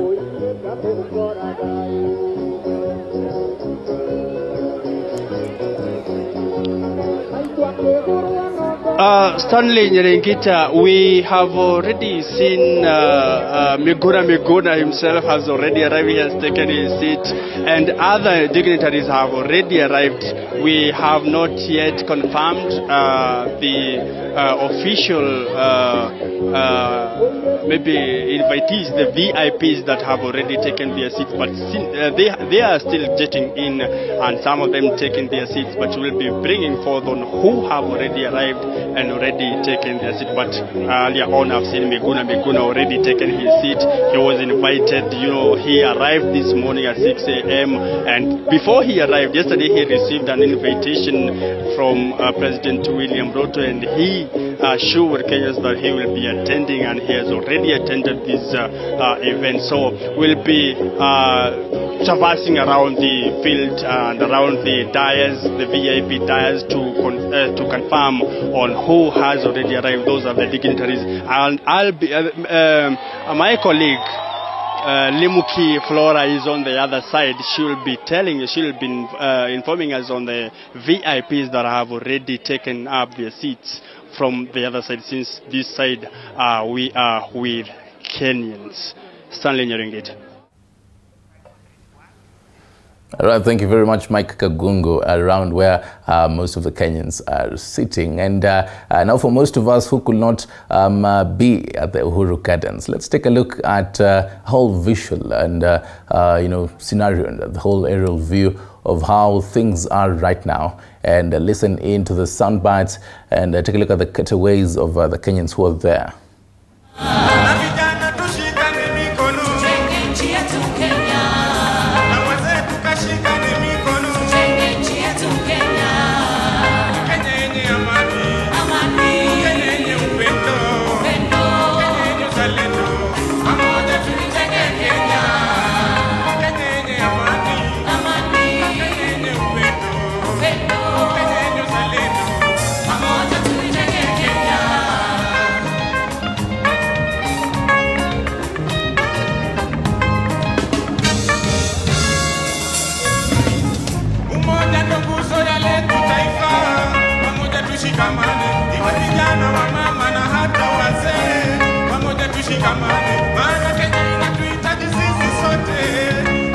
tukasimame kuipigania nchi yetu Kenya, kuziboresha mipaka zetu Kenya na kulinda amani ya taifa la Kenya. Kwa ushirikiano sisi sote Kenya, kuipigania nchi yetu Kenya, kuziboresha mipaka zetu Kenya na kulinda amani ya taifa la Kenya. Kwa ushirikiano sisi sote wa Kenya, kina mama tushikane mikono, tujenge nchi yetu Kenya. Na vijana tushikane mikono, tujenge nchi yetu Kenya. Na wazee tukashikane mikono, tujenge nchi yetu Kenya. Kenya yenye amani, amani. Kenya yenye upendo, upendo. Kenya yenye uzalendo, pamoja tuijenge Kenya. Kenya yenye amani, amani. Kenya yenye upendo, upendo. Kenya yenye uzalendo, pamoja tuijenge Kenya.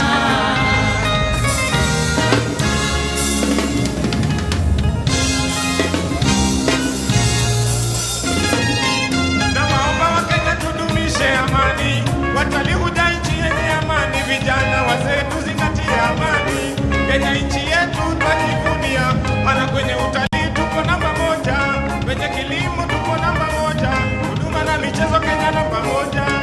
Sote twajivunia, eti kwenye huduma tuko namba moja, hata kwenye sanaa tuko namba moja. Tunasherekea taifa letu tukufu, pamoja twajivunia. Kina mama tushikane mikono, tujenge nchi yetu Kenya. Na wazee tukashikane mikono, tujenge nchi yetu Kenya. Na vijana tushikane mikono, tujenge nchi yetu Kenya. Kenya yenye amani, amani.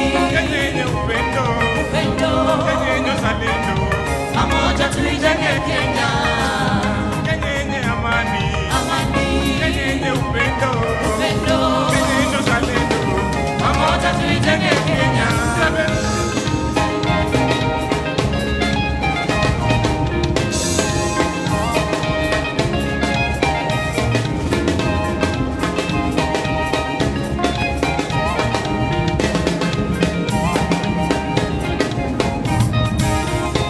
Kenya ni nchi yangu, mimi na wewe. Kenya ni nchi yangu mama, taifa langu. Kenya ni nchi yangu mama, mama, mama, mama, mimi na wewe. Kenya ni nchi yangu dada, dada, dada, dada, taifa langu. Kenya ni nchi yangu mama, mama, mama, mama, mama, mimi na wewe. Kenya ni nchi yangu wewe, taifa langu. Haya, tuwapongeze kwa makofi. Asante sana. Kama una kijibendera, hebu peperusha angani nione, peperusha kwa vigelegele, wanafunzi kwa vigelegele.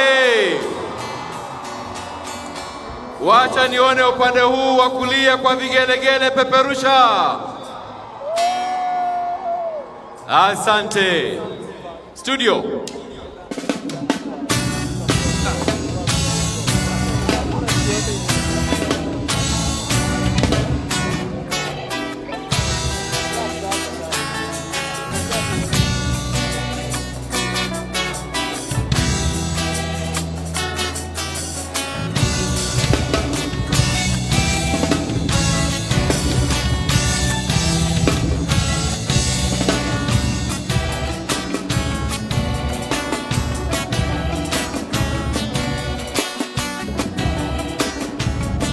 Alhamdulillah, Rabbil Alamin.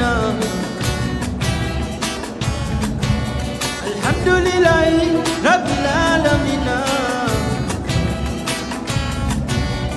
Alhamdulillah, Mwenyezi Mungu naomba sije nipata mimi lenye fanasa. Ole wa roho nishasema kabisa, nafsi kwa kweli ni mtihani raba. Ngoja tunjia wajalali we rabana, ngoja tunjia wajalali we rabana. Alhamdulillah, Mwenyezi Mungu naomba sije nipata mimi lenye fanasa. Ole wa roho nishasema kabisa, nafsi kwa kweli ni mtihani raba. Ngoja tunjia wajalali we rabana, ngoja tunjia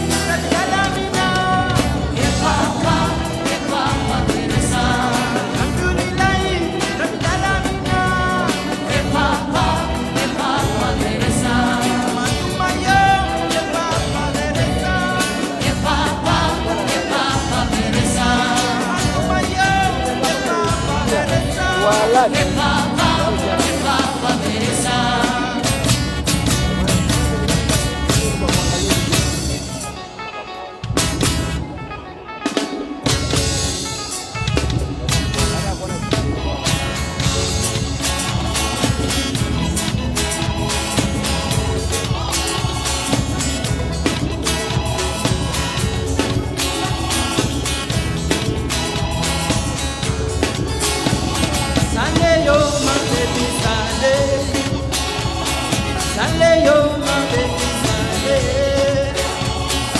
Ay ay ay ay ay sale. Ay ay ay ay ay sale. Sale bu my baby sale bu nangama. Sale bu my baby sale. Ay ay ay ay ay sale. Yo lo ay ay ay ay ay sale. My baby, you look like I've been watching until you are what a wonderful man to be with me today. What a wonderful man to be with me today. Come here, baby, come here, baby, come here, baby, come here, baby, oh. Sunday, yo, my baby, Sunday. Sunday, yo, my baby, Sunday. Ay, ay, ay, ay, ay, Sunday. Yo, lover. Ay, ay, ay, ay, ay, Sunday.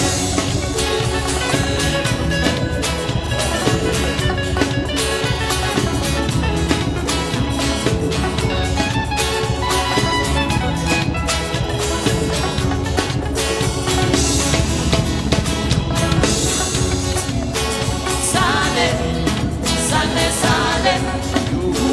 Sunday, Sunday, Sunday. Banana. Sunday, Sunday, Sunday. Sunday, Sunday, Sunday. Amadi di mado. Sunday, Sunday, Sunday. Amadi di mado. Sunday, Sunday, Sunday.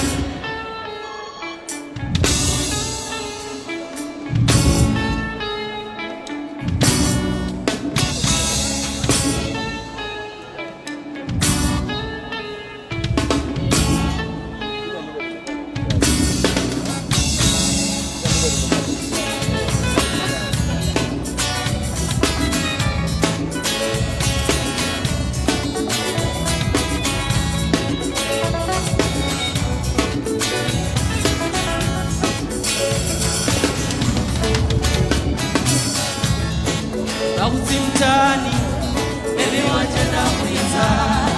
Bakutimtani, baby wanje na kuyenza. Abantu bose babolanga, baby na kuyenza. Abantu bose babolanga, baby na kuyenza. Shibana shoti shamanya, baby na kuyenza. Shibana shoti shamanya, baby na kuyenza. Abantu bose babolanga na na na. Baby na kuyenza. Abantu bose babolanga baby na. Baby na kuyenza. Timba timba timba timba timba rela timba yo. Timba timba timba timba timba rela timba yo. Timba timba timba timba timba rela timba yo. Timba timba timba timba timba rela timba yo.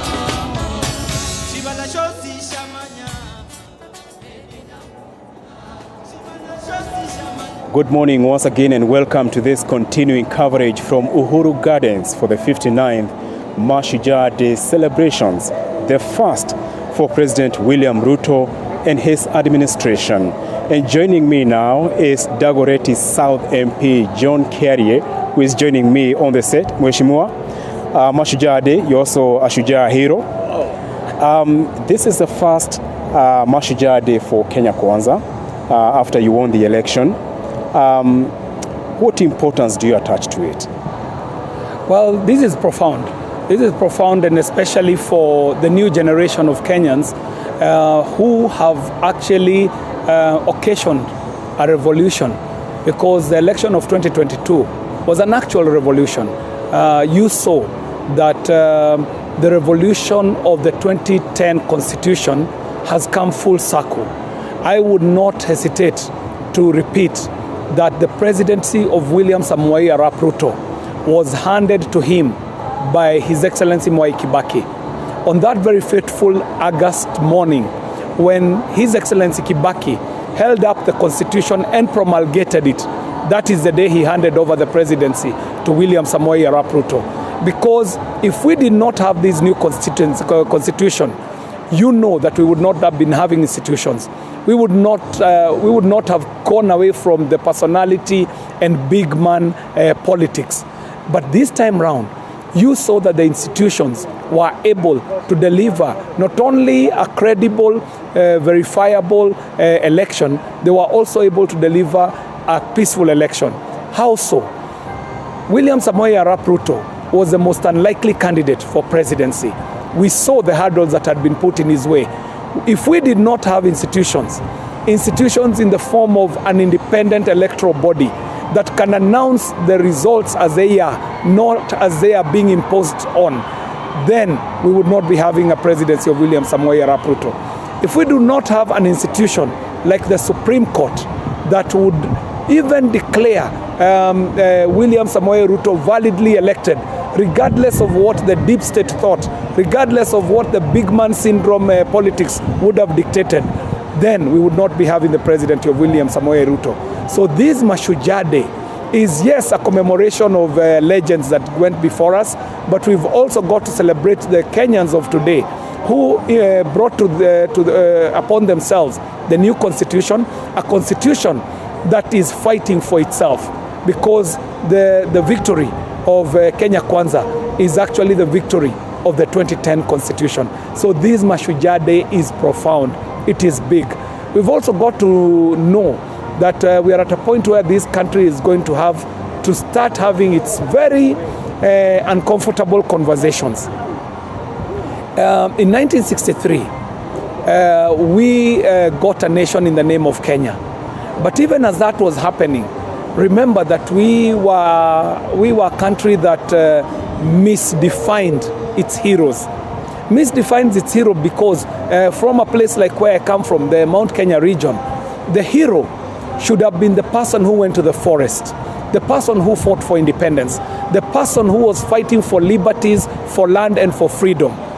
When this person came out of the forest, they found that the collaborator, the coward who did not go to the forest, the person who was a sellout, is the one who had actually gotten the lands, is the person who had gotten the heroes' wives and children, even gotten the freedom and the fruits of liberty that had been fought for.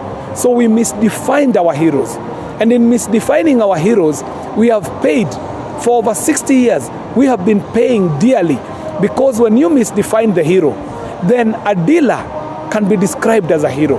A conman can be described as a hero, so that the ends justify the means. It doesn't matter which way a person used to get to the top. They are defined as heroes. So it is a time when we need to start having the very difficult conversations. Why have we miseducated our people for so long? 6 decades of miseducation, 6 decades of misdefining heroism, 6 decades of misdefining the hero. So it's time we started redefining who a hero is, so that we don't fall into the traps that we have fallen in the past. Yes. Mheshimiwa, before I let you go, he gets a perfect opportunity on a first national holiday. What are we likely to hear from him? What lowdown?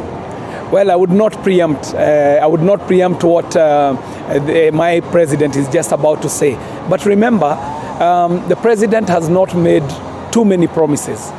The president only went to the people, listened to them in what we were calling the economic forums. You would remember the president sitting on hours on end with Kenyans, hustlers, mama mbogas, border riders, traders. He went to 47 counties and he listened. It is this that he got from the people that was put in our manifesto, the Kenya Kwanza manifesto. What is impressive is that the manifesto did not end with the elections. The manifesto has been translated into a Kenya Kwanza plan. The Kenya Kwanza plan is what has been now cascaded from the presidency to the elected leaders. It is a plan that shall be given to the appointed leaders, the CSs. This is the plan that needs to be executed.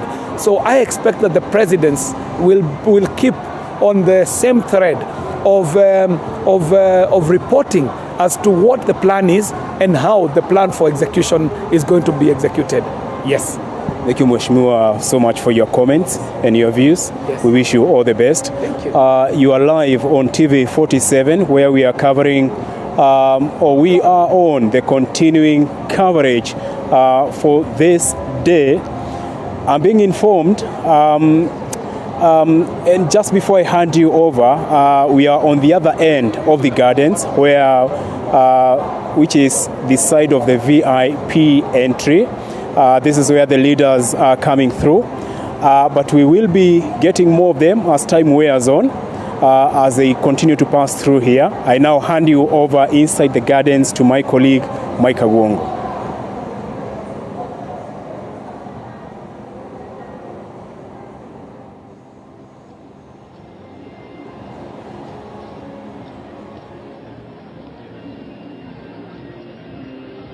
Thank you so much, Paulo Kamau. Indeed, I can get you loud and clear from the other side. And where we are standing right now is at the main gate of the Uhuru Gardens, where Kenyans are getting in through just to make sure that they get their positions in time before the event, the big event of this year takes place here in Uhuru Gardens. As my camera person Tim can pan and show you around, this is where Kenyans are getting in from just to before minutes before getting frisked the other side. This is where Kenyans are getting in, as you can see, some of them coming one by one to make sure that they will be they take their seat or they take their positions enough before the event gets in. And I actually earlier on mentioned is that about 22,000 Kenyans will be getting in this stadium just to make sure at least they have witnessed the first Mashujaa Day being blessed by President William Samoei Arap Ruto. And just to inform you, Stanley Nyarengita on the other side, is that as you can see this side, these are security officers based from Kenya Army, and these officers are the ones that will be marching in these Uhuru Gardens before President William Ruto. The Kenya Army will be the first one to march before the police and perhaps NYS and maybe Girl Guides and so forth. So this Kenya Army will be the first one to march, as you can see, in dressed in their official regalia of duty as they perform their duty every day. The other side here, you can see these are police officers with sniffing dogs. They will also be marching in with these dogs just to showcase what they do during their work, their duties every day. So they will be showcasing these dogs inside these Uhuru Gardens before President William Samoei Arap Ruto. And as you can see, as Kenyans get in, Stanley Nyarengita, they are getting frisked through this main gate, and then they are allowed to get in and take their position here in Uhuru Garden. So it's a process that has been taking place since this morning, and as we are waiting, it's just a matter of wait and see, and it's about a few minutes before the event starts officially, and actually it's all about celebrations. And not only here in Uhuru Gardens that is going to be celebrated, because other counties as well, a few counties of them, it will be celebrated, and county commissioners will be presenting President William Ruto's speech in their respective counties. This is the same celebrations that were held at Kirinyaga County last year in Wanguru Stadium, but this year they will be done here in Uhuru Gardens. We shall be waiting to see on next year, after he has already settled in the government, what or where they will be celebrated from. So from this side, we are keeping an eye on what is happening from this side at Uhuru Gardens and outside Uhuru Gardens, and we shall be informing our viewers in our subsequent bulletin. Back to you, Stanley Nyarengita. My camera person is Timothy, and I am Mike Kagwongo.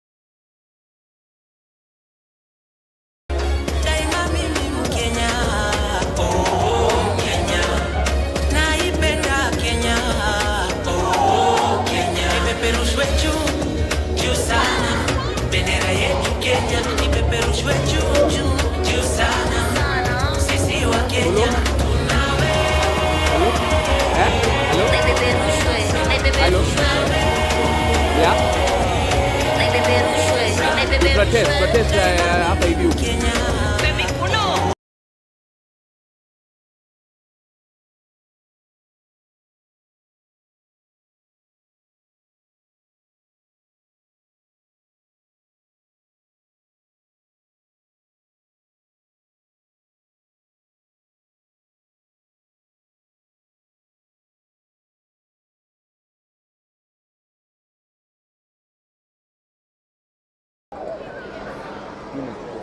Definitely some pop and color and the whole music of the Uhuru Gardens. And just to take you through some of the key dignitaries and the leaders who have just arrived, they are still streaming in, and definitely will be waiting till everyone settles and waiting for the president's inaugural speech at Uhuru Gardens.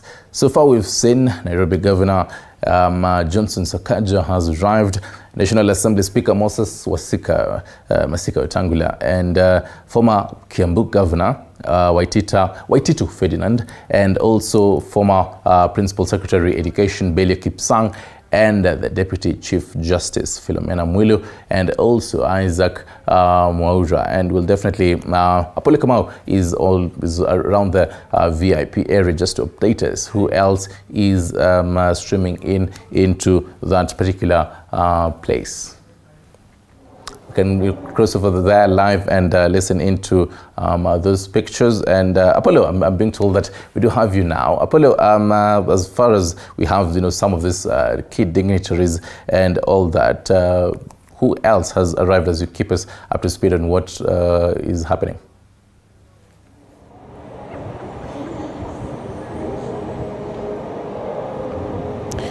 Good morning once again. We are pitching tent here at Uhuru Gardens, where leaders are continuing to stream in for the first national holiday for the Kenya Kwanza administration. And joining me now is Senator for Kakamega, Boni Halwale, and other leaders here. Let me start with you, Senator.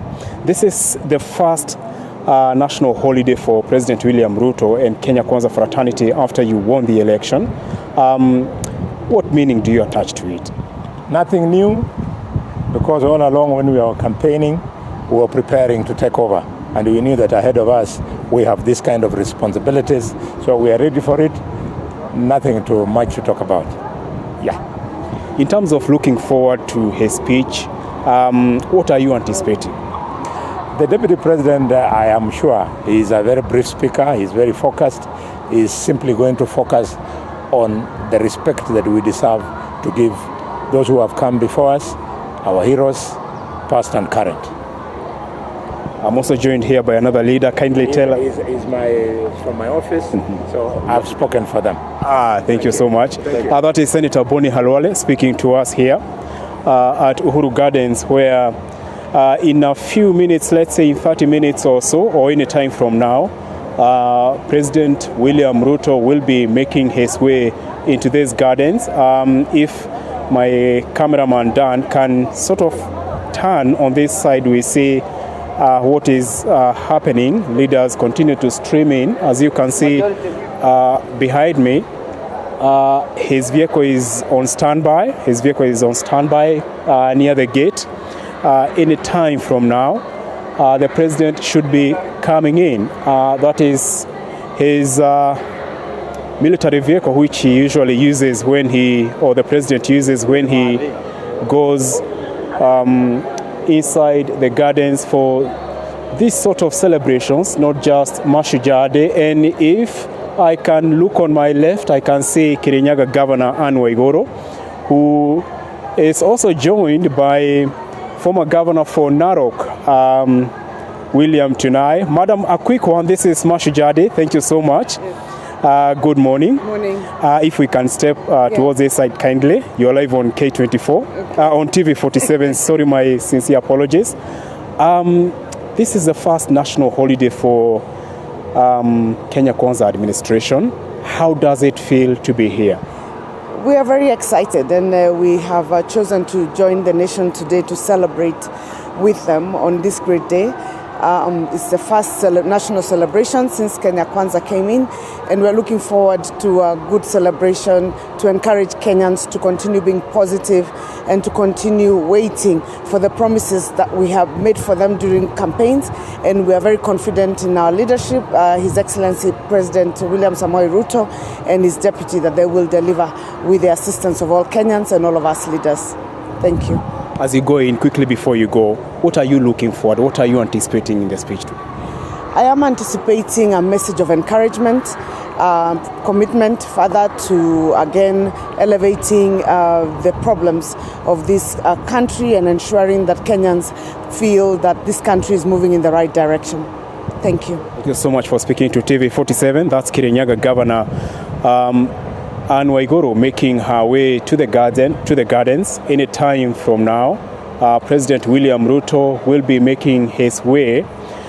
Security around these gardens is tight, and it's also a very interesting structure, which has a very unique design. And just to tell my cameraman Dan, just to focus on the long shot on my right, on the sort of picture that you have of Uhuru Gardens, the complete picture of how it looks like.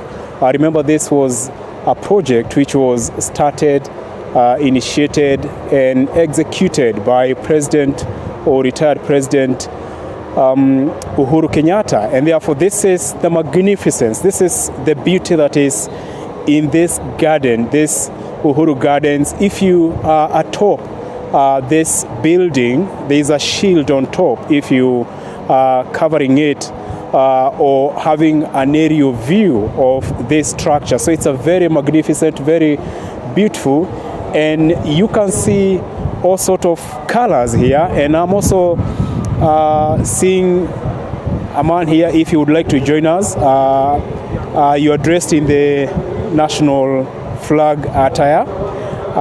You're looking colorful on this Mashujaa Day. You're live on TV47. Kindly tell us your name and what does this day mean to you given the way you are dressed? My name's Adam Israel.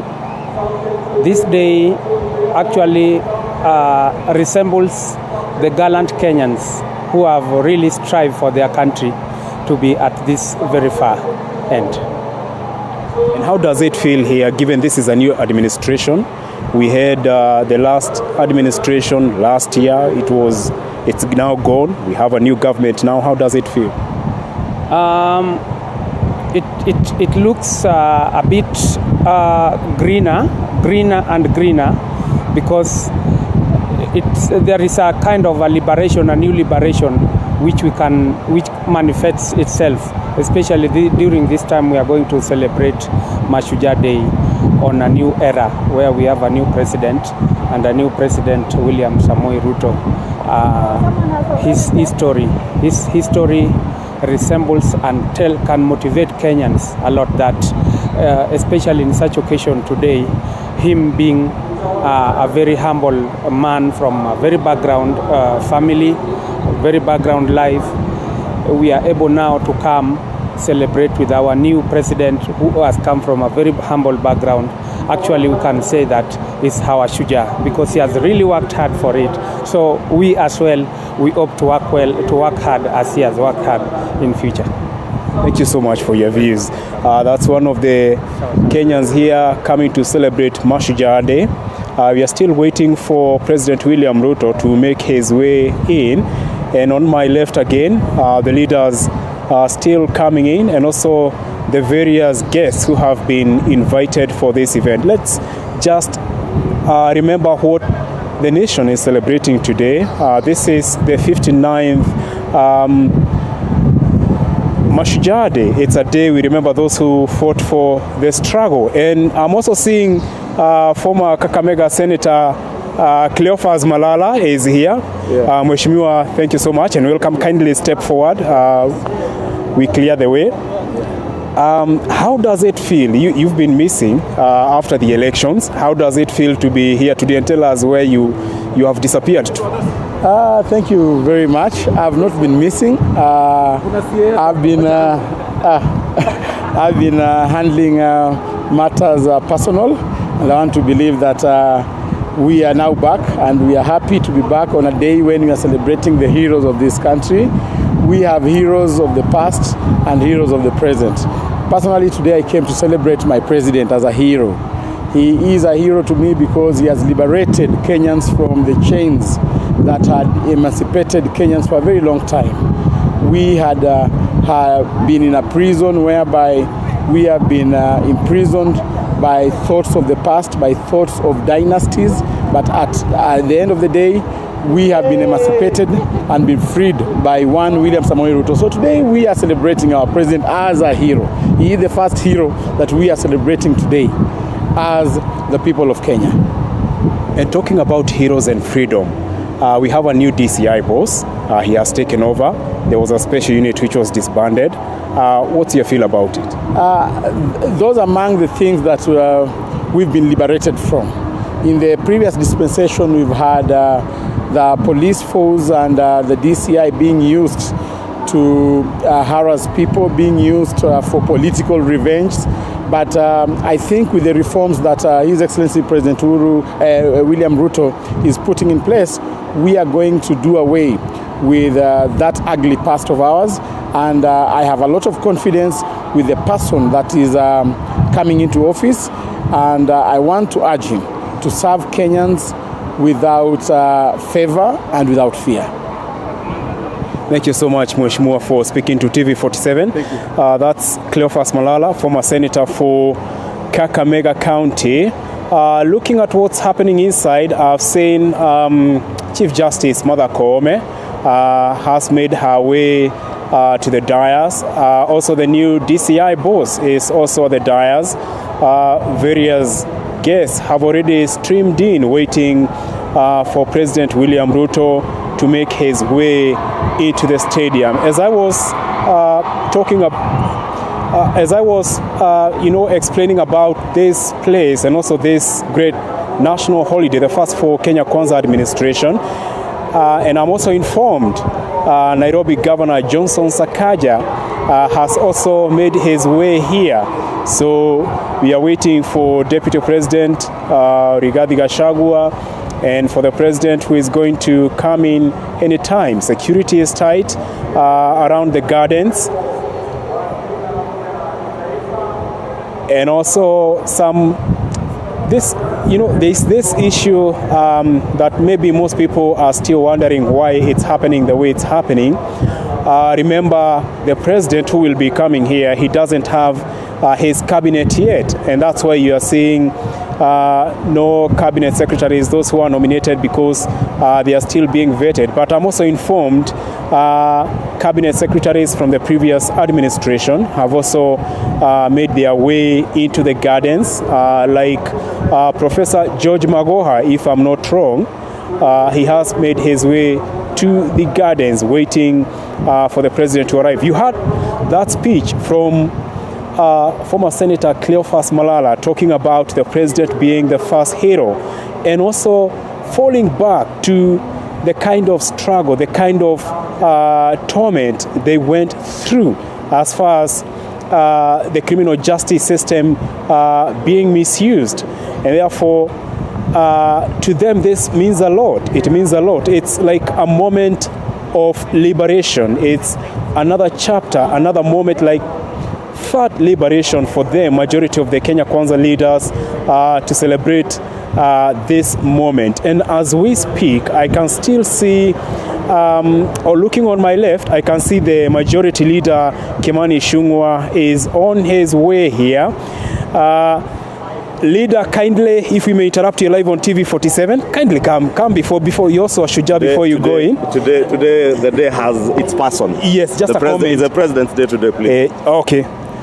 He doesn't want to talk about or give comments. He's saying it's the president's day. It's also a comment given they are saying the president is the first hero.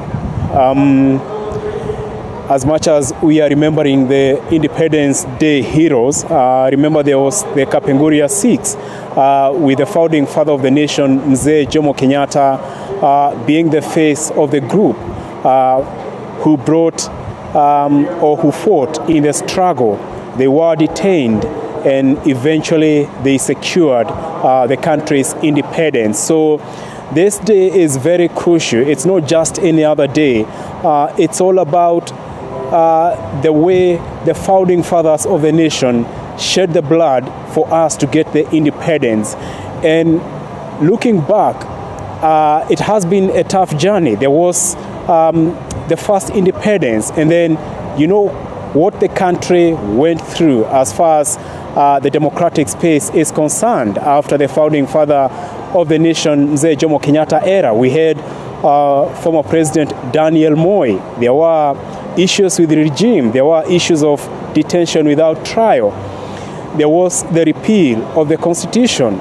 There was that section 2A of the Constitution which was repealed, paving way for multi-party democracy. And if I look, I can still on my left see one of the leaders from Kajiado County making his way here. Let's wait for him. He is still in his moment there. But as we spoke, Mheshimiwa, would you like to say a word about this great day? This is Mashujaa Day. You are live on TV 47. This is the first national holiday for Kenya Kwanza. What does it mean to you? This is the first Mashujaa Day for Kenya Kwanza administration. And if I'm not wrong, you're also part of Kenya Kwanza? Yes. Yes. And MP for Kajiado West constituency. Yes, Mheshimiwa, I'll come to you. But what does this, as you introduce yourself, what does this day mean to you? Thank you. This day, Kenyans are expecting, are celebrating this important day, where will be the first day for Kenya Kwanza. As a member of parliament for Kajiado West constituency and a member of the Kenya Kwanza, we are expecting the president to unlock many things, starting where he started, that we have seen Miguna Miguna is here. And we are expecting the issue of our commodities to go down as we go forward, because Kenyans are facing very hard situation. And we know as time goes, a lot of things will change very soon, with the leadership of William Ruto. A lot of things will change, and we have already seen the light at the end of the tunnel, that things will start changing from Fulisa to other things. We have a lot of expectation as we pray for him to continue leading this country and reform and transform this country to another level. Thank you. Thank you so much, Mheshimiwa, for your comments. Also on set here, joining us live is former governor of Uasin Gishu and now senator for the county, Jackson Mandago. Mheshimiwa, thank you so much and welcome to TV 47. This is the first national holiday for Kenya Kwanza. How does it feel to be here today? First, before I say how it feels to be here today in this Mashujaa Day, let me first congratulate TV 47 for being one of the media houses who are balanced during the campaigns. Of course, we live in this country and we know what happened. And I think if I fail to congratulate TV 47, I'll be very unfair to Kenyans who believe in fairness and the truth and in working within the media policy and guideline. Let me say, as the senator for Uasin Gishu, I'm indeed excited to be here today. I was here in 1st June. And definitely the mood of 1st June and today is as good as day and night. And so today we are here to celebrate and remember our forefathers for the struggle they struggled for this nation. But let me say this, having said we honor our forefathers who struggled, I think we, the generation that live today, in order for us to honor them well, we must commit our time to public service. We who are state officers and public servants must really dedicate our time to working for this country, because we got freedom through our forefathers. What is it we are going to do as a generation to make this country a better country? What is it that we are going to do as a leadership so that this country is not a country of every 4 or 5 years there is famine in this country, there are people who are dying of hunger without food. We must do something drastic that is going to change this country. And I urge all our colleagues, our state officers, public servants, let us commit to make a difference in this country. We are seeing some new faces in this administration. We've just seen the new DCI boss. He's inside there. We have seen the disbandment of the DCI special unit. What's your take on this? My take is the commitment of the president and this administration in making sure we have an efficient public service, including the National Police Service, is what we are seeing in terms of the changes that are happening. What we desire as a nation and as a Kenya Kwanza administration is to have efficient and effective service that serves Kenyans without bias, a fair system that will serve this country. So I think that is basically what we want to do, because we want an administration or government offices and officers who will serve Kenyans of all walks of life, regardless of the political persuasion. So we are just after creating a fair and just criminal justice system in this country. Thank you so much, Senator, for speaking to us. All the best and a good day. As we were speaking to Senator Mandago, a number of cabinet nominees made their way. I saw Mithika Linturi, I saw Kipchumba Murkomen, and even the outgoing CS for Education, Professor George Magoha. He was flanked by Dr. Monica Juma. They also made their way. And on my left also, I can see cabinet nominee for energy, Davis Chirchir, making his way. I don't know whether he is willing to speak to us. Let's see. Cabinet nominee for energy, Davis Chirchir. Thank you so much for joining us on TV 47. This is a first for the administration. You are looking forward to join officially after the vetting process is concluded. How does it feel to be here, given this is the first national holiday for Kenya Kwanza administration? Jinako ilikuwa? My name is Apollo Kamau, TV 47. Apollo Kamau, asante. Siku ya leo tumekuja kusherehekea mashujaa wetu. It's a beautiful day and we thank God for this day. As we head toward the finishing of the confirmation hearing, we come with great expectations for this country, but we are happy that the transition has gone on very well and we thank God. Maneno ya kawi, energy and petroleum ni baadaye tukimaliza confirmation hearing. Asante. Just a quick one before I let you go. In terms of anticipating this speech, what are you looking forward to, and especially as a cabinet nominee for energy? We basically and very genuinely are happy that we have a rich past with our heroes who have really laid the foundation. We're happy to be in this Uhuru Gardens, the place where the flag went up in the early 60s. As we got our independence. So our expectation taking forward this country is learning from what our forefathers who brought us where we are today. And we want to basically thank them, even though they may not be here with us today, and promise them that we'll see this country to greater heights. Thank you. Thank you so much, CS nominee for energy. That is Davis Chirchir speaking to us outside Uhuru Gardens, where leaders still continuing to stream in for these crucial celebrations for this administration. There are a lot of expectations. This is the first national holiday where Kenyans, those watching and those who are inside the gardens, will be looking forward to the new president who has been in office for 1 month, break it down for the nation, how he is going to execute his agenda for the next 5 years.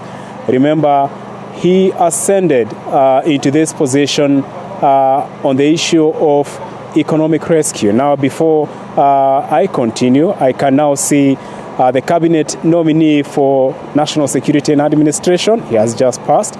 And also on the left, I can see Ababu Namwamba. Here he comes. Mheshimiwa, thank you so much for joining us. Can see you are dressed in national attire and party colors also. No, this is the symbol of the Elder of the Golden Heart. It's a national honor. Yes, this honor was handed to me by President Mwai Kibaki in 2012. Yes. Congratulations for that. Thank you very much. This is the first national holiday for this administration, which you are part of after winning the August 9 general election. How does it feel to be here, and what meaning do you attach to it? I mean, it's amazing. This particular national day is really about the foundations of Kenya, where we have come from as a country, the heroes that fought for the liberation of this country, and the after heroes who have made sure that the tradition of Kenya lives on. Today, for instance, when we are faced with an environmental crisis, drought and all that, we remember a hero like Wangari Maathai, who really won the Nobel Peace Prize for standing up for the climate, for standing up for the environment. So it's a day really to celebrate Kenya, the very best that makes our country Kenya. Yeah. And what are you looking forward maybe to the speech today? No, I'm just looking out for the president to symbolize the very best of Kenya, because that is who we are. We are a great country. Look, we just held elections a couple of months ago. We have made the transition and the country is moving on. And national unity, making sure that we continue to rally together as a country, that is what is more important than anything else. Yes. Thank you so much for speaking to us. That is Ababu Namwamba. Leaders continue to stream in to Uhuru Gardens. I've just seen the CS nominee for defense, Eden Duale, has made his way to the gardens for these celebrations. Remember, any time from now, President William Ruto should be making his way into the gardens. And we were just talking about this crucial journey, and you're also hearing what the leaders are talking about. There was the struggle for independence. Then there was another phase after the tenure or the era of the founding father of the nation, Mzee Jomo Kenyatta, to the era of President Daniel Moi, where a lot was happening, and it forced the second liberation, because those are also the nation's heroes.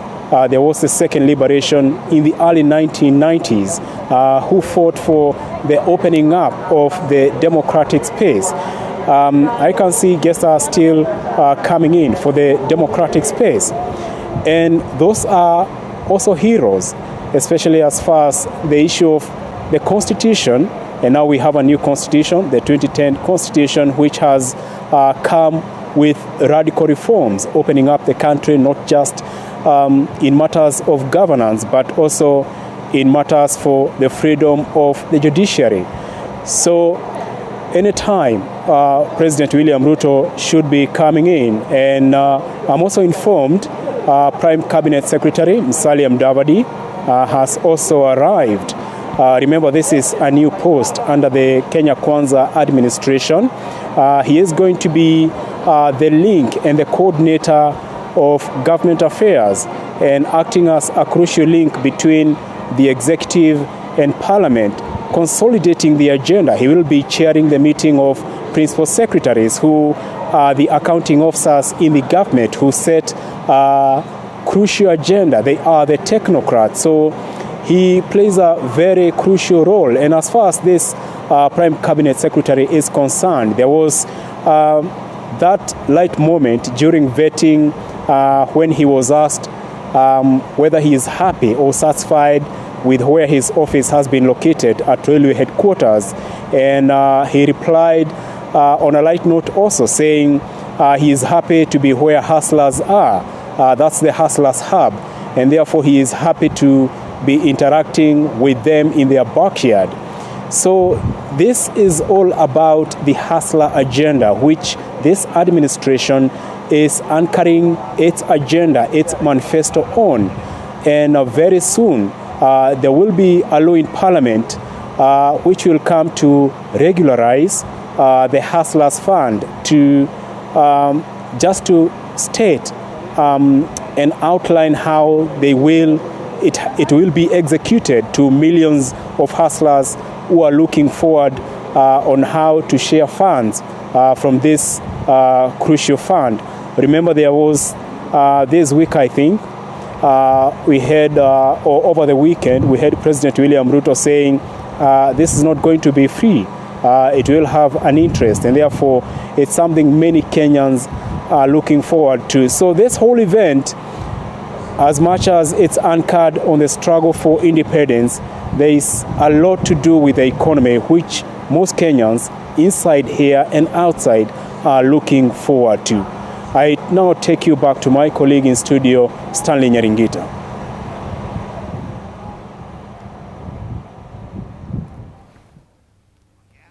Right, thank you very much, Apollo Kumau, and the whole live pictures at Uhuru Gardens. So we'll continue having the full live coverage of that particular place. And thank you for tuning in from around 6 a.m. till around this particular time, and to entirely the whole crew who have been with us. And to you, dear viewer, I told you I'll be telling you who my hero is. My hero is you, dear viewer, for sticking around for all that time. My name is Stanley Nyaringita. Have yourself a terrific Thursday, Thursday.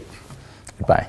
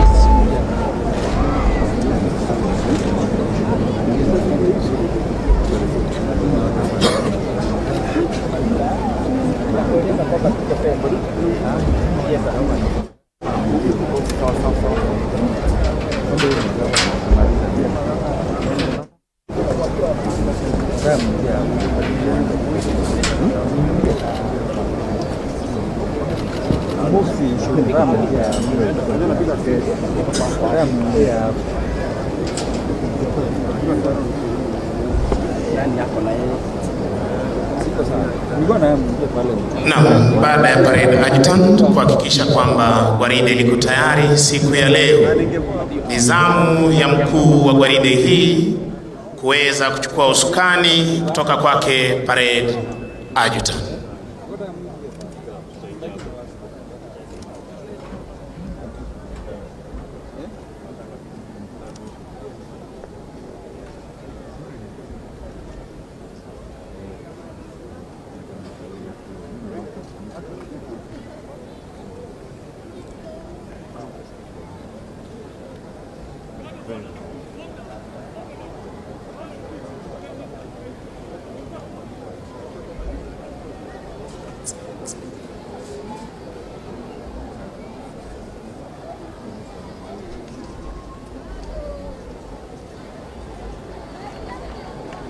Naye parade adjutant anaondoka kwa muda mfupi sana aliyopewa kuweza kutoka nje kabisa kujiunga na wenzake. Wananchi watukufu, kwa heshima tumkaribishe naibu rais wa Jamhuri ya Kenya, Mheshimiwa Rigathi Gachagua na Mheshimiwa Pastor Dorcas Rigathi. Makofi tena kwa naibu wetu wa rais anapojiunga nasi katika sherehe yetu ya Mashujaa. Karibu sana Mheshimiwa Rigathi Gachagua, naibu wa rais wa Jamhuri ya Kenya, na Mheshimiwa Pastor Dorcas Rigathi. Welcome.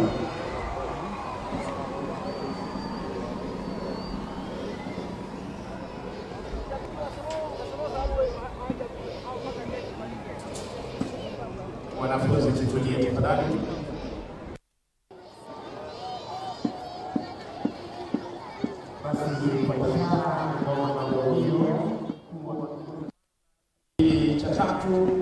Nne pamoja na parade adjutant wakiweza kuchukua nafasi zao ndani ya gwaride hii.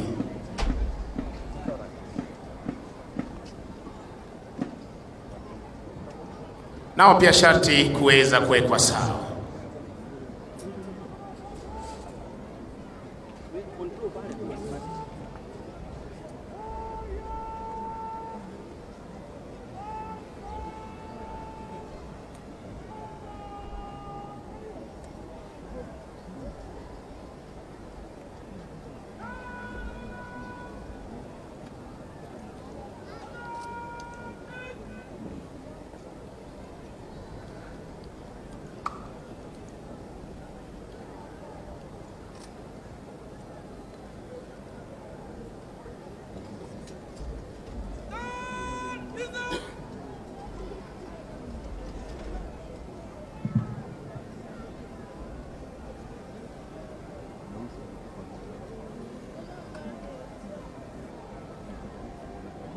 Mheshimiwa Naibu wa Rais,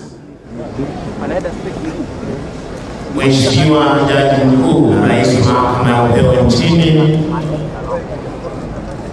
Spika wa Bunge yote mawili, Bunge la Kitaifa na Bunge la Seneti, Gavana wa Jimbo la Nairobi, maafisa wa ngazi za juu, majeshi ya ulinzi walio mamlakani na waliostaafu, itifaki zote zilizingatiwa, mabibi na mabwana. Karibuni leo tarehe 20 Oktoba mwaka huu 2022 kwa sherehe za Mashujaa katika bustani ya Uhuru na makavazi rasmi ya taifa la Kenya. Wima uwanjani ni gwaride la heshima lililoandaliwa na majeshi ya ulinzi ya Kenya, mavazi mekundu jeshi letu la nchi kavu, mavazi ya samawati jeshi letu la wanaanga na mavazi meupe jeshi letu la wanamaji. Mkuu wa gwaride hii ni Luteni Kanali Gilbert Kinanga. Kikundi cha kwanza cha jeshi letu la nchi kavu, kikosi cha 21 kiko chini yake Meja Jona Wekesa na Masaka. Kikundi cha pili cha jeshi letu la nchi kavu kiko chini yake Captain Douglas Onkoba Ntako.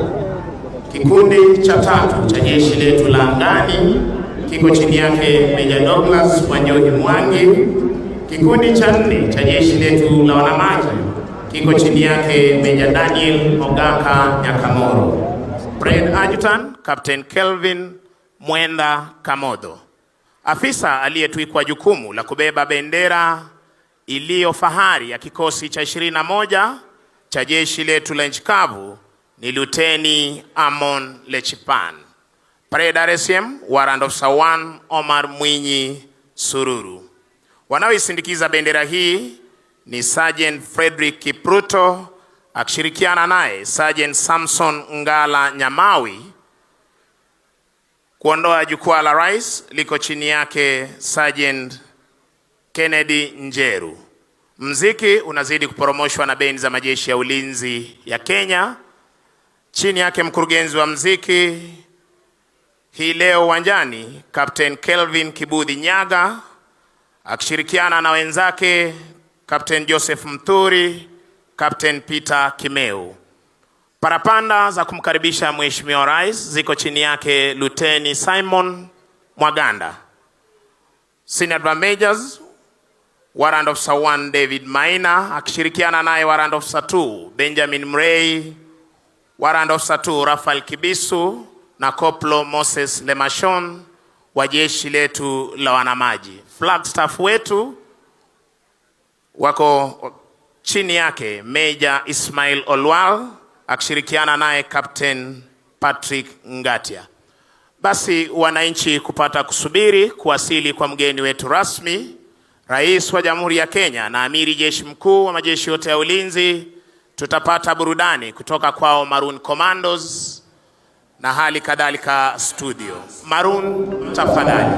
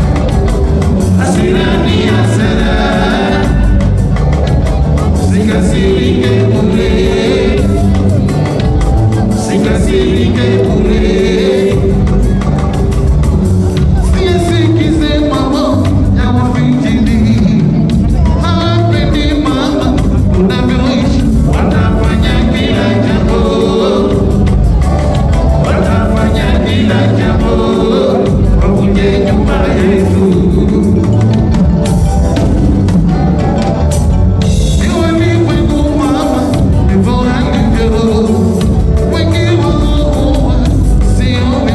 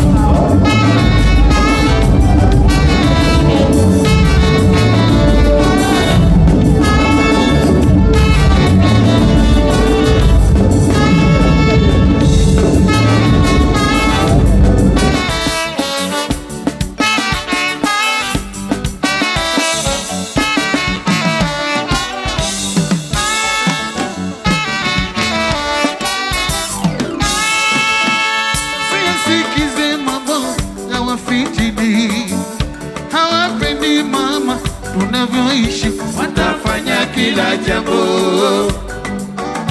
watafanya kila jambo, wavunje nyumba yetu. Ni walimwengu mama, ndivyo walivyo, wengi wao sio wema, na kati yao kunao wenye kijicho, utafuta kila njia, utafuta kila njia, wavunje nyumba yetu. Ninakuomba siwasikize, jaribu kila njia waepuka, watakukasirisha bure, watakukasirisha bure, epukana nao.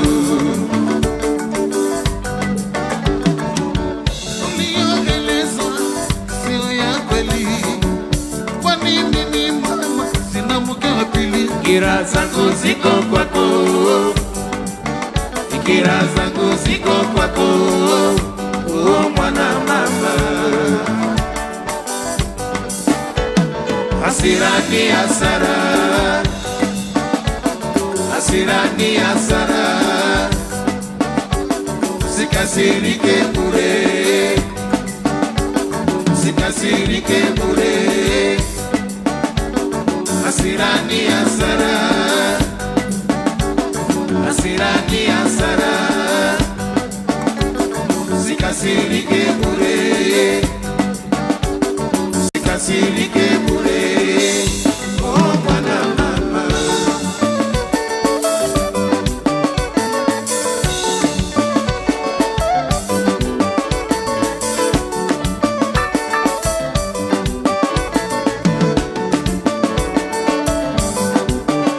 Asante sana Maroon Commandos.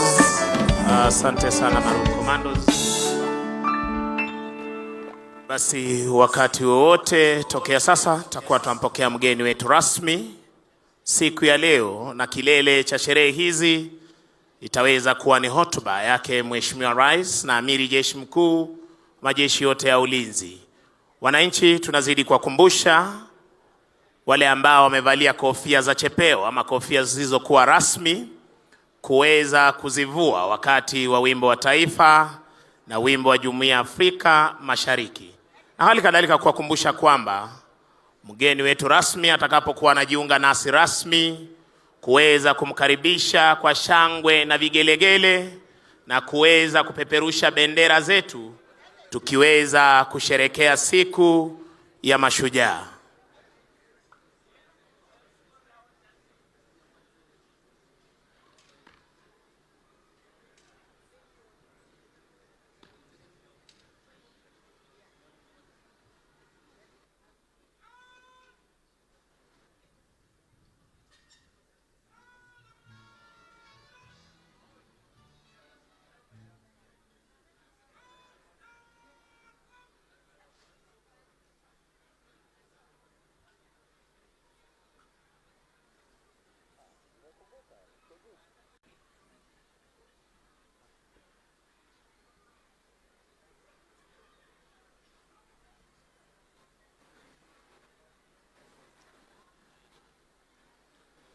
Wananchi watukufu, mabibi na mabwana, naomba kwa heshima sote sasa tuwe wima ili tuweze kumkaribisha kwa heshima mama wa taifa, Mheshimiwa Mama Rachel Ruto. Tusimame kwa heshima kuu tunapomkaribisha mama wa taifa anapojiunga nasi. Makofi kwake mama taifa. Karibu sana katika sherehe yetu ya Mashujaa. Uweze kutuongoza pamoja nasi tunaposherehekea siku ya leo. Karibu mama taifa. Welcome your excellency.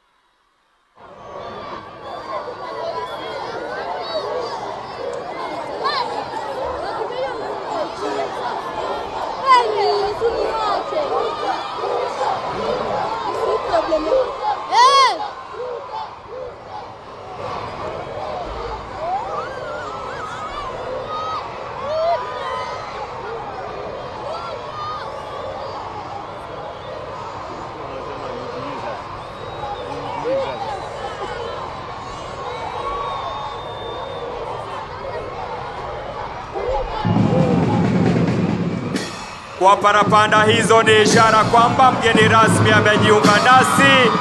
Mabibi na mabwana, tusimame sote na kwa furaha tumkaribishe Maroon Commandos. Tuende moja.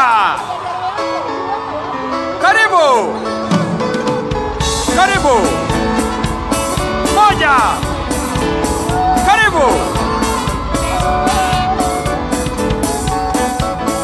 Wapi shangwe na vigelegele wanafunzi wetu?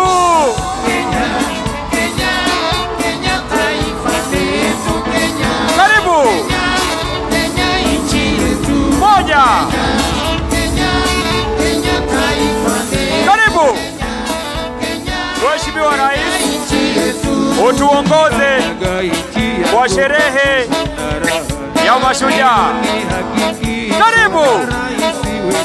Karibu. Tuendelee kumkaribisha Mheshimiwa Rais anapojiunga nasi. Moja. Mbili. Karibu. Karibu.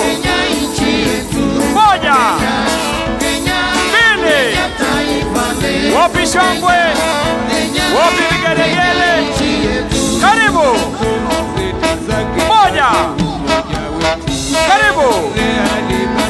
Mheshimiwa Rais, utuongoze kwa sherehe ya Mashujaa. Ongeze Mheshimiwa Rais, peperusha bendera. Moja. Karibu. Moja. Moja. Mbili. Karibu. Mheshimiwa Rais, utuongoze kwa sherehe ya Mashujaa. Karibu. Karibu. Mheshimiwa Daktari William Samoei Ruto. Karibu. utuongoze kwa sherehe ya leo. 1, 2, Kenya, taifa letu tulipendalo. Karibu Mheshimiwa Rais, karibu utuongoze katika sherehe ya leo. 1, peperusha bendera tunapomkaribisha Mheshimiwa Rais, tumpungie mkono anapopita. 1, 2, karibu Mheshimiwa Rais, utuongoze kwa sherehe ya Mashujaa. Tuendelee kumkaribisha kwa makofi, vifijo na hata shangwe na nderemo. 1, 2, karibu. Wapingeni ya kina mama, karibu Mheshimiwa Rais, unapojiunga nasi siku ya leo. Karibu Mheshimiwa Rais. 1, 2, karibu Mheshimiwa Daktari William Samoei Arap Ruto. 1, 2, karibu Mheshimiwa Rais, tunakupenda, utuongoze katika hafla ya sherehe ya Mashujaa. Mashujaa, tumpungie rais mkono. Hongera mashujaa wetu, tumpungie mkono mashujaa Mheshimiwa Rais. 1,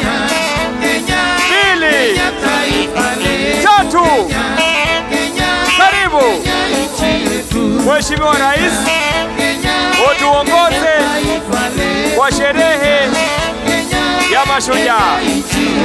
1, asante Maroon Commandos, asante. Asante sana Maroon Commandos kwa kuweza kutuelekeza vyema. Wananchi, tubaki tukiwa tumesimama kwa wimbo wa taifa na wimbo wa Jumuiya ya Afrika Mashariki, na walio na kofia zisizo rasmi kuweza kuzivua. Thank you.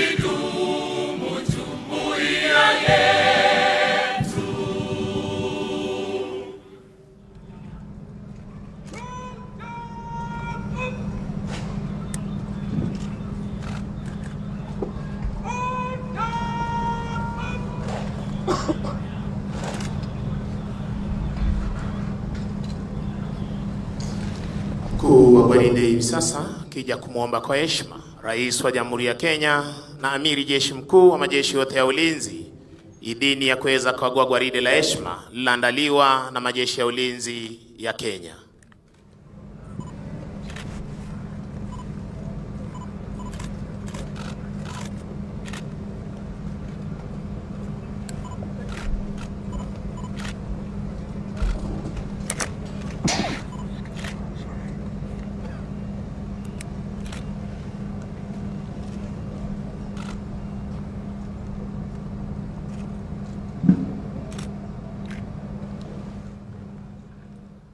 Asanteni kwa heshima, tunaweza kuketi tafadhali.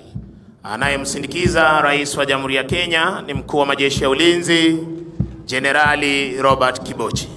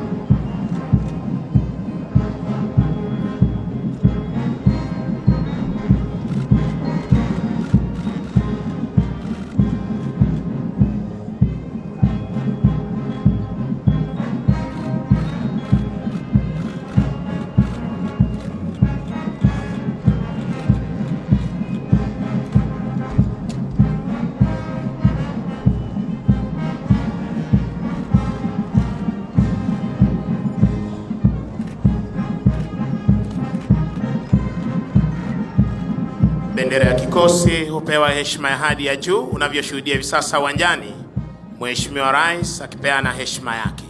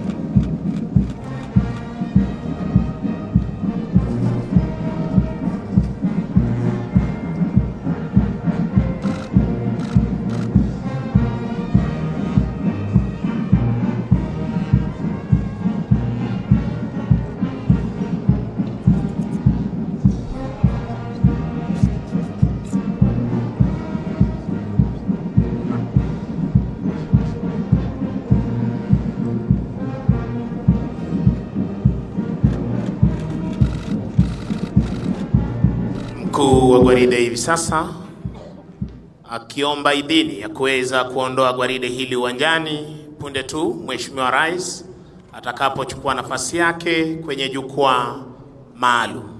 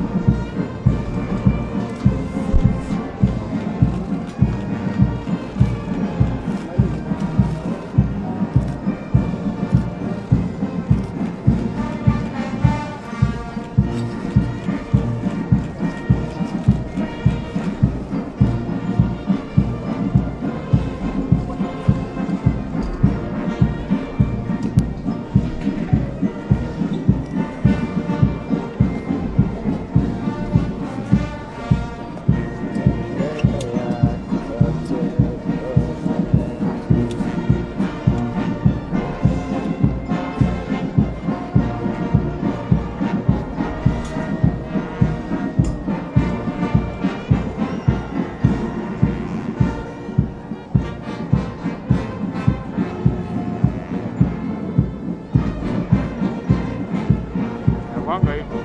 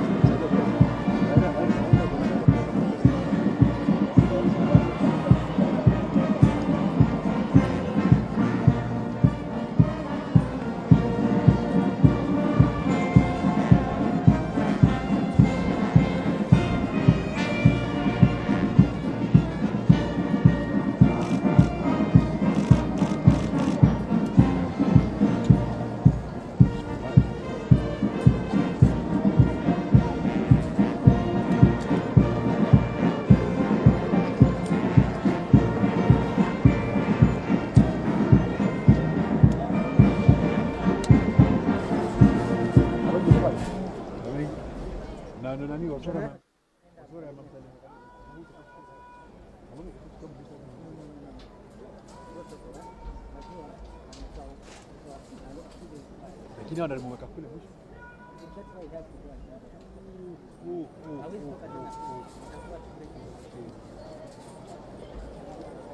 Wewe baba namba mwisho kwa kuna nani? Kuna Juma. Kuna Juma, Monica Juma, dada yake mdogo.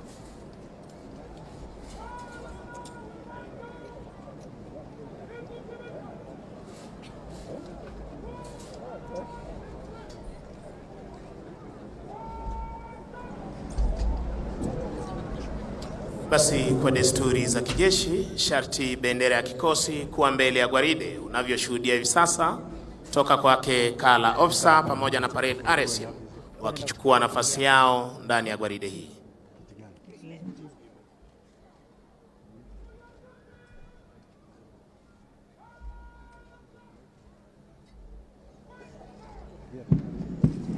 Mheshimiwa Rais, kwa amri hiyo, wanajeshi hawa hivi sasa wanaondoka uwanjani kupata kujiunga na wenzao kuzidi kudumisha ulinzi wa taifa letu la Kenya, kuhakikisha kwamba mipaka yetu iko salama masaa 24, anga letu liko salama masaa 24, na fuo za bahari zetu ziko salama masaa 24.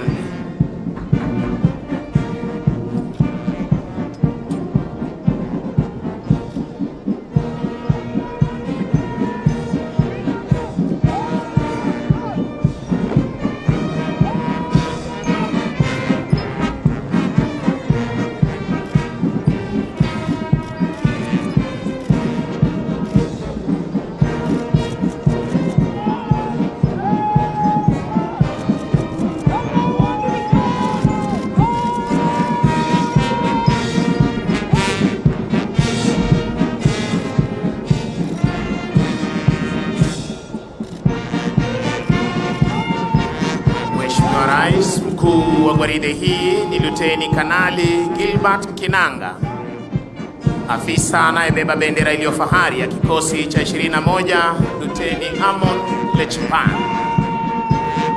Mavazi mekundu, jeshi letu la nchi kavu.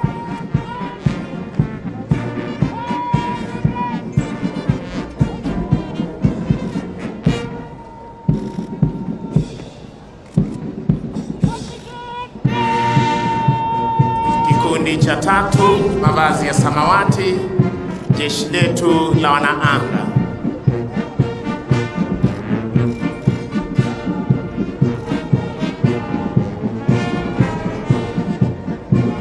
kikundi cha 4, mavazi meupe, jeshi letu la wanamaji. Mwisho kabisa ni Parade Adjutant Captain Kelvin Mwenda Kamodo, mweka alama jeshi letu la nchi kavu.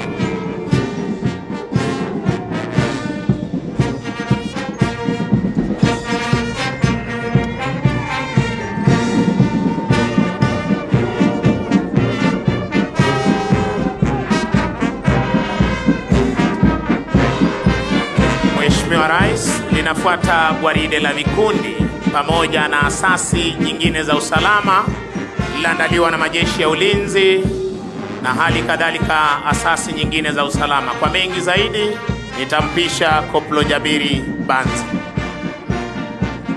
Asante mwenzangu. Mheshimiwa Rais, linafuata gwaride la vikosi vyetu vya usalama wakiongozwa na jeshi letu la nchi kavu wakiwa kwenye mavazi yao mazito ya kivita. A Company wakiongozwa na Meja Benjamin Kipkosgei.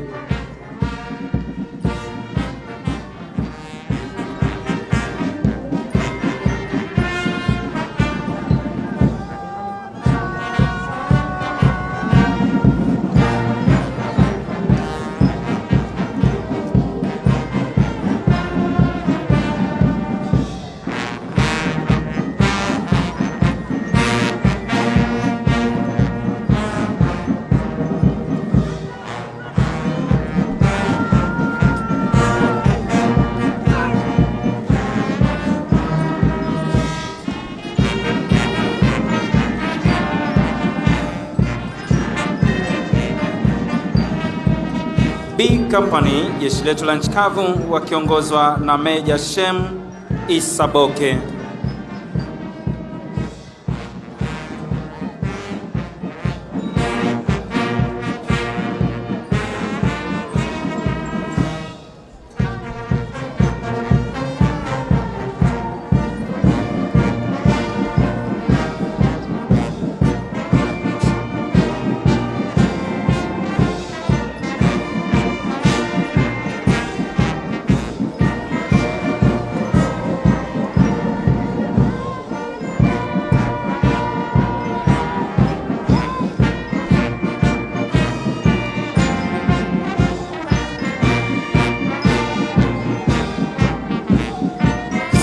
Company, jeshi letu la nchi kavu wakiongozwa na Meja Geoffrey Kiprono.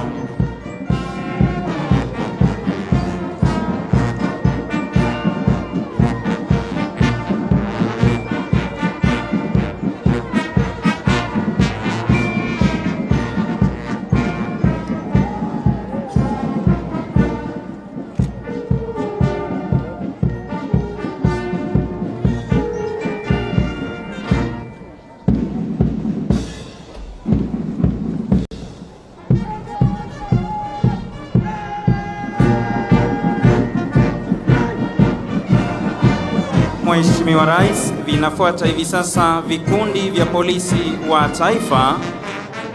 Kikundi cha kwanza kitengo cha wanaume wakiwa kwenye mavazi ya rasmi ya sherehe wakiongozwa na Contingent Commander Madam Superintendent Mumina Yusuf Ali.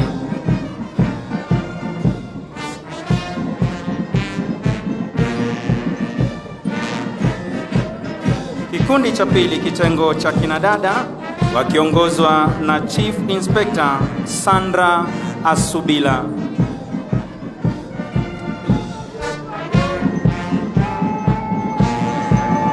Mheshimiwa Rais, kinafuata hivi sasa kikundi cha GSU.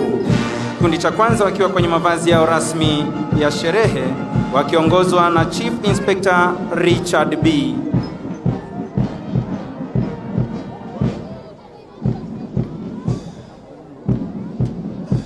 Kikundi cha pili wakiwa kwenye mavazi yao mazito ya kikazi wakiongozwa na Inspector Wilston Onimbo.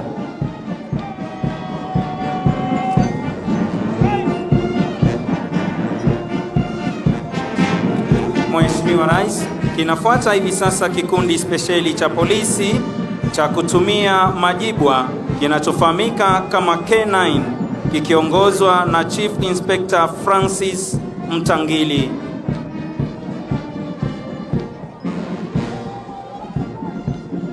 Mheshimiwa Rais, inafuata hivi sasa ni vikundi vya askari wa utawala, Administration Police. Kikundi cha kwanza wakiwa kwenye mavazi yao rasmi ya sherehe wakiongozwa na Superintendent Enos Maloba.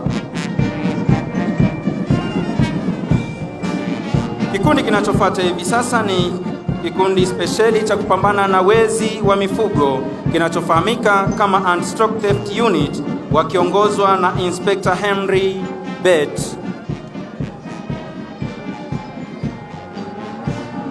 Kinafuata hivi sasa kikundi cha Rapid Deployment Unit wakiongozwa na Inspector Martin Gitonga.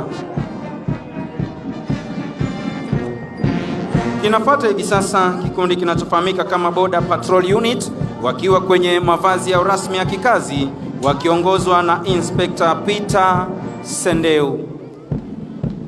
Mheshimiwa Rais, kinafuata hivi sasa kikosi kinachochunga fuo zetu za bahari kinachofahamika kama Kenya Coast Guard kikiongozwa na Luteni daraja la pili Galgalo K. Galgalo. Mheshimiwa Rais, hivi sasa vinafuata vikundi vya askari wa magereza.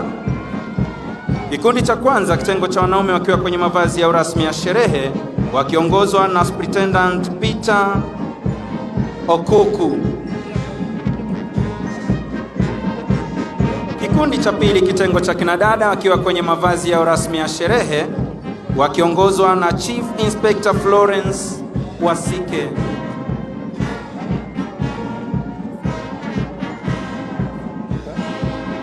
Kikundi cha tatu wakiwa kwenye mavazi yao rasmi ya kupambana na ghasia wakiongozwa na Inspector Benson Kipiegon.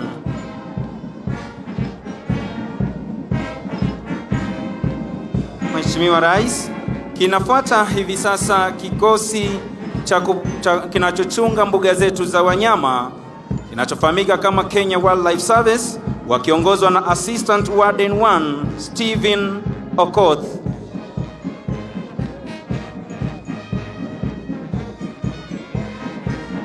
Kinafuata hivi sasa kikosi kinachochunga misitu yetu Kenya Forest Service wakiwa kwenye mavazi ya rasmi ya kikazi wakiongozwa na Chief Inspector Wilson Mururu.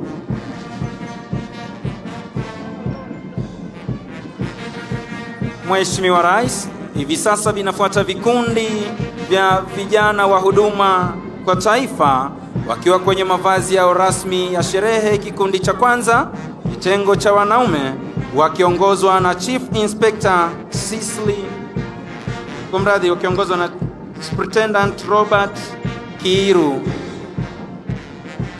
Kikundi cha pili kitengo cha kinadada wakiwa kwenye mavazi yao rasmi wakiongozwa na Chief Inspector Cecily Njuki.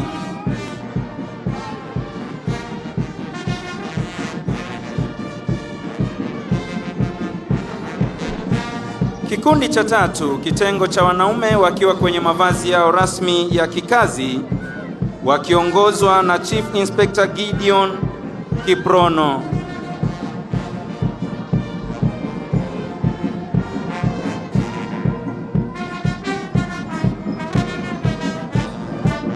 Kikundi cha tatu kitengo cha kinadada wakiwa kwenye mavazi yao rasmi ya kazi wakiongozwa na Chief Inspector Lucy Chege.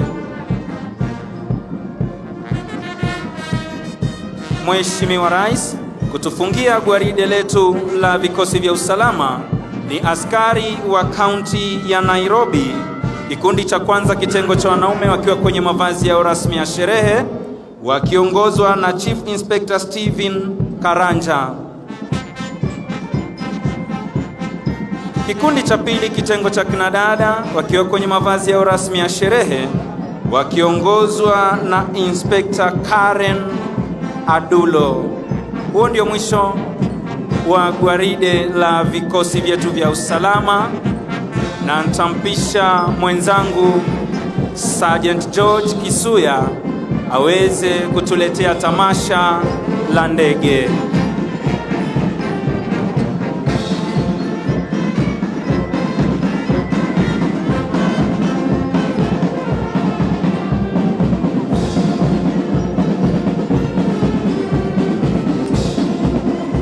Na Mheshimiwa Rais, linalofuata sasa ni onyesho la ndege zetu za kivita, ndege ambazo zitapita mbele ya jukwaa hili. Kikundi cha kwanza kikiwa ni ndege aina ya Tucano, kikija katika Vic formation, huku zikitoa moshi mweupe, ishara kwamba anga letu liko salama. Kisha baadaye tutakuwa na kikundi cha pili cha ndege zetu za kivita aina ya F5. Ndege hizi aina ya Tucano zikipita mbele ya jukwaa Mheshimiwa Rais, huku zikivusha moshi mweupe, ishara kwamba anga letu liko shwari. Tuwape makofi marubani wetu tafadhali. Kikundi cha pili Mheshimiwa Rais ni ndege aina ya F5 zikija katika mfumo wa mkuki almaarufu arrowhead formation, nazo zikipita kwa kasi, kisha baadaye zitaweza kujitenga, kila ndege kurudi kutuonyesha onyesho la kipekee. Ndege hizo ndizo hizo Mheshimiwa Rais, na tuwape makofi tafadhali marubani wetu.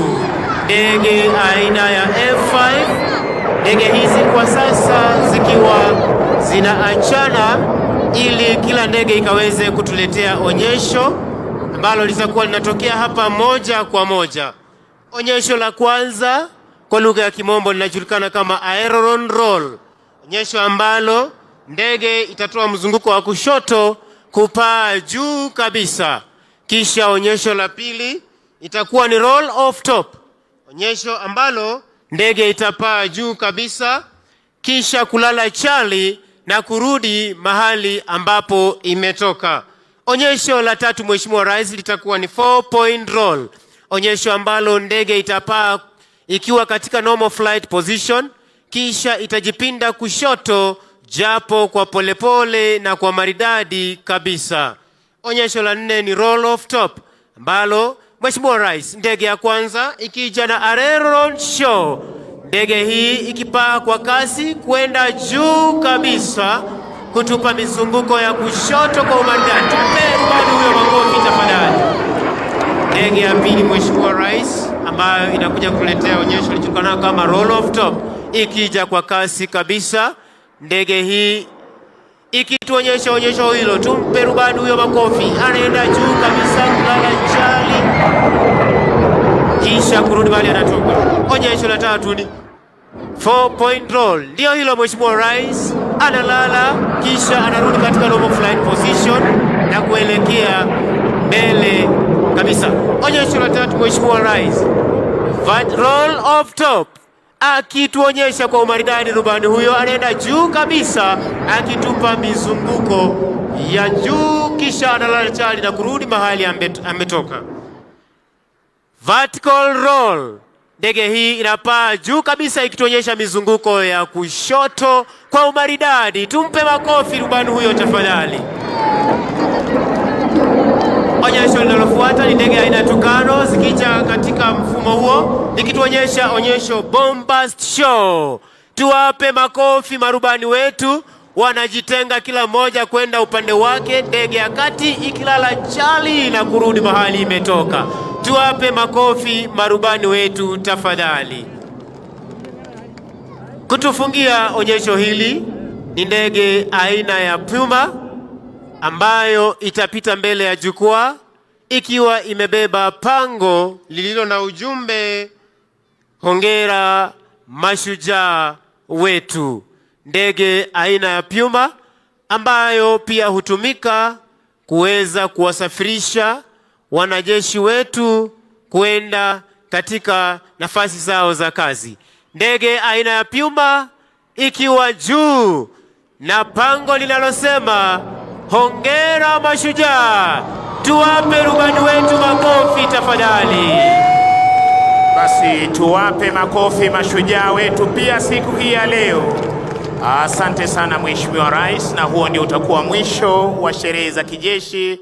Kwa pamoja ningependa kuwashukuru waliofanikisha makala haya, Flagstaff wetu Major Ismail Olwal akishirikiana naye Captain Patrick Ngatia, Defense Forces Sergeant Major Warrant Officer 1 Elijah Pro Koranga, Kenya Army Sergeant Major Warrant Officer 1 Fanuel Mahebo, Kenya Air Force Sergeant Major Warrant Officer 1 Dennis Namunyu Oletalengo, na bila kumsahau Naval Sergeant Major Warrant Officer 1 Bwana Haji Omar. Fundi wangu wa mitambo wenzangu tulioshirikiana nao Sergeant George Kisuya, Koplo Jabiri Banzi, jina langu ni Sergeant Misango Mbae. Nikiwarejesha moja kwa moja hadi kwake Bwana Moses Wafula aweze kuendelea na ratiba ya siku. Mheshimiwa Rais, inafuata sasa tamasha la wanaskauti wa kike kwa kiume na wana St. John's Ambulance.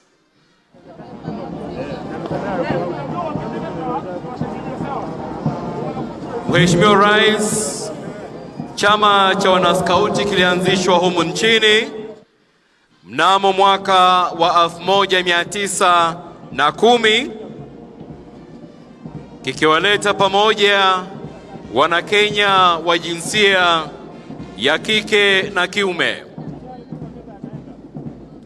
Mheshimiwa Rais, ujio huu uliwawezesha vijana kuchangia pakubwa katika ustawi wa nchi na kujiweka katika upeo wa juu wa vijana hawa kutoa ufanisi wao duniani. Kauli mbiu yao Mheshimiwa Rais ni kuboresha dunia. Utume wao yani mission ni kufunza watu wachanga ili wawe wa manufaa kwa jamii. Mlinzi wao akiwa ni Mheshimiwa Rais William Samoei Ruto, na hii leo Mheshimiwa Rais vikosi vyao ni karibu 4 hivi. Mheshimiwa Rais, the Kenya Girl Guide Association kimekuwepo humu nchini tangu mwaka wa 1922 kikiwa sasa na wanachama wa zaidi ya wanaskauti 1300. Madhumuni yao Mheshimiwa Rais yakiwa ni kuwezesha wasichana wadogo na wa umri wa makamo kutambua uwezo wao kama viongozi na raia wanaowajibika duniani na kuwapa jukwaa la kusikilizwa na hivyo kushawishi masuala yao wanayoyajali.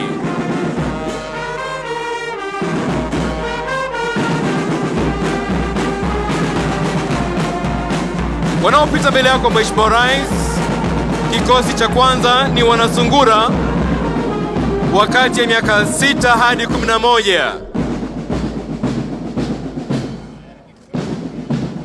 Wanafuatiwa na wanachipukizi scouts wakati ya miaka 12 na 15.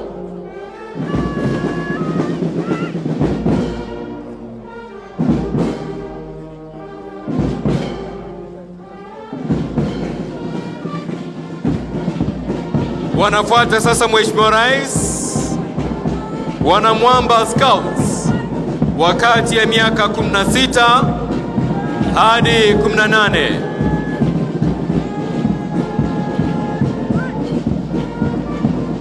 Na wanafuatia sasa jasiri scouts wakati ya miaka 19 hadi 26.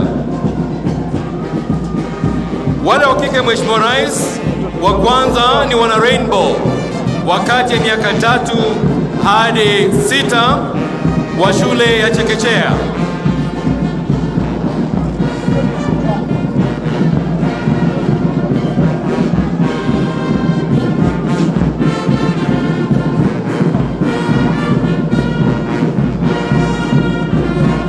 Wale wa kwanza Mheshimiwa Rais ni wana Rainbow wakati ya miaka 3 hadi 6 wa shule ya chekechea. Wanafuatia wale wa brownies ambao ni kati ya miaka 6 hadi 9 wa shule ya msingi.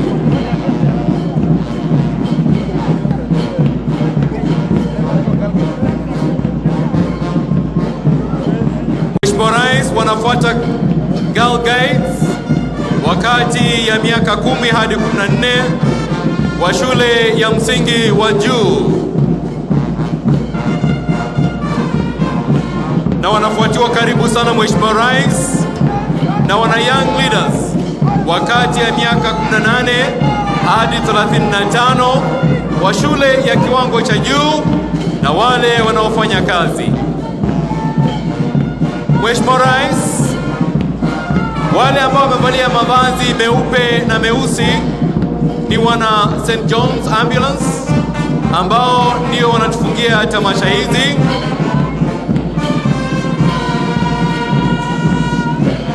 Shirika hili lilianzishwa Mheshimiwa Rais mwaka wa 1923 kama kikundi cha polisi na baadaye ikawa kikundi cha raia mwaka wa 1928.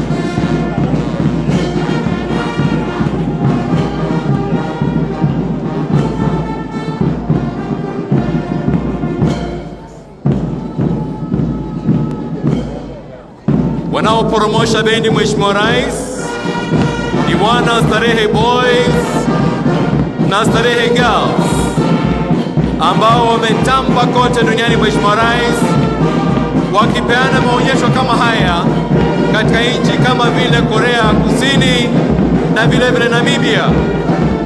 Tuwapongeze kwa makofi mabibi na mabwana, tuwapongeze kwa makofi jamani.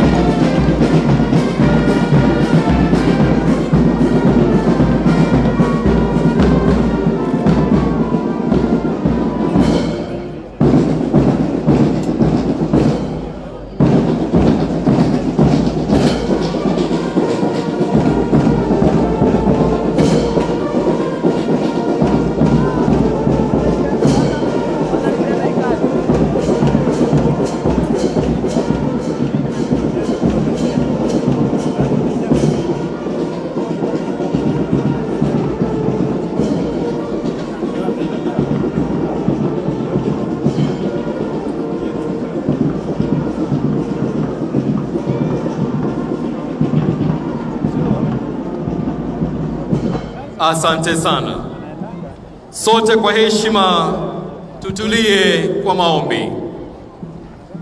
Tutaongozwa na mzee Mwabwaya Bura, mzee wa kaya Chonyi, kaunti ya Kilifi. Mijisimilani. Ai. Mijisimilani. Ai. Mijisimilani. Kuchisimila. Ahole. Malamazo. Nagaze. Sigomai. Nagafiuke. Bai vivirero. Ni siku ya Mashujaa Gehu na hunavoyerati yehu amani. Hamwenga na rahisi wehu Ruto. Hunamala kuhaswa na wahaswe. Wahaswe. Wachihaswa bai hunamala siasege haenza sigano. Hunamala kwenda makazombo kwenda naende. Naende. Achenda kuna nyumba akaisundulwa. Mafika siye kusundulwa na sundurirwe. Sundurirwe. Achisundurirwa hunamala mtanga na meyo kulala na ulale. Na ulale. Uchilala hunamala amani si henye siyehu. Hunamala kudhimi na idini. Ya dini. Itidini pia hunamala uzima na ukupata na upate. Na upate. Mijisimilani. Hai. Mijisimilani. Hai. Mijisimilani. Yeah. Anafuata sasa Imam Juma Amir kutoka msikiti wa Jamia.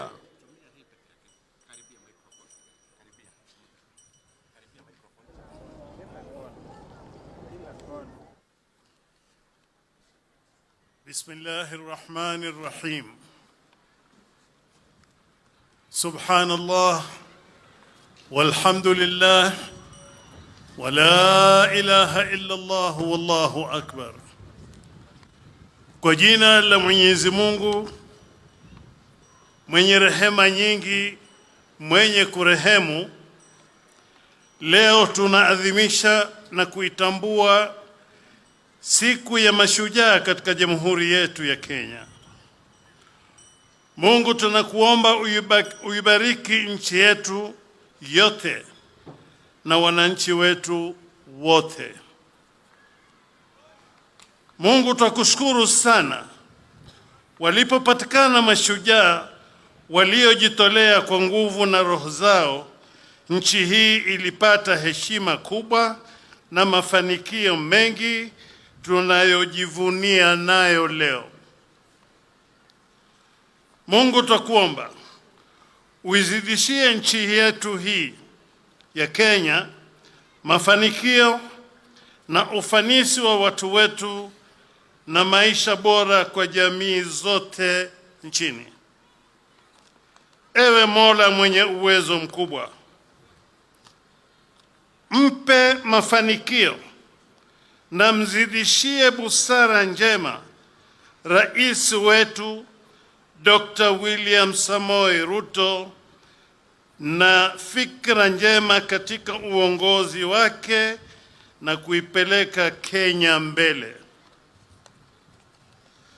Bwana Mungu, tunakuomba wape viongozi wetu wote katika ngazi zote za utawala na fikra bora, busara na juhudi njema za kufanikisha uongozi mwema katika nyanja zote za maendeleo yetu. Nikimaliza, ewe Bwana Mungu mtukufu, tuondolee ukame unaotupa madhara mengi. Utupe mvua njema, mvua yenye kuenea jamhuri yetu yote bila ya mafuriko wala maudhi mengine wala madhara kwa yoyote yule. La mwisho, utupe amani ya kudumu. Tupe amani ya kudumu, tuishi katika shughuli zetu mbalimbali kwa ufanisi na utulivu na ushujaa kama wa waliopita. Asanteni. Atakayefunga kurasa la maombi ni Askofu Abraham Mulwa wa kanisa la AIC. Let us pray. Our gracious Lord and Savior Jesus Christ, praise and honor is to your holy name. This day we remember men and women who braved themselves over 70 years ago to fight for the liberation of our country, Kenya, from the colonial rule. May your favor, O God, be upon all of us, even this day. Our Lord and our God, this day we approach your throne of grace and mercy, and thank you for giving us our new president, His Excellency Dr. William Ruto, after the recent concluded elections. May your face shine upon him, his government, and the people of the Republic of Kenya. Our Father in heaven and our God, we pray that you encourage him to be strong, courageous, and to keep your word. This moment we do remember and pray for the people who are undergoing difficulties of famine, drought, and pestilence in many parts of our country. That, dear Lord, you will intervene and provide, because your name is Jehovah Jireh. And now, Lord, we bow before you and pray that you will lead us in this function till the end, and also remind us to be thankful and to do unto the others as we would love them do unto us. May peace and unity, prosperity be upon our country.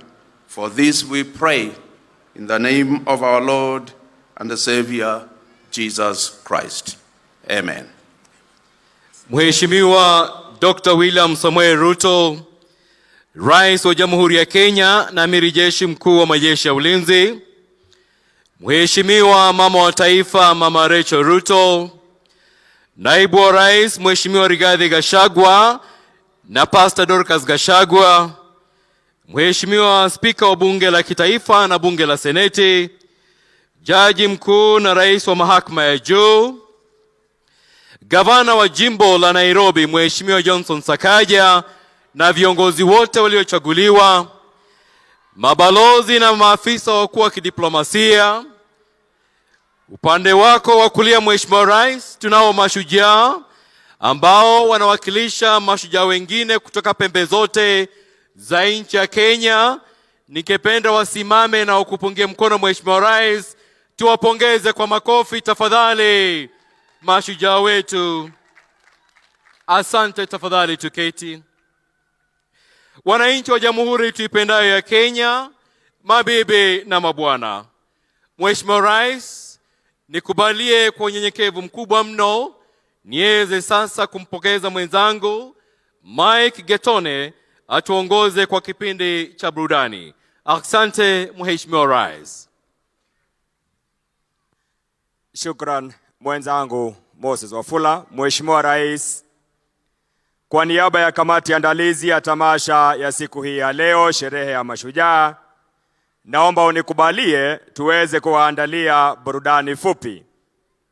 Na kulikujua jamvi letu siku hii ya leo ni wanafunzi wetu wa msingi ambao wako kwenye Kenya Federation of Valorous Skaters, ambao ni seniors na juniors. Ikiwa mko tayari, mtupe onyesho lenu.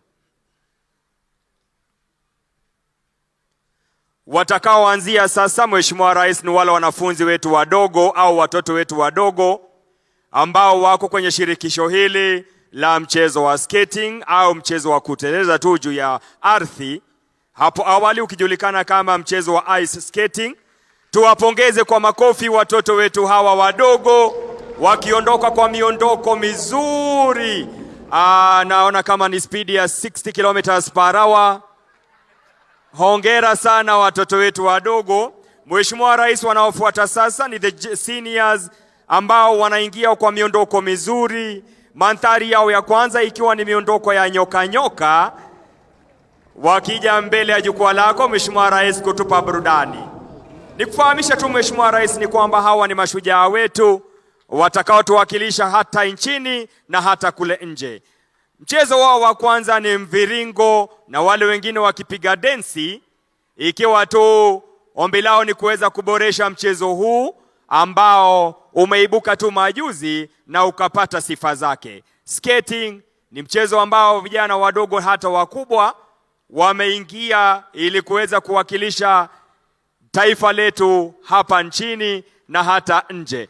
Tuwapongeze wanapoondoka uwanjani the skating team.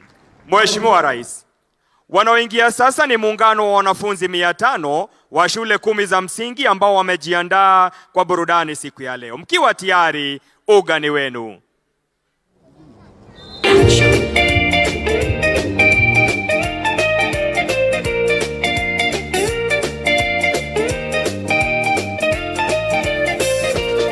Umoja wetu wa kitaifa ndiyo nguzo ya nchi yetu.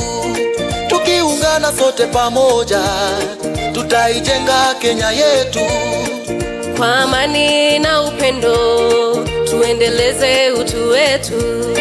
Haya yote tukizingatia, baraka tele tutapokea.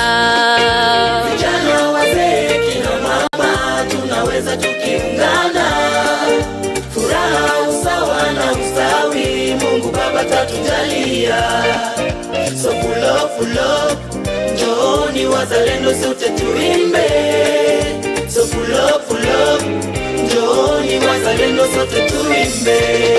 Harambee, pamoja tutafika kilele. Harambee, na Kenya tutaishi milele. Harambee, pamoja tutafika kilele. Harambee, na Kenya tutaishi milele.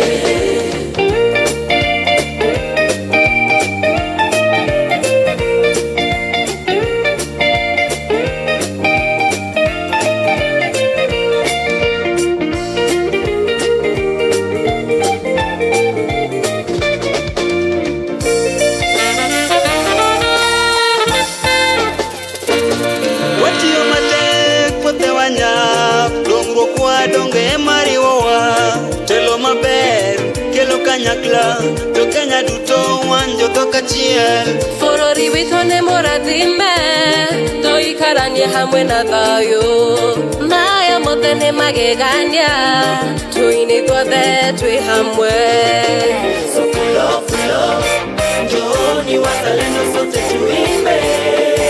So full of love, Njoni wazalendo sote tuimbe. Harambee, pamoja tutafika kilele. Harambee, na Kenya tutaishi milele. Harambee, pamoja tutafika kilele. Tutaishi milele. Harambee, pamoja tutafika kilele. Harambee, na Kenya tutaishi milele.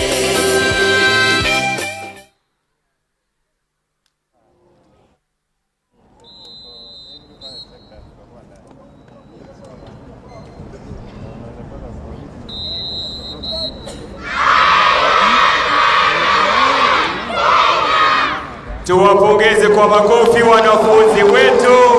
I love my motherland Kenya. Wametupa ramani ya jamhuri yetu ya Kenya, nchi tuipendayo. Tuwapongeze tena kwa makofi mabibi na mabwana. Tunasimama wakumbuka tunasimama wakumbuka tunasimama wakumbuka tunasimama wakumbuka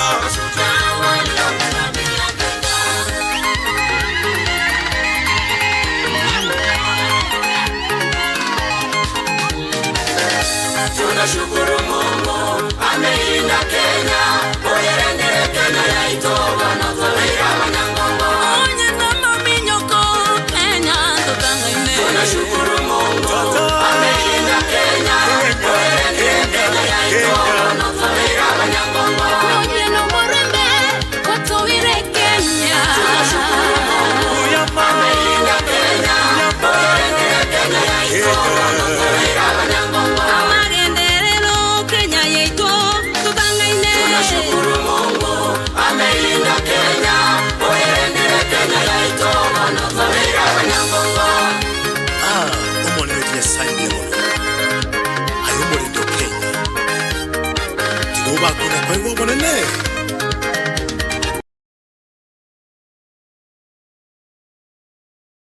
wakumbuke wote walioipigania Kenya waliomwaga damu yao Kenya tupate ukombozi Kenya tupate uhuru Kenya Kenya Kenya nchi yangu abatari sabirese yaito abarandi atungende bitundu atosabirese yaito abarai baito yaya tumurara Baba tunashukuru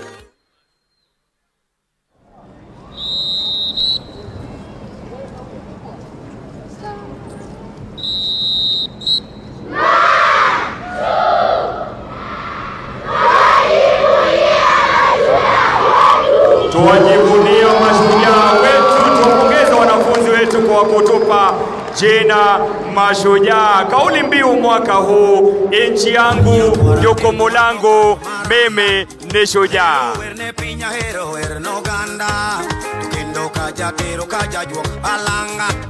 Akelo bere pinya kelo ber edala anyola chikiti anyola ya unapachi parapanda yuak pinyoru dimage toera wero lumja ber kanyako ori ori omogiti kona kona we go dance together to the train we go round ori ori omogiti kona kona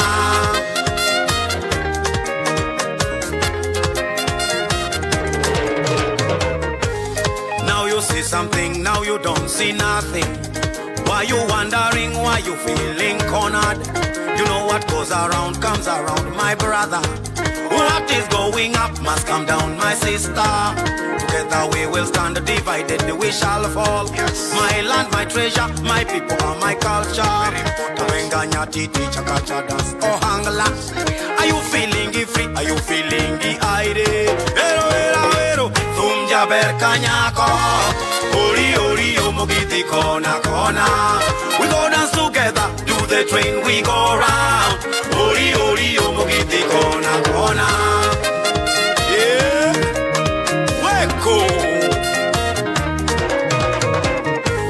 Ndoto mlea vio ndivo akuwa vio. Kipanda njugu mavuno ni karanga.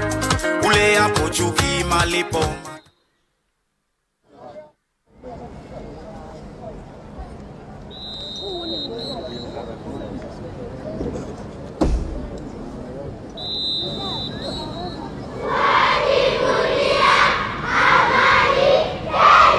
Tuwajivunia amani Kenya, wananchi watukufu. Mchoro ulioko ugani sasa ni mfano wa njiwa, ukipenda a dove, ambaye ametanda mabawa, ishara kwamba tumepewa amani bure, tutoe amani bure. Tuwapongeze kwa makofi tena. Amani, amani, amani, amani Kenya. Tuwapongeze kwa makofi. Kenya wote simama, simama wewe shujaa, simama.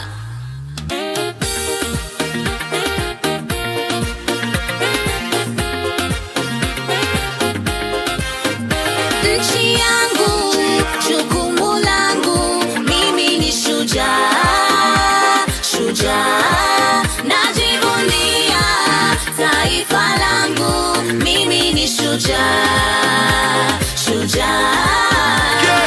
Simama, Wakenya wote simama.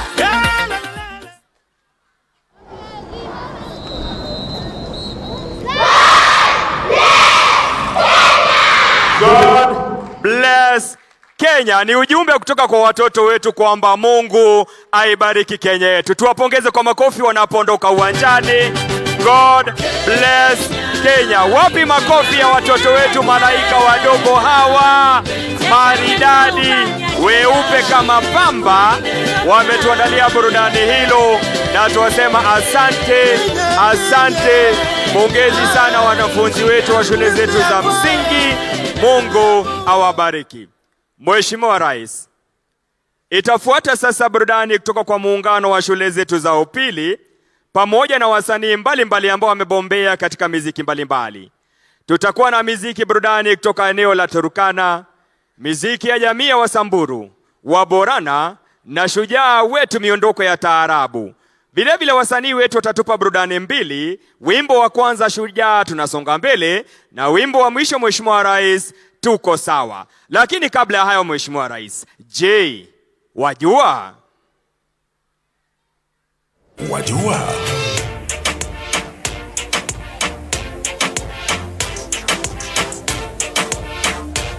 Wajua kuwa kwenye historia ya michezo, Kenya imebobea kote duniani.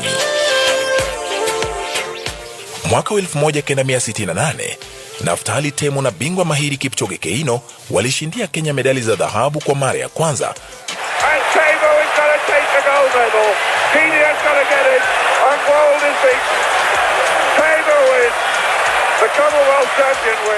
Baadhi ya wanariadha wengine tunaowaenzi ni kama vile Paul Ireng, Wilfred Bungei, Moses Tanui, Paul Tergat, Tekla Lorupe, Catherine Dere.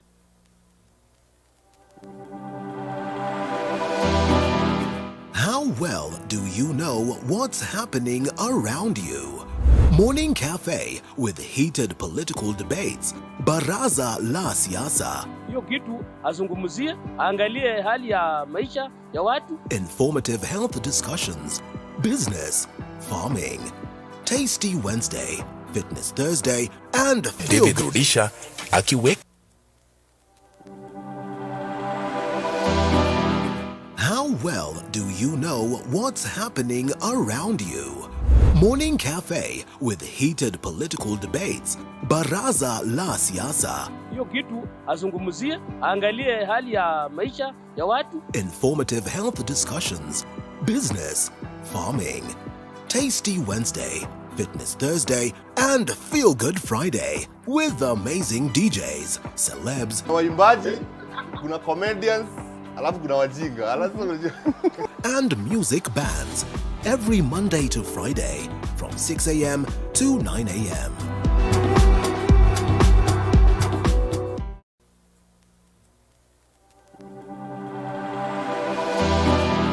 How well do you know what's happening around you?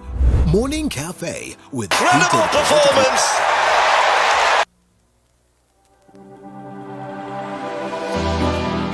How well do you know what's happening around you?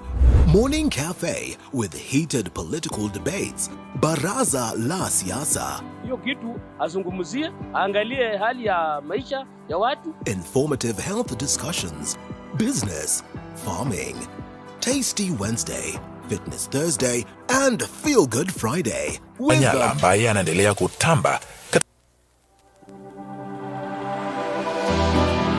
How well do you know what's happening around you? Morning Cafe with heated political debates, Baraza la Siasa, Hiyo kitu azungumzie, angalie hali ya maisha ya watu. Informative health discussions, business, farming, Tasty Wednesday, Fitness Thursday, and Feel Good Friday with amazing DJs kote duniani.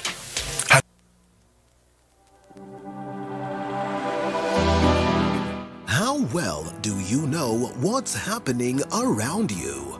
Morning Cafe with heated political debates, Baraza la Siasa, Hiyo kitu azungumzie, angalie hali ya maisha ya watu. Informative health discussions, business, farming, Tasty Wednesday, Fitness Thursday, and Feel Good Friday with amazing DJs, celebs, Waimbaji, kuna comedians, alafu kuna wajinga. and music bands every Monday to Friday from 6 a.m. to 9 a.m.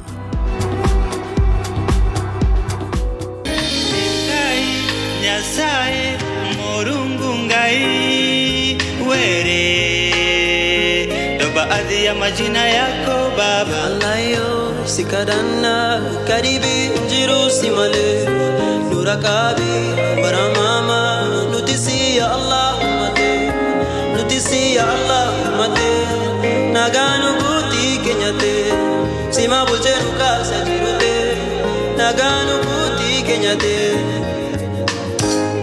tunakuomba Baba yetu tunakuomba ibariki Kenya tunakuomba Mungu wetu tunakuomba Kimi najua yongo apa akujukanga iyo yeni ebo yoriko di akujukanga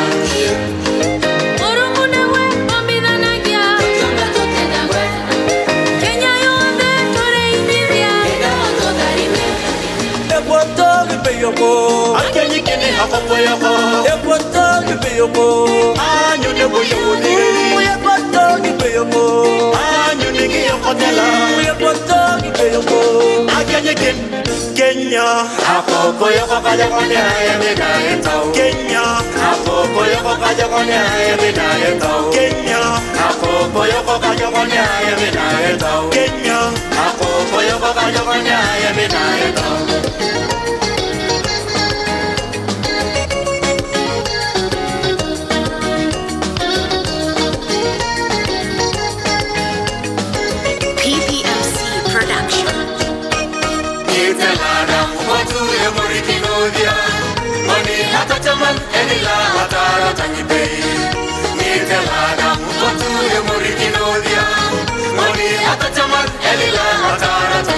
Ocean my rogo to mararai sebata monte mai ningabo neme toge to motene mbasho neme ti aisole la rabani let live in peace and harmony one tribe one culture liberty together in one love and unity and we bless our nation amen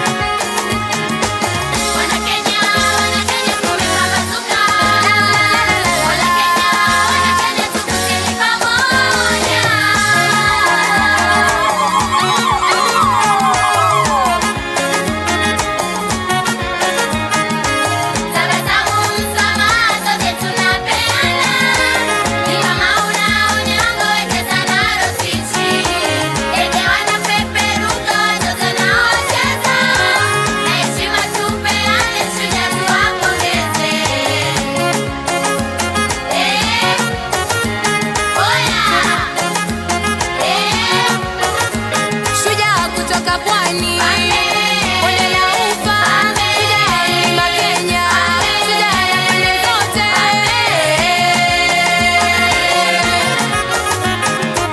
Wana Kenya kumepambazuka.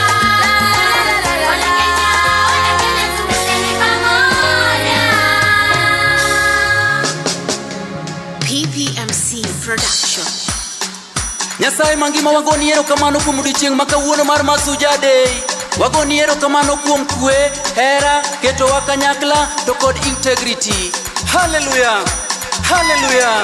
Nyasaye wapake wamiye duong'. Walando era, Nyasachwa wapake wamiye duong'. Walando era mare. Nyasaye wapake wamiye duong'. Walando era, Nyasachwa wapake wamiye duong'. Walando era mare. Come on, Becca. Bana befe. Yo vitu vichanga. Efe Bakenya wapila taiwase. Bakenya ulino buyanzi luno. Wikwela buzalendo bwefe. Efe Bakenya wapila taiwase. Bulala buli kamani. Kamani kebuzuta Kenya. Efe Bakenya wapila taiwase. Nona bulu mundu ketikite. Tindikite ya wikwela Kenya. Efe Bakenya wapila taiwase.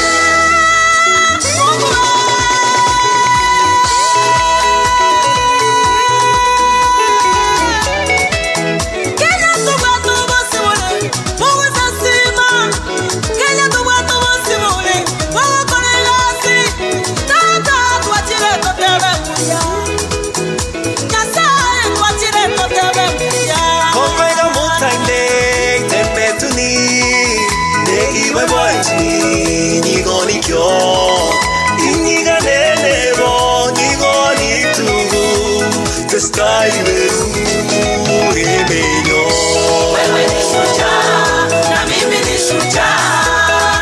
Kenya yetu pamoja tusonge mbele. Nondo idhia Kenya nibata na mugo. Ninibata na Kenya nende ye mugo. Manando mangambo mebata na Kenya. Ingela Kenya sio Kenya. Kila pande duniani. Newe kaka inde Mashujaa ove. Newe okole to webere ito. Newe okole to we mwenda wito. Tutokora nge maida mo.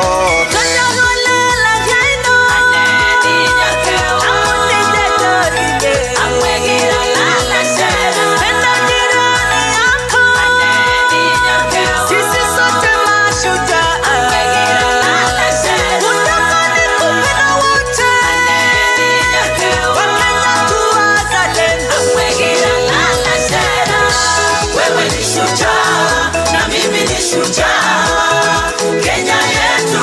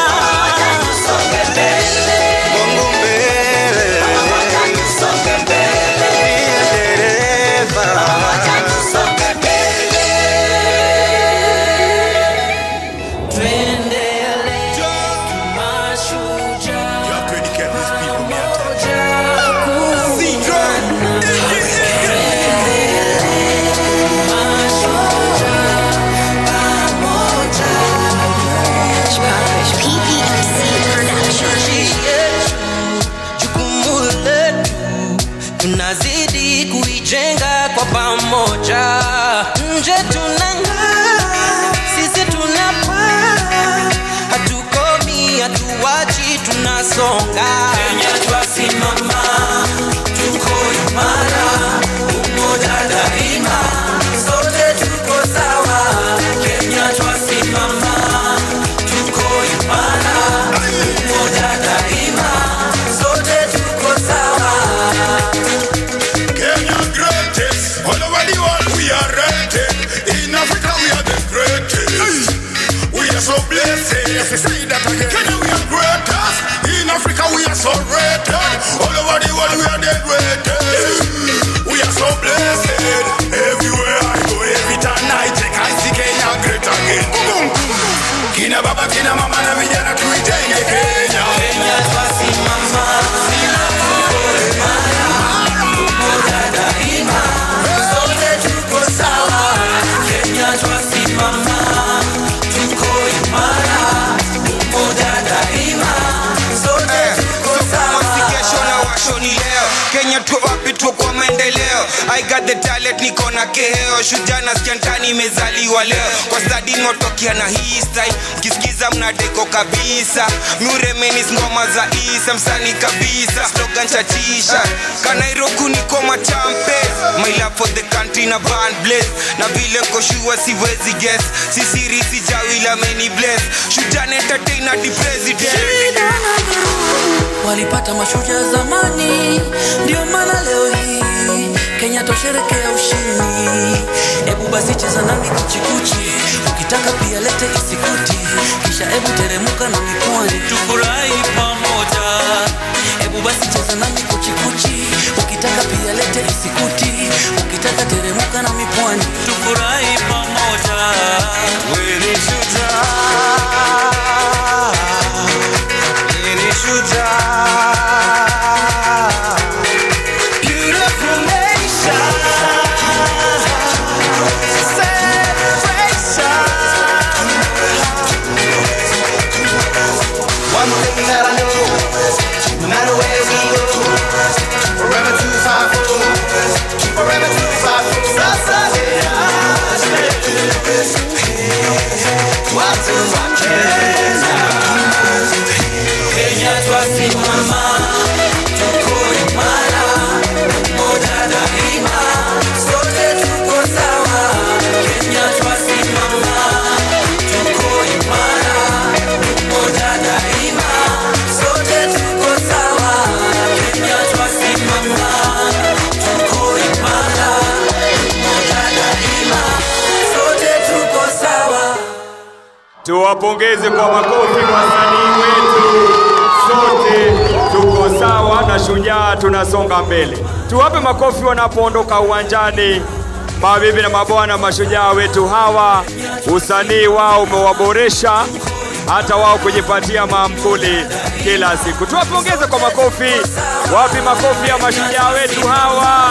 Jameni, tuwapongeze wanapoondoka kuelekea sasa kuhudumia wananchi katika nyanja mbalimbali. Tunasonga mbele mashujaa na sote tuko sawa. Tuendelee kuwapongeza, tusichoke.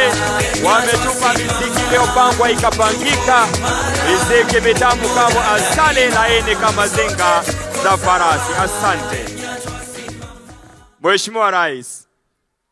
Kwa onyesho hilo ndipo tunalikuja jamvi la tamasha yetu ya burudani siku ya leo, tunaposherehekea mashujaa wetu.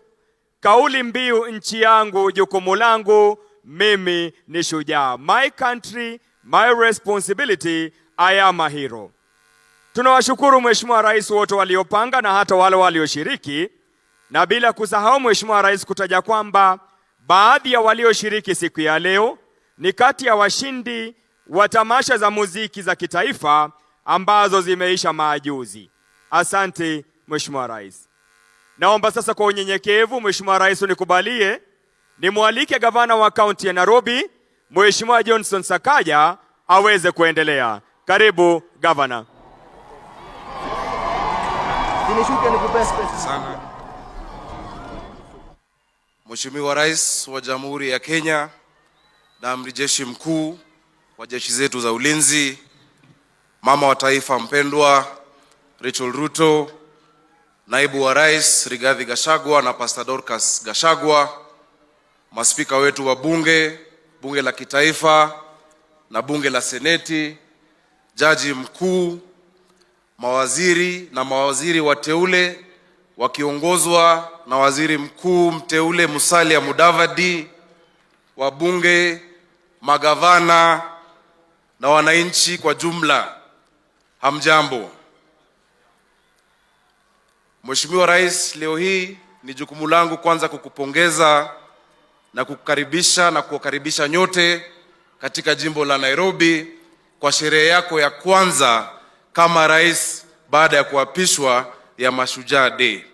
Sherehe hii inafanyika katika kiwanja ya kihistoria ya Uhuru Gardens ambapo bendera ya Kenya ilipandishwa mara ya kwanza kwa sababu ya juhudi ya mashujaa wetu, na tunakuomba utufungulie ili wananchi hawa watoto waweze kuja kwa maktaba kuona hadithi ya wale ambao walipigania uhuru wetu, waweze kumuona Tom Mboya, waweze kuona hadithi ya Kapenguria 6 ili pia hao waelewe ile vita ambayo ilipiganiwa kupata uhuru wetu.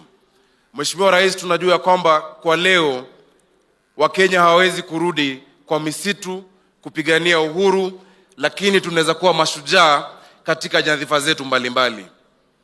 Tuko na madaktari wetu na wauguzi ambao kila siku wanajitolea kuhudumia wananchi wetu, wakati mwingi bila vifaa vinavyofaa. Hao ni mashujaa.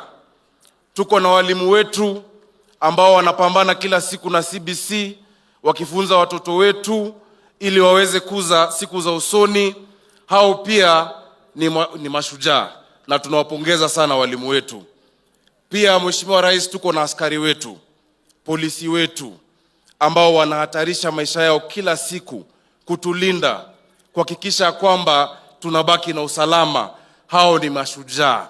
Na ningependa kuomba Wakenya leo hii popote mlipo, ukimwona polisi, ukimwona daktari, ukimwona mwalimu, mpongeze, msalimie, mwambie asante kwa sababu yeye ni shujaa. Mheshimiwa Rais, sherehe hii pia inatendeka punde baada ya uchaguzi ambapo Wakenya walijitokeza, wakaenda wakapiga kura, wakarudi manyumbani, tukaenda kotini, wakatulia, uamuzi ukafanywa bila vurugu na bila vita. Wakenya wote kwa jumla, nyinyi ni mashujaa. Najua ya kwamba mashujaa wetu, mababa zetu kuanzia Jomo Kenyatta na wote wangefufuka leo, wangetupongeza kwa sababu tulifanya uchaguzi wa amani na tumerudi na tunafanya kazi kwa sasa. Rais William Samoei Ruto, wewe ni shujaa wetu. Your Excellency, our President, you are a true hero because you have taught us and you have shown us that the world belongs to those who believe in the beauty of their dreams. That today these children can dream to be anybody that they can be in this world. That their dreams are not limited by the imagination of their teachers or by the success of their parents. Thank you for being a hero to all of us as Kenyans. As I conclude, Your Excellency, this morning, I saw Her Excellency the First Lady tweeted a quote that I really like. She quoted our founding father, Jomo Kenyatta, and said that while our fathers might have been heroes of the past, our work is to be architects of the future. While we acknowledge and are grateful for what was done before, Your Excellency, may this event, may today's celebration give you the perspective to see behind, to look back to history, and also to forge the way forward for a new generation of this country. We shall do our part. I would like to urge all the leaders that we can all be heroes by serving diligently and by serving faithfully.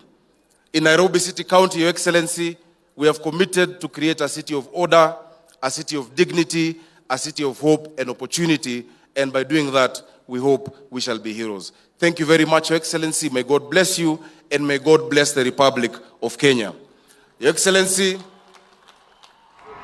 it is now my humble duty and honor to invite His Excellency, another hero of ours, who is a son of Mau Mau.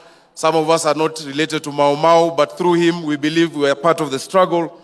His Excellency, Rigathi Gachagua to make remarks and to invite you to speak to us.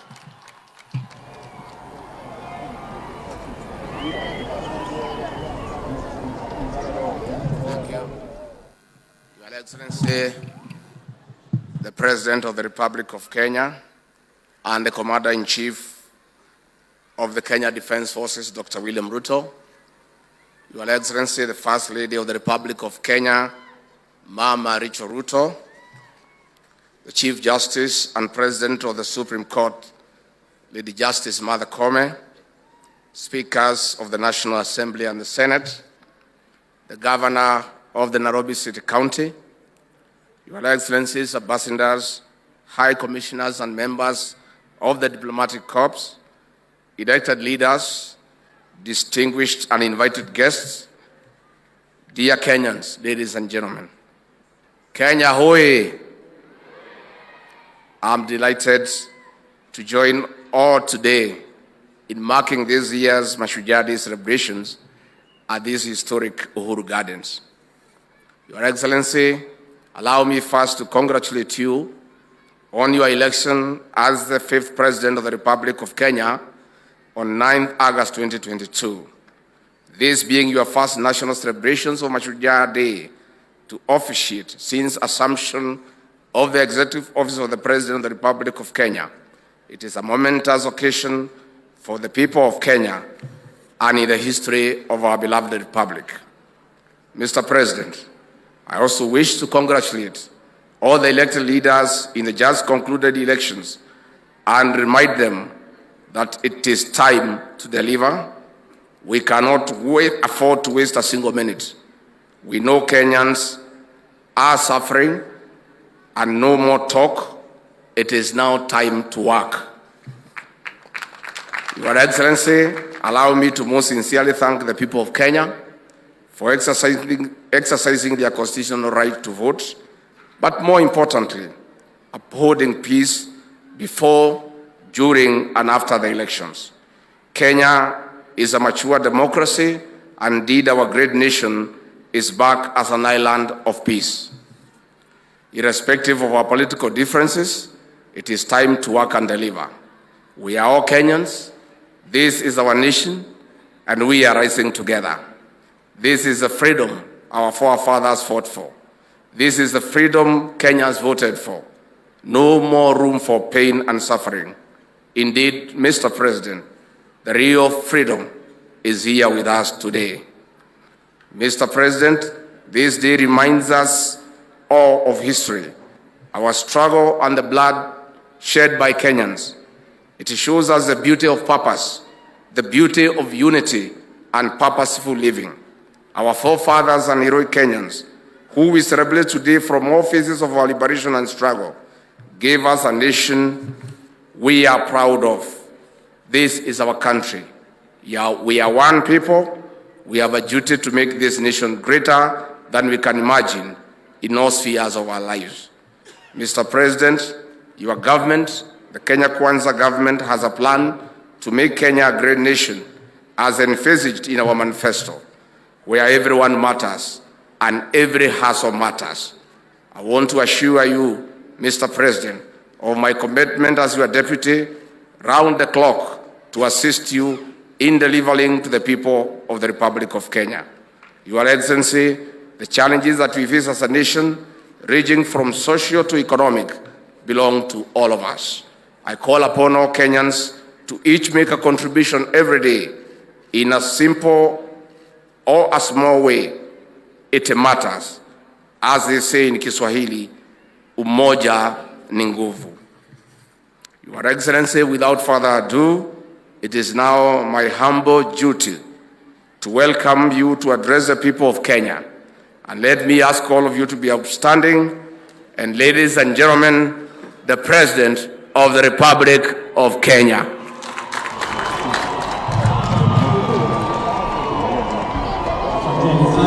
Please take your seats.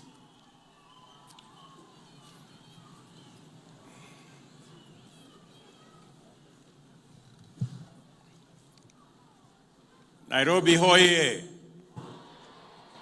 Mashujaa hoye! Kwanza mimi nataka tuwapigie makofi wale waimbaji waliotuimbia hapa, walifanya kazi mzuri sana. We celebrate our artists. We celebrate those who have made presentation to us. It was quite a feat, and I could see a lot of science behind the presentation and the performance that they showed. Let me also take this very early opportunity to thank God for making the child of a simple Kenyan to be the president of Kenya. Let me take this opportunity to thank the millions of Kenyans who woke up early, lined up for many hours to vote for me and to vote for all the leaders that are today elected in the Republic of Kenya. My very deep and sincere gratitude to the millions of Kenyans who have elected us into office. Let me state at this very early opportunity that all of us, elected, nominated, and appointed, are today the privileged, because the people of Kenya have bestowed on us the challenge of leading our country into the new horizon. Let me also say that those we have been elected on both sides of the divide, together we must shepherd this country into a safe and prosperous future. I want to state that I will work with all the leaders who have been elected in all formations for the good and for the prosperity of our country. I am tremendously privileged to join you and our visitors today as we commemorate the 59th anniversary of Mashujaa Day. It is with great humility that I preside over this year's celebration for the first time as president, and I am humbled and grateful for the honor to be your leader. We solemnly observe this important day every year in order for us to reflect upon where we have come from as a nation. We mark this day to consider the troubled road we trod through, the sorrowful wilderness of cruel colonial injustice, and the price that we paid in blood, toil, anguish, and death for us to be a free people. We take this opportunity to also celebrate the histories of our heroes and heroines who sacrificed valiantly in our freedom struggle, their character, and most particularly and importantly, the values and principles which inspired, sustained, and vindicated them so that we may emulate them by leading lives worthy of their sacrifice. We also ask ourselves today, what must we do to transmit this noble history and ensure that future generations appreciate us, not only as worthy heirs of our illustrious ancestors, but also as skillful stewards of their heritage. We do this in pursuit of a solemn covenant proclaimed in the preamble of our Constitution, and I quote, that we, the people of Kenya, shall honor those who heroically struggled to bring freedom and justice to to our land by adopting, enacting, and giving the Constitution to ourselves and to our future generations, end of quote. Our Constitution articulates a vision of Kenya our heroes and heroines would have approved, a Kenya worth fighting for and worth paying the ultimate price for. It is their legacy to us, and it sets the stage for us to continue their patriotic work in that noble spirit that roused the first freedom fighters to resist colonial rule and their successors to reject post-colonial repression. Our heroes and heroines were neither elected nor appointed. They were not sponsored and they were not funded. They had no offices or budgets. They were ordinary people invested in the struggle to make good their unwavering belief that all people are equal and all deserve to live in freedom. People of all walks of life, subsistence farmers and traders, clerks and former soldiers, teachers and their learners, preachers and their congregations, drivers, cooks, and farm workers ran away to the forest, armed with nothing but the conviction that a more just way of life is possible and that it is worth fighting for. The legacy of independence is the heroic achievement of value-driven, bottom-up heroism. The people were distinguished by their unity and commitment to selfless endeavor, determination, patriotism, and an unyielding sense of justice. Every time we have come together, we have accomplished major feats. That is why, as a nation, we are exhausted by the national anthem, and I quote, "Let one and all arise with hearts both strong and true," end of quote.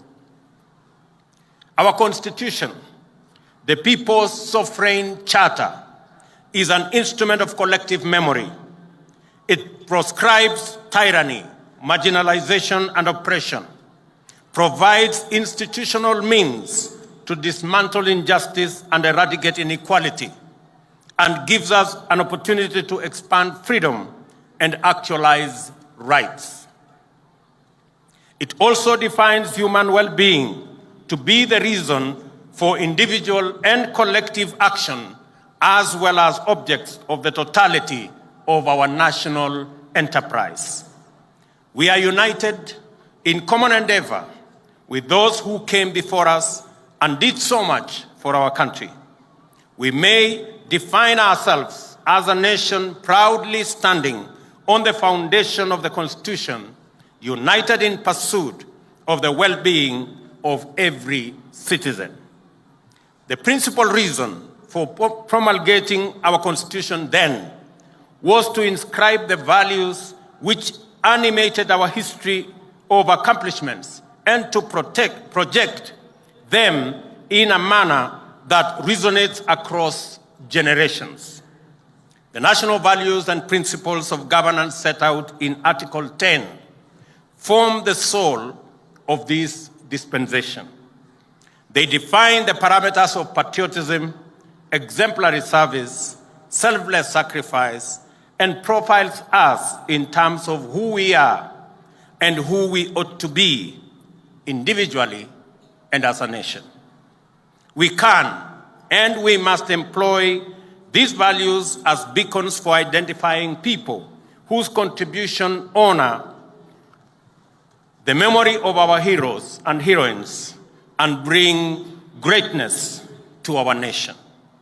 It is time, ladies and gentlemen, to direct our focus on the work that each one of us does to understand how we contribute to our individual well-being as well as that of our communities and our nation. It is this understanding we must take into account that individuals make up the greater national family, and that Kenya's stature and splendor is always greater than the sum total of our individual efforts or community endeavors. Similarly, our national capacity determines the extent of opportunities all Kenyans have to pursue and attain their aspirations. What I'm saying is that regardless of the type and scale of your pursuit, every contribution matters. And regardless of our walk of life, our work matters, our intentions matter, our thoughts matter, because we all matter and every hustle matters. I congratulate every citizen for their part in ensuring that the last general election was peaceful. I know of attempts at division, disunity, confusion, and even some who did everything in their power to entice and pressure our people to engage in criminal activity. But I also know that despite a competitive campaign period characterized by intense rivalry, Kenyans resolved in unison to remain peaceful, united, and compassionate. We set a new standard for ourselves: issue-based campaigns, transparent elections, and a peaceful outcome. I salute all Kenyans who set out every day, everywhere, doing ordinary things in inspired and extraordinary ways to fend for themselves and their families, thereby keeping our country going. I commend those whose work involves service to others. I celebrate those who volunteer and give, expecting nothing in return. Yet, they serve selflessly. From the farmers who feed our nation to the drivers who connect all parts of our country by conveying people and goods, educators who impart knowledge to our infants in kindergartens, children in schools, and youth in tertiary institutions, medical staff in wards and in fields and training institutions, workers in quarries and construction sites, artisans on the side streets, in their small sheds and in large workshops, traders on the side streets in rural and urban markets, and all the way to the Nairobi Security Exchange. Professionals who give their best in every sector of national endeavor, and our men and women in uniform, whose bravery and commitment continues to set the gold standard for sterling devotion to our flag. This nation salutes your service and celebrates your contribution. Ladies and gentlemen, because of the contribution of Kenyans elsewhere, our country continues to make great strides towards socio-economic transformation, shared prosperity, and enhanced well-being for our nation. In the East and Horn of Africa, the larger Africa continent, and globally, this nation expresses our values with greater clarity, and the state projects our aspirations more emphatically. Ladies and gentlemen, it is now time to lay the foundation for our future. Agriculture, as the lead sector to the economic transformation of our country, is the place to start, owing to its potential for high and quick returns on investment. But the situation in the country is wanting, and we have a severe food shortage as a result of prolonged drought in Kenya and the larger Horn of Africa region, the worst in nearly half a century, with 3 years of consecutive failed rain. Coupled with this are the extremely high global fertilizer prices. Our government's initial intervention to mitigate these challenges has been to step up food supply in northern Kenya and other regions and ensure better coordination between government and development partners. And I want to thank my deputy for being an able connector between these partners. We thank our partners for their input that has gone a long way in relieving this dire situation. World fertilizer prices have more than doubled in the past 2 years since COVID-19. The prices were passed on to farmers and the cost skyrocketed to more than 7,000 for a 50-kilogram bag. This had a huge impact on productivity of farmers last year. For example, maize production suffered a deficit of 10 million bags. Our government's first intervention to address the fertilizer challenge and make it available to counties and regions that plant in the short rains was to import 1.5 million 50-kilogram bags and distribute them at a lower price of Kenya shillings 3,500 per 50-kilogram bag.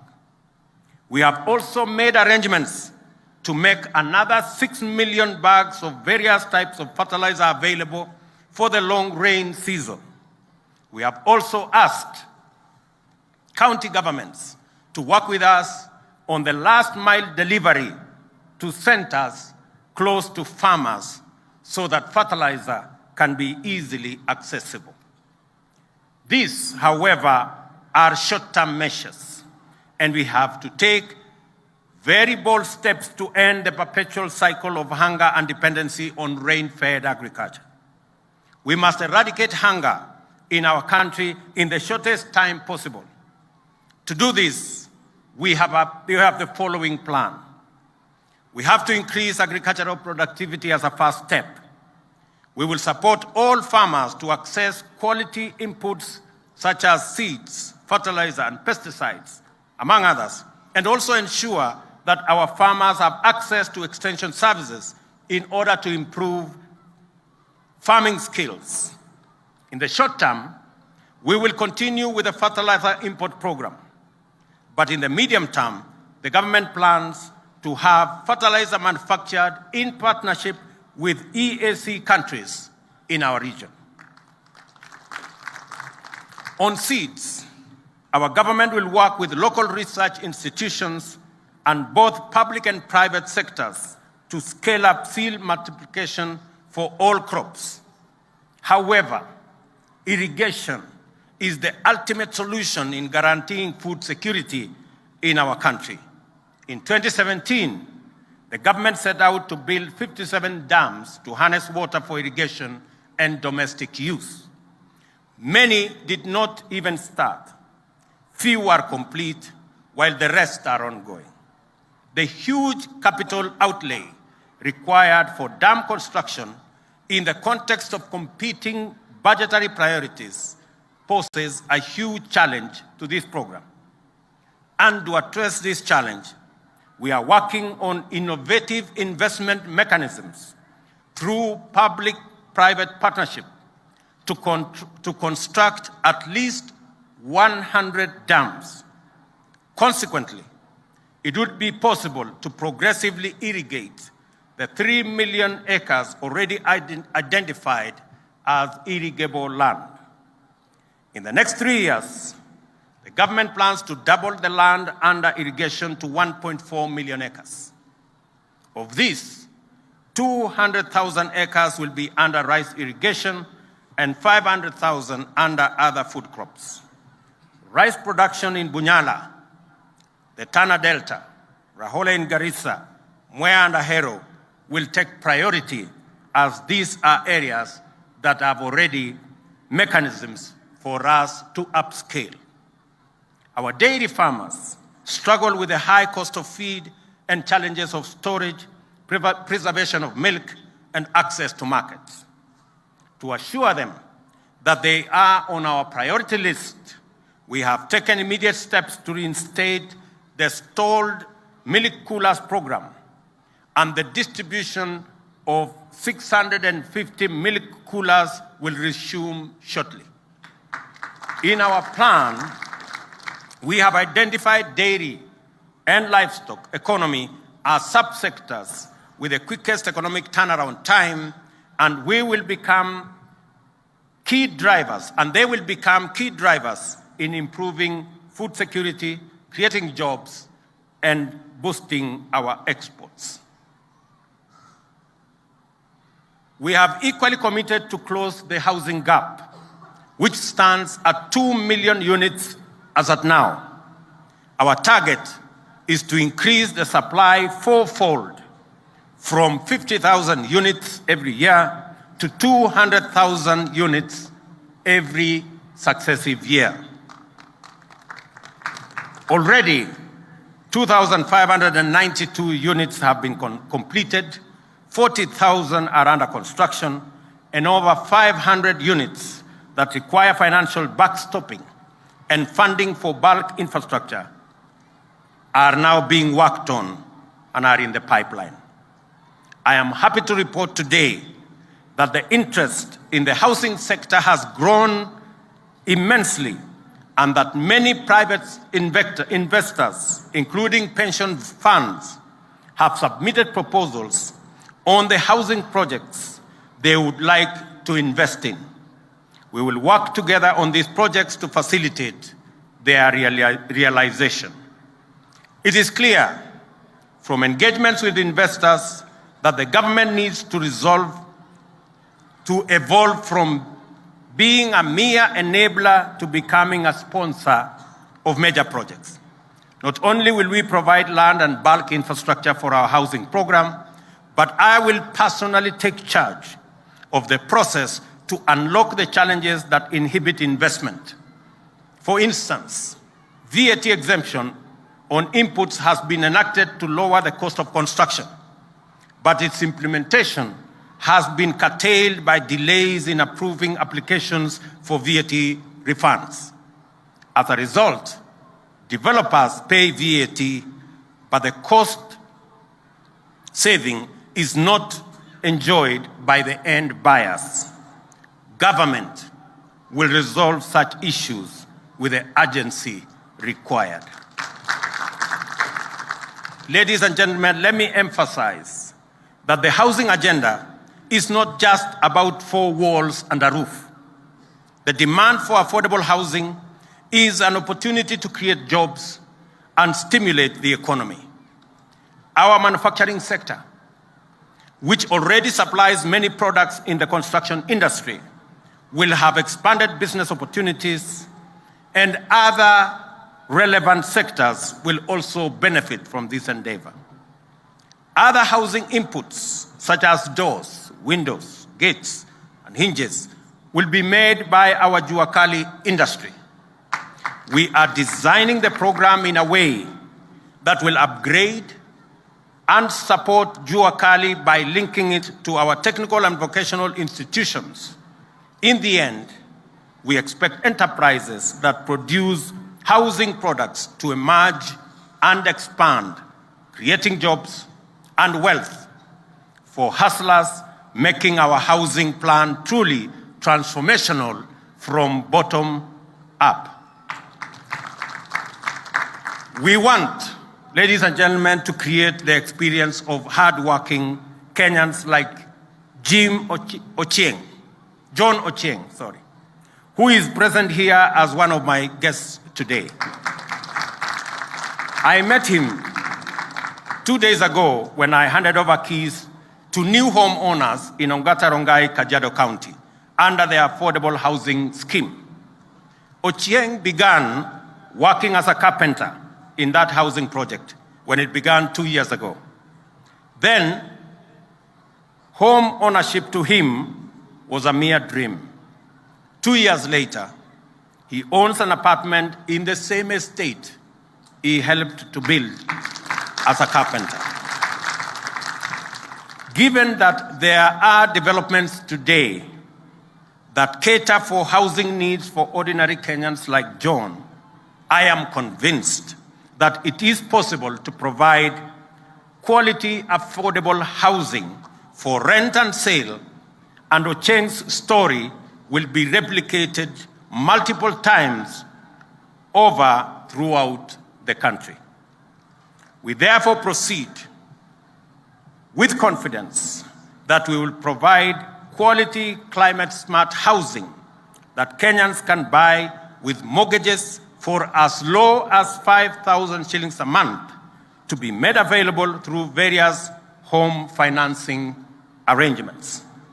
Next week on Tuesday, I will break ground in this same constituency at the Kibera Soweto B in Nairobi for a housing project which will deliver thousands of social housing units. Going forward, we intend to collaborate with county governments to achieve a target of at least 5,000 units in every county. Counties with larger metropolitan areas have a greater opportunity and can target as many as 50,000 units, since as demand is higher due to population density in those counties. We have asked counties to identify land. We will provide infrastructure. We will put the roads. We will put the sewage system. We will connect water and electricity. And we will get developers who will develop the houses, and eventually we will get the resources for mortgage for homeowners to own units across our nation. Fellow Kenyans, access to credit is a stimulant that invigorates the economy. However, high interest rates crowd out the private sector, and especially the small and medium enterprises. Our commitment on affordable credit was at the heart of the Kenya Kwanza election campaign. Already, expectations are very high across the country on our promise to provide a fund that will offer affordable credit to those at the bottom of the pyramid. I am aware that the most significant question in the streets today, in border parking lots and fresh produce markets, is when will the Hustler Fund become operational? And I want to tell them I have an answer for you today. Even before the fund is set up, we have made several interventions to make credit accessible. Safaricom, and I want to thank them, and their financial partners have brought down the cost of Fuliza by reducing interest rates by 50%. As part of that agreement, 4 million borrowers who had been blacklisted will be freed from the yoke of Credit Reference Bureau in the coming days. We have also secured an agreement with CRBs that they will abandon the punitive penalty of blacklisting borrowers and move to a credit scoring system that makes borrowers eligible for credit even as they work to improve their credit worthiness. As a result, no citizen will be excluded from the credit system. They will therefore be eligible to access credit as they work their way into paying their loans. On the Hustler Fund, there are 3 crucial issues. Credit products will be available under the Hustler Fund to small businesses on digital platforms at affordable rates. Affordable rates being single-digit rates to individuals through chamas, groups, circles, and cooperatives. All borrowers in this platform will not only access affordable credit, but they will also participate in short-term saving plan and long-term pension program. Every saving made by borrowers on this platform will be matched by the government of Kenya on a 2-to-1 ratio to a level to be determined by the program. And I will launch this fund credit and savings product on the 1st of December this year. Health is front and center of socio-economic development. The failure of a health system undermines prosperity. Kenyan families spend a total of 150 billion in out-of-pocket expenditure on health services a year, mobilized from various sources including Harambes, WhatsApp and M-Pesa groups, loans, sale of land and other assets to pay hospital bills for loved ones. Also, many small businesses fail when owners fall ill and cannot work or divert money to pay medical expenses. It is no wonder, then, that it is commonly said that most families and individuals in Kenya are one illness away from poverty. 1 million Kenyans sink into poverty every year because of medical expenses. We want to lift, and we must, this punitive burden from the shoulders of Kenyans and their businesses through our universal healthcare plan. The plan is to revitalize primary healthcare by laying more emphasis on preventive and promotive strategies. Many critical health illnesses, including cancer, heart complications, kidney failure, and hypertension, can be detected and addressed at this level without the need for hospital visit or admission. Our health reform commitment is therefore threefold. In partnership with county governments, we will mainstream community health workers and make them the foundation of our health system. Reforming the National Health Insurance Fund is a necessary imperative. Progress has been made in enrolling more members, and in the last 10 years, 12 million Kenyans have joined the fund. The challenge, however, is that the NHIF is an occupational scheme that is tailored for salaried people on payroll in public and private sector, and not the social insurance scheme it ought to be. We shall change the contribution structure from an individual contributory scheme to a household contributory model.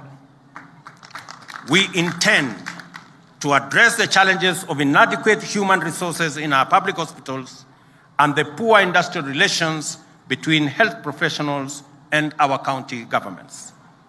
We are particularly committed to the professional development of our health workers, and I take this opportunity to assure our health workers across the board that we have listened to them and we will propose ways in collaboration with county governments of resolving all outstanding issues. Ladies and gentlemen, Kenya is a strong leader in the information and communication, including technology space.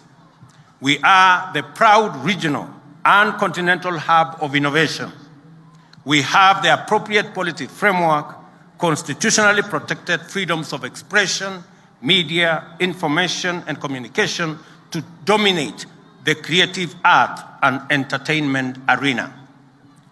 Our young people have consistently shown robust interest in this field and are engaged on various platforms, generating captivating content that is appreciated globally and regionally.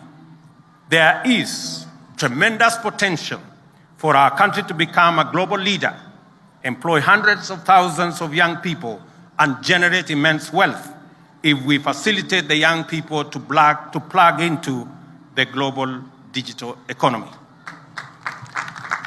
To achieve these purposes, the government is committed to invest in the digital superhighway and the creative economy, which will be enablers of transformation, productivity, and overall competitiveness.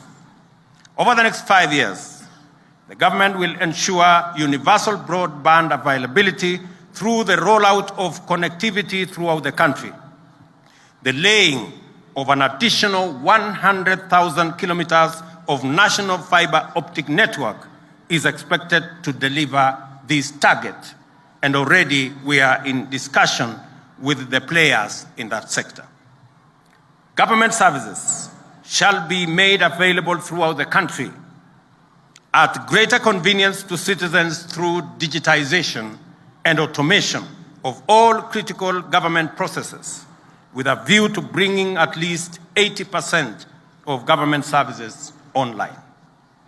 Moreover, to bring more Kenyans, especially the youth, online for business, learning, entertainment, and socialization, the government intends to take measures to bring down the cost of calls and data. This initiative converges with the efforts to boost the creative economy and scale up cultural production and the arts industry. Our government is also committed to the establishment of more art and culture infrastructure, including theaters, music auditoriums, and galleries, and extensive refurbishing of facilities to expand space for artistic and cultural expression and production. The government is also firmly committed in investing in the robust delivery of 5 pillars of our plan for socio-economic transformation. This investment is undertaken in full recognition of our national values and principles of governance, as well as broader national interests and goals. They include policy and legislative interventions, regulatory interventions, our national security, justice, law and order, and our education. Ladies and gentlemen, there are parts of this country where personal safety and security are precarious and life expectancy is low. Poverty and the cost of living are high because markets and supply chains have been disrupted or threatened by insecurity in these areas. The well-being of residents in these areas is as paramount as that of every other citizen in Kenya. They too deserve to live and work in safety and dignity and to pursue happiness without let or hindrance. And yet, terrorists, bandits, cattle rustlers, and all manner of violent criminals have held them back, extinguishing the proud regional, far too long, continental hub too many of innovation and dreams. We have the appropriate policy framework, constitutionally protected freedoms of expression, for media, lawlessness, information and communication to dominate for good the creative art and entertainment arena. Our government has undertaken necessary personnel realignment, shown robust interest in the security fields, and are engaged on the rapid achievement platforms of our generating in this sector content. On my first day in office globally, I executed the instruments to actualize the financial autonomy of the National Police Service and have given the necessary directives to enable it rapidly achieve national security strategic objectives.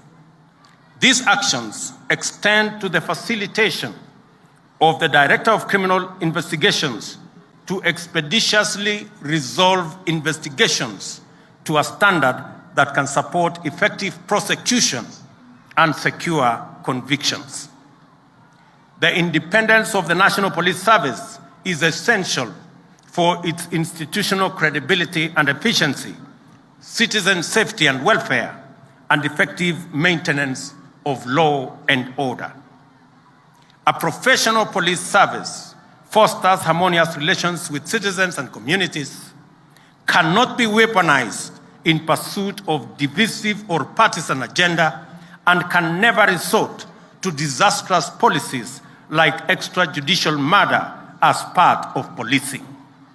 I believe we can keep this country safe and secure without tormenting our people.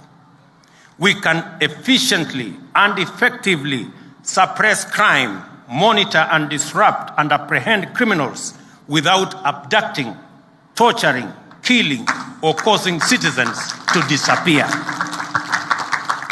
It is time to retire these terrible tactics and professionalize our criminal justice system. That is why my government is taking strong measures to facilitate the enhancement of capacities along the entire security chain. I have directed that immediate measures be undertaken to disband the Special Services Unit in the Directorate of Criminal Investigation, and with urgency, investigations must be commenced so that those found culpable are held to account. There must also be robust mechanisms throughout the police service to maintain high professional standards, scrupulous adherence to the rule of law, accountability for actions and decisions, and operational transparency.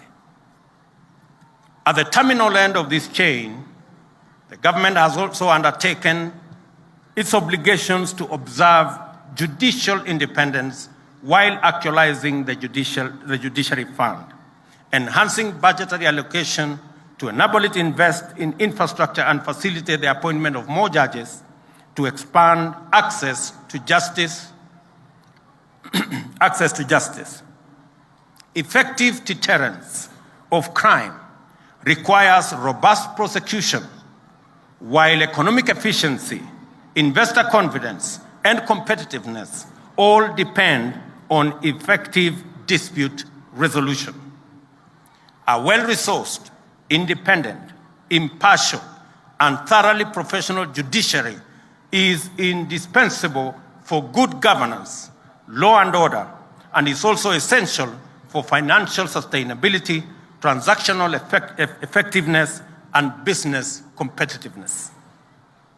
The institutional independence of the judiciary must be upheld at all times, and the independence of judges respected as the minimum gesture of the rule of law in Kenya. Ladies and gentlemen, the fight against corruption must be won. Our government intends to wage this fight and demonstrate its commitment to zero tolerance to corruption by making all public servants accountable and submit to the oversight of Parliament and other constitutionally mandated institutions.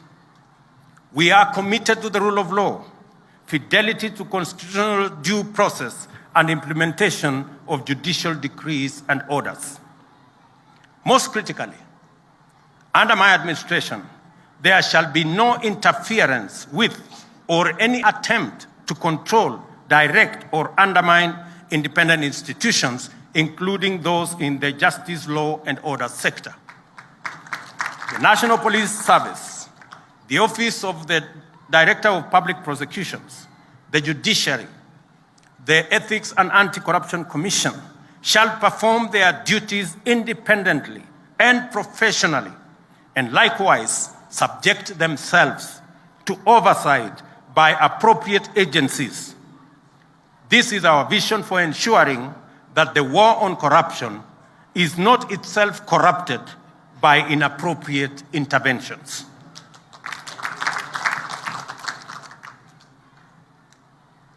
Ladies and gentlemen, our socio-economic transformation to be truly inclusive, we must empower all Kenyans, regardless of background, to effectively play their part by contributing to national building efforts and partaking of the dividends of shared prosperity. High quality and relevant education is vital in imparting the necessary skills and competencies to our learners from pre-primary to tertiary levels in order to enable citizens engage meaningfully with the world of the present and the world of the future. A week ago, we launched the Presidential Working Party on Education Reforms to review all aspects of education in Kenya.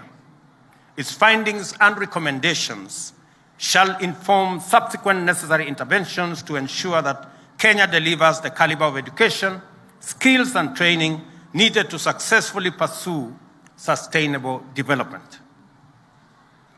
As we do that, ladies and gentlemen, we are equally concerned about climate change and its impact on Kenya generally and our arid and semi-arid regions in particular. We will address the effects of this phenomenon as its ravaging effects at home and abroad. Our pastoralist communities have experienced scarcity of pasture due to prolonged drought, the worst in 40 years, and 3 years of absolute rain failure.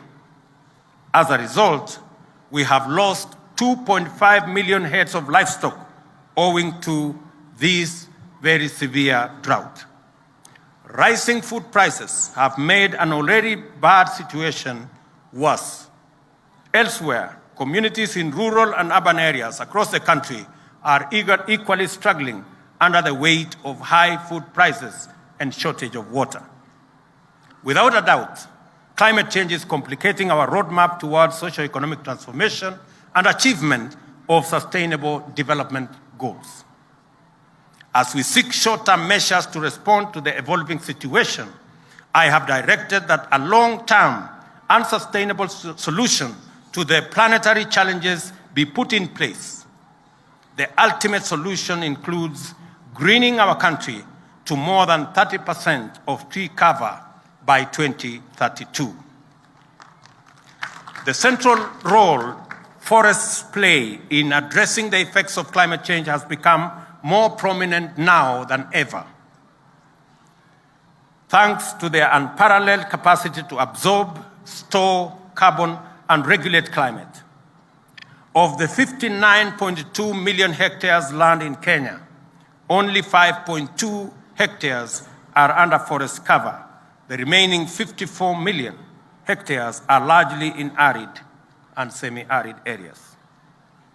The 10 counties with the highest forest cover are Nyeri, Lamu, Vihiga, Kirinyaga, Elgeyo Marakwet, Meru, Embu, Murang'a, Kilifi, and Nyandarua. On the reverse, the 10 counties with the lowest tree cover are Marsabit, Mandera, Wajir, Isiolo, Siaya, Migori, Busia, Machakos, Taita Taveta, and Uasin Gishu. I call upon the Council of Governors to facilitate more discussion to achieve parity in tree cover by using peer-to-peer learning and exchange of information. The government will champion the transformation of forestry and rangeland restoration to support the greening of Kenya so as to combat climate change.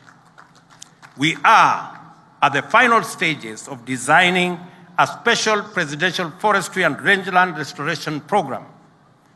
This effort is spearheaded by the Ministry of Environment and Forestry, various experts and partners in government, UN organizations, NGOs, and the academia.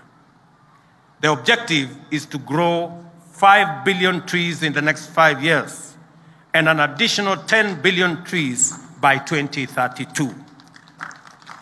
This will eventually lead to the rehabilitation and restoration of 10 million hectares in our 290 constituencies, as well as some specially selected ecosystems and water towers threatened by degradation and destruction.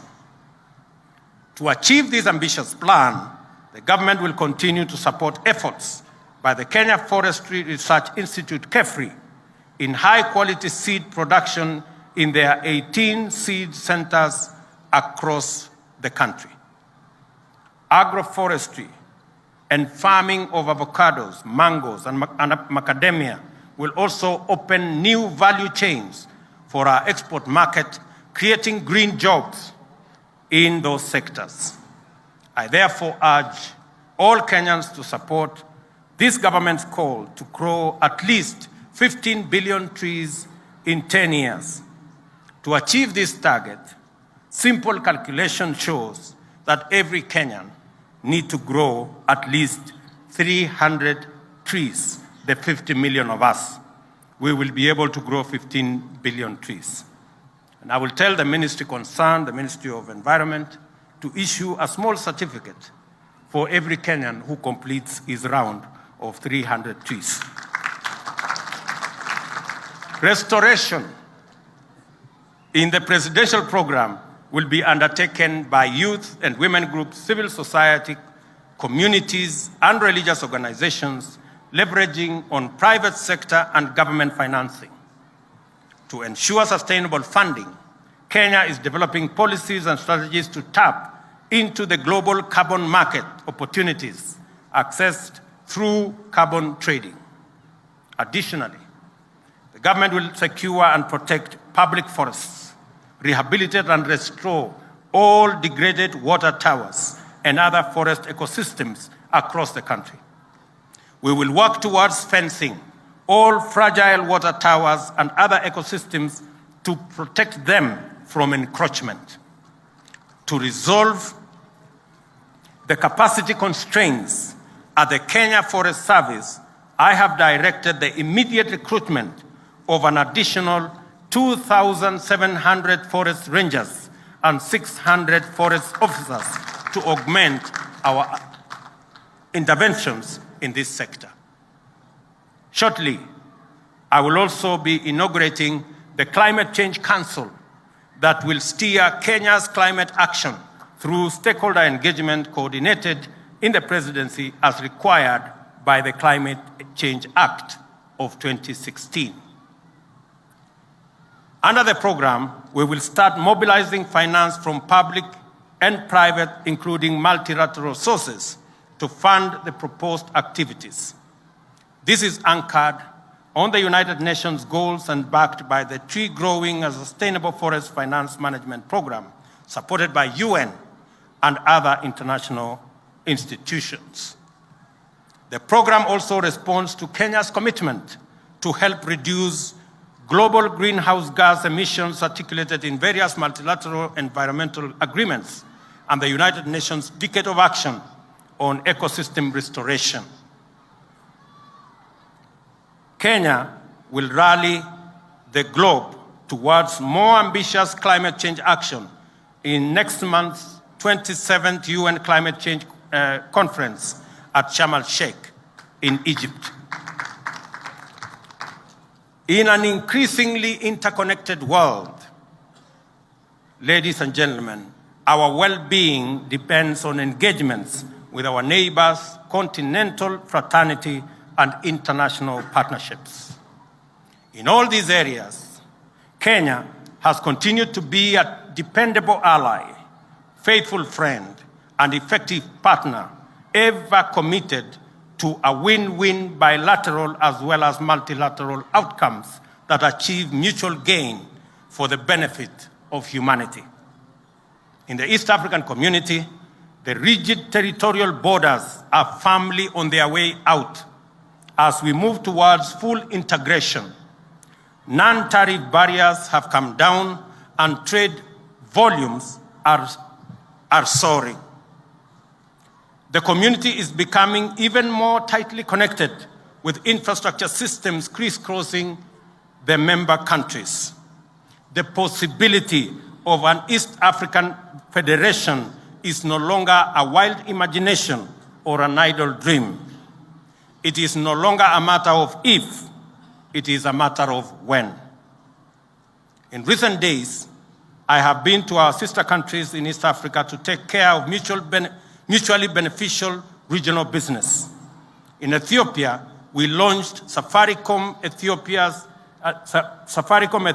Telecom's money business, which expanded Safaricom and M-Pesa regionally and their footprint, dispersing ICT innovation and deepening the revenue base of our company.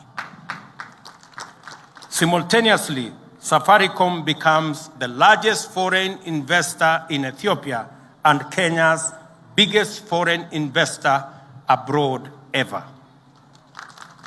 The East African community has become a close-knit neighborhood, and everyone's well-being has become everybody's business. With this unity and integration, we will achieve much in our lifetime, and with these bonds of solidarity and fraternity, we shall establish an oasis of hope and infinite possibility that will be irresistible to the rest of the world. In the Horn of Africa, peace and security efforts continue to dominate our engagement.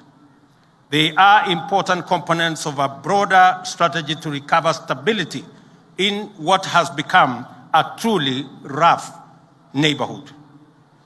Countering violent extremism, controlling the illegal movement of small arms, peace building, and peacekeeping initiatives will continue to dominate our future agenda. The conflict in Tigray region of Ethiopia, which according to reports from the Office of the United Nations Secretary General is escalating, is a great source of concern to our region. Kenya will continue to play its role by making such contributions as is required by the Africa Union-sponsored mediation efforts. The sooner hostilities cease and a face-to-face talks commence, the better for our region. The region is experiencing its fifth season of severely low rain due to climate change. As a result, mitigation strategies, resilience building initiatives, and climate change management programs have become urgent. The pressure on the capacity of regional states has never been greater. On the continental stage, we have sustained our Pan-African credentials since the dawn of Africa unity. That is why various frameworks of the African Union find expression in our domestic agenda. The AU's Agenda 2063, for example, is part of our economic development plan. Kenya is committed to the pursuit of trade-driven Pan-Africanism as the best means of rapidly delivering shared prosperity throughout our continent. As we open up our borders and expand the scope of collaboration beyond traditional economic blocs, the reality of a continental free market has become real. Kenya is a champion of the Africa Continental Free Trade Area. Beyond ratifying the instruments establishing it and domesticating its framework, Kenya has been a consistent participant in efforts to make this continental agreement a reality. We see this as a pathway that guarantees inclusive African economic growth and sustainable self-reliance. In turn, this will hasten our continent's post-pandemic recovery, enhance climate change resilience, and underpin stability in the face of multiple regional and global crises, including energy volatility. Our implementation strategy envisions Pan-African free trade as a vehicle for empowering small and medium enterprises. To signal this commitment, I recently flagged off a symbolic consignment of Ketepa tea to Ghana under the Guided Trading Initiative. Trade between Ghana and Kenya is off to an admirable start, and several farms and traders in the two countries have undertaken brisk business involving exports of incinerators, sisal fiber, leather bags, fuel filters, beadworks, and baskets from our Juakali artisans. This points to the huge potential of trade across our continent. And the Africa Continental Free Trade Area is the framework and the mechanism for us to actualize this market. Beyond our continent, Kenya continues to pursue a robust policy of economic diplomacy. We are continuously aligning our strategic interests with the welfare of our people. Therefore, we are focused on finding opportunities for our people and deeper trade relations around the globe. We are receiving encouraging returns on our efforts. This week, our international port of Lamu scored a shining first with the export of livestock from northern Kenya to the Sultanate of Oman. This signals the opening up of tremendous opportunities for the pastoralists in our rangeland communities who deserve relief from the devastating losses of the ravaging drought. We also remain devoted to our strategic engagements with key development partners like the United States, which is now Kenya's premier trading partner, as well as the United Kingdom, which for a long time has held that position, the European Union, Middle Eastern nations, the Far East, including China and Japan, and indeed many other players in the world. Kenya's diplomacy is deliberately shifting into emerging opportunities. We are prepared to exploit the potential of the blue economy and the fast-evolving digital universe to position our young generation as competitive global players.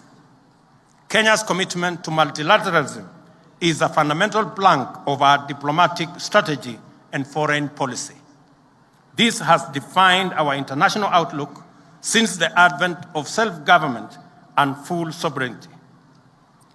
We have hosted several multilateral institutions and aspire to receive more.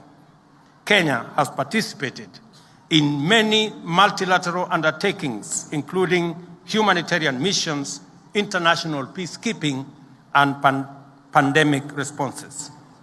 We join other nations of the Global South to advocate the democratization of global governance and to invest the multilateral system with higher moral imagination.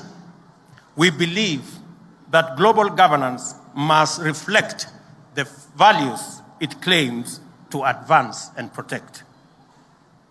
To effectively drive our diplomacy and international engagement, Kenya has unified and clarified its policy in our Vision 2030 and our government's 5-pillar plan to socio-economic transformation, the 5th East African Community Development Strategy, AU Agenda 2063, and the UN Sustainable Development Goals.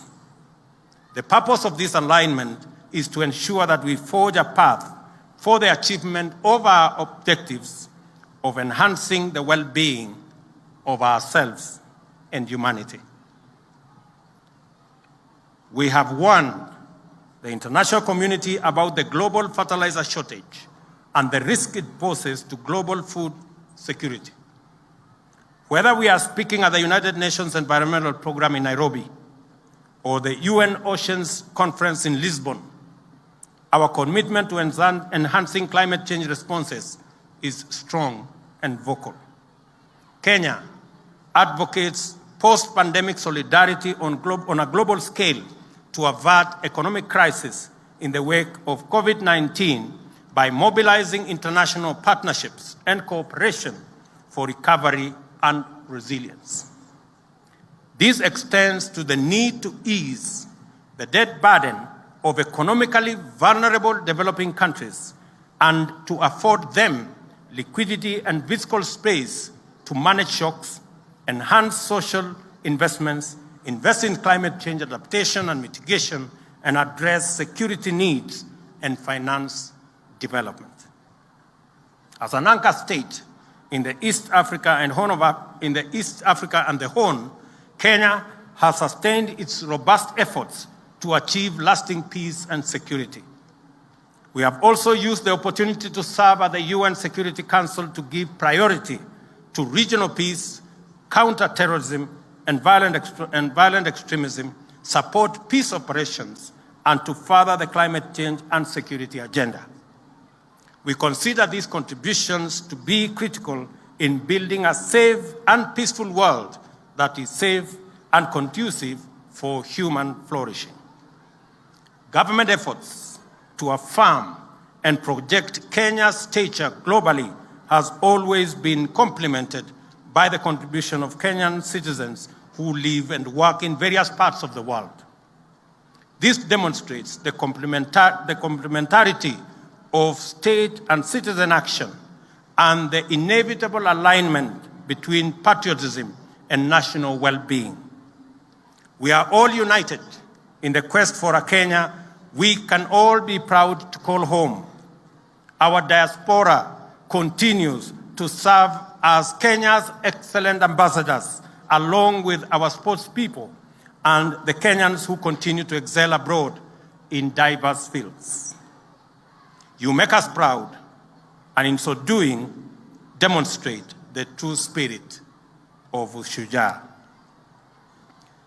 Kenya is a good neighbor, true friend, loyal ally, dependable partner, and hardworking member of the international community. We live up to its strong value system, fluently articulating the ideas of compassion, solidarity, justice, freedom, and sovereignty. As a nation, we project and amplify values and principles familiar to each one of us and which form the heart of our constitutional system. Greater fidelity to the Constitution and better compliance with its mandates and principles will only make us better citizens and worthy compatriots. It will make Kenya a stronger nation too. We therefore have a duty to respect, uphold, and defend the Constitution. The nation-building enterprise enlists citizens to recognize their stake in making and keeping Kenya great. Patriotism is a bottom-up affair. We are called upon to stand firmly on our values and strengths, and also strengthen our resolve to wage war on poverty and inequality by pursuing inclusive growth. Our aim is to remove all obstacles and bring down every barrier to progress. By celebrating our values, we honor our heroes, and every act of nation building is an expression of these values and a most appropriate remembrance of those who began our journey towards sovereignty, freedom, and happiness. This is a time for action. The opportunity to contribute to this historic project are limitless. It is time for us as citizens to play our part in making Kenya, the Kenya we imagine, come true, and to turn the nation we dream of into a living and a lived experience. This moment calls for the exercise of all our abilities, talents, gifts, skills, and strengths in pursuit of national as well as personal self-actualization. It demands that we demonstrate the patriotism of a new age and express the timeless values which unite us with our heroes and heroines. We are endowed with far greater capacity today than ever in our history to pursue and accomplish major feats. Our predecessors, with far modest means, nevertheless scored monumental triumphs. There is absolutely no ceiling to our dreams, no limit to our determination, and no barrier to our collective power. Nothing stops us from becoming what we wish to be, and nothing can stand in the way of our resolve to drive Kenya to its destiny of glory and abundance.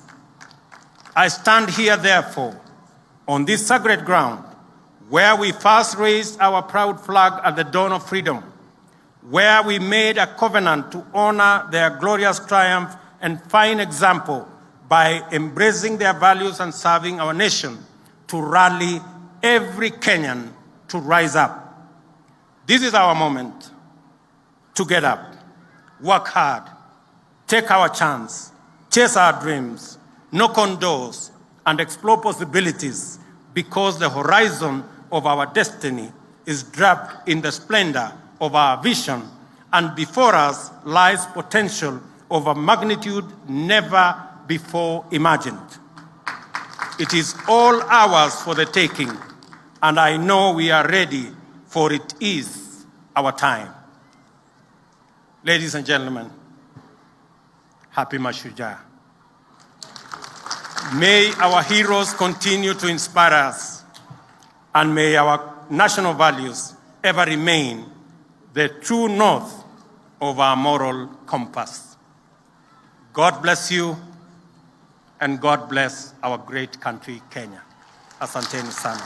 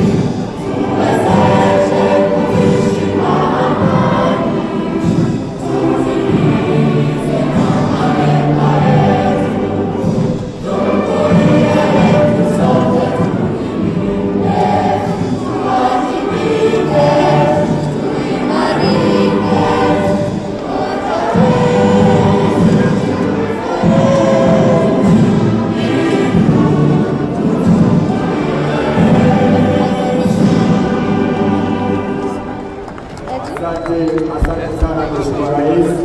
Nitaomba wale wengine viongozi wote tuwe watulivu ili tuweze kuelekezwa katika itifaki ya kuondoka. Niombe tubaki kwenye jukwaa hadi tutakapoitwa na kuweza kuteremka ili tuweze kuhifadhi itifaki hiyo. Let us observe the exit protocol.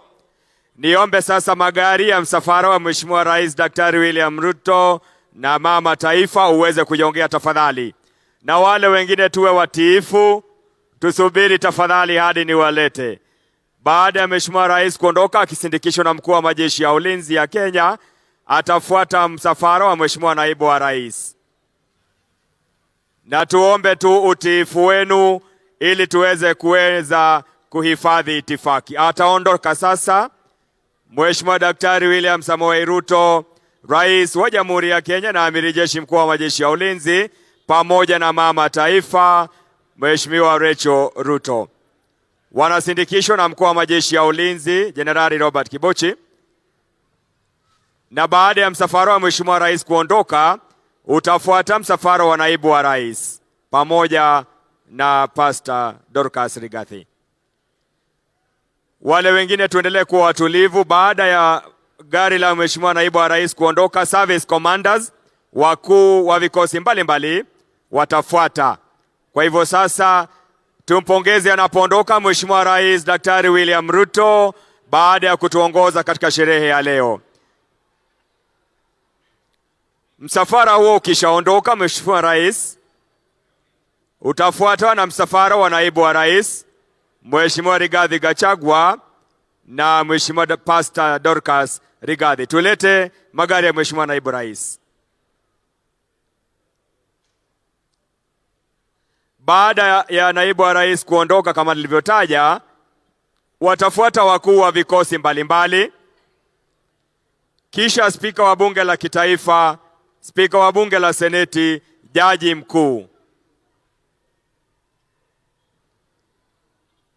Tulete msafara sasa wa magari ya Naibu wa Rais tafadhali. Msafara wa magari ya Naibu wa Rais Mheshimiwa Rigathi Gachagua na Mheshimiwa Pastor Dorcas Rigathi. Na niombe tu utulivu huo ili tuweze kuhifadhi itifaki hizo pasina msongamano. May we now allow the entourage, the convoy for His Excellency the Deputy President kindly.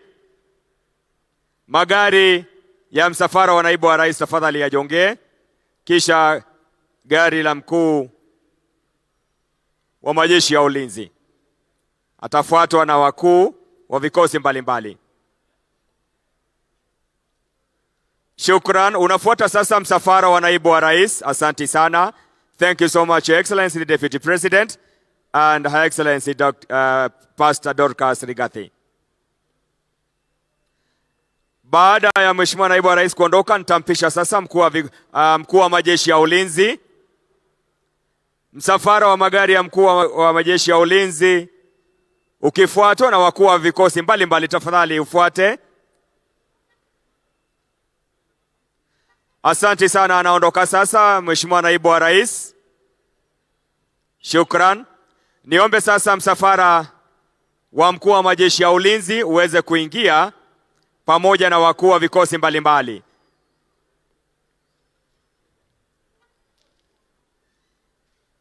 Spika wa bunge la kitaifa, spika wa bunge la seneti. Wanaondoka sasa mkuu wa majeshi ya ulinzi Jenerali Robert. President William Ruto's leaving Uhuru Gardens, quite a speech there, slightly above 1 hour, which was anchored on nationhood, reaching out to the opposition and spelling out the economic agenda, what Kenyans should expect. This was a perfect opportunity for him to spell out what he has in plan for Kenyans. And when he started his speech, he started with the issue of reaching out to others, the issue of nationhood, the issue of having all leaders elected or nominated come together for the sake of the nation, to build the nation. But it's also interesting from an observation point of view, given we haven't seen much of the opposition side at the main dais there. There wasn't much visible presence, despite the president reaching out to the opposition, reaching out to all elected leaders to come and unite for the sake of the nation. But still, looking at the economic agenda, he started with the issue of agriculture, why he wants to stimulate the economy, why he wants to bring down the cost of fertilizer, and given the drought that the nation has witnessed for the past 3 years. And therefore, he spoke deeply about agriculture and why it should be motivated. And I'm also seeing one of the members of the National Assembly here, Florence Jamatia. Welcome to TV 47. Thank you. This was quite a speech. Yes. It was about reaching out to others, and it was also spelling out the economic agenda. What is your takeaway from this speech? My takeaway is the synergy from the president. Has on himself to do through what he had been telling us throughout his manifesto. Importantly, is the agriculture, the acreage, the amount of food he wants to produce in this country.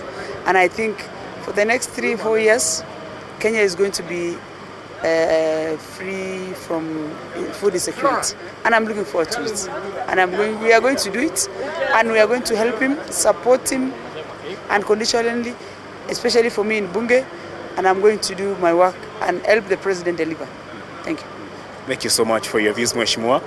That's Florence Jamatia speaking to us. He also did talk about the issue of housing, how he wants to scale up and increase the production of houses. And this is not just for having what he said is building 4 walls and a roof, but also creating a ripple effect in the economy, giving hustlers jobs, be it in the manufacturing sector, be it all those in that chain of benefit in this housing project. And he did say and elaborate the numbers that they are building up to an average number of 500,000 housing units. This was also part which was very key in his agenda. Then you come to the Hustlers Fund, which he did say will start targeting those in the digital sector before the law is taken to Parliament and before it can effectively take off. It was a very rich speech because it also spoke about East Africa community, saying the issue of a borderless East Africa region will come to fruition. And this is something he did stress on, falling back to his previous visits to the East African countries. Then there is also the issue of what he said will anchor his economic foreign policy, which he said it will be anchored on on the interest of Kenyans as far as the economic agenda is concerned. It's going to be anchored on the economy, on the interest of Kenyans, reaching out to others. And he cited the situation of Ghana when he flagged off tea from Kenya to Ghana. He's anchoring his diplomacy or his foreign policy on the economy so as to make sure he stimulates the economy. There has been much, and because if I can look on my side, leaders are still coming out. It's been a very crucial day. Remember, he did start with the issue of the heroes, and he did recognize the role they have played, shedding blood for the nation. Those Mashujaa, he did say they had no office, they had no budget, but they were just ordinary Kenyans who fought for the nation.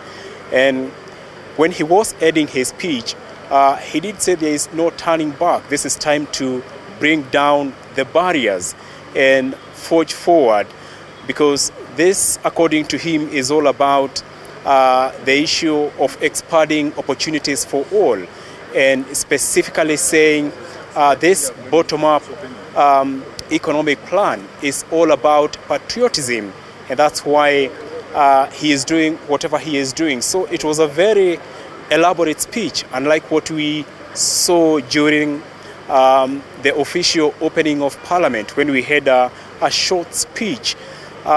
It was quite elaborate in detail, not just looking at the issue of nationhood, the issue of the economy, issues to do with about our independence heroes, but also forging forward. And that's why he did stress on key sectors of the economy. And I can see Mheshimiwa JB Kilimo. Mheshimiwa, yes, a quick one before I let you go. This is a crucial day. How did you see the president's speech? For me, the best, what I'm taking home and believing that it will happen, is the end of banditry attacks, cattle rustling in Kerio Valley, that our valley is going to be secure, that we will flourish in the valley because it's very fertile. We grow a lot of mangoes, a lot of watermelon, green grams, so much. But we've not been going to our farms because of insecurity. The roads were insecure because you are just attacked on the road as you travel. So this is something that I really celebrate in his speech today. Thank you. Issues to do with the economy. How did you take it, especially because he's saying this bottom-up economic plan is all about patriotism? About the economy, I think or believe that when we go the cooperatives way, it's the best way to get out of poverty and develop. That is what I can say about the economy. And so because wanachama, you know, when you have the chamas and you have the cooperatives pulling together kidogo kidogo ujasa kibaba, yeah, that's the way to Thank you so much, Mheshimiwa. There is also the issue of key institutions of the government, like, for example, the judiciary, we have the police, and he did stress as far as the change at the Directorate of Criminal Investigations, saying those who carried out extrajudicial killings will be held to account for the crimes they did commit. And when it comes to the judiciary, he did say he is going to give them a free hand to operate. There will be independence. And then he came about to an issue he has been criticized often on, the issue of corruption.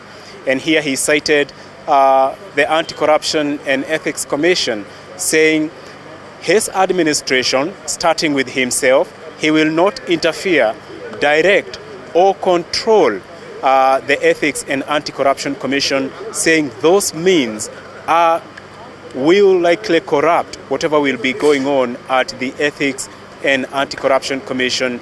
So this was a speech which was touching on all areas of the economy, not just about the issue of nationhood, not just about how to spur and stimulate the economy for the millions of hustlers who are looking for him, to inject a sense of hope, given the cost of living is still very high. But it's also about governance, how his administration will relate not just with the judiciary and other independent institutions, but also with Parliament. Remember, he needs Parliament a lot. That's where he will be taking his key bills, his key motions to move his agenda forward, starting, of course, with the issue of this Hustler Fund, which he says will be launched, and he will launch it on December 1st.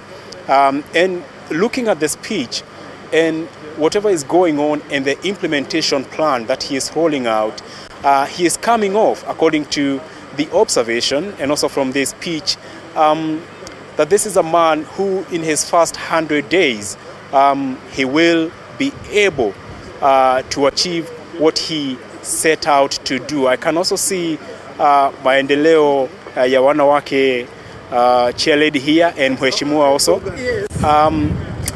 Madam, welcome to the set on TV 47. That has been quite a speech. How do you take it? How did you see it? Asante sana kwa niaba ya maendeleo ya wanawake. Nampongeza rais wetu Dr. William Samoei Ruto for a very elaborate speech. Inachukua mambo mingi sana. When it is unpacked, kuna kila kitu, kuna miti vile tutapanda na up to 2032, kuna vile tutafanya circles, kuna maneno yote ya blue, kuna kila kitu. Kwa hivyo, kwa kuona kwangu, we are moving. The stage has been set. The message is very clear.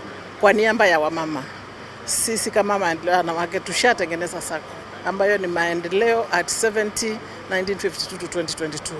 Tuko tayari, minister wetu akikaa chini tuende tumuone, tupeleke maneno yetu, but I congratulate the president and his deputy. He has really given us. So it was about 45 minutes to an hour.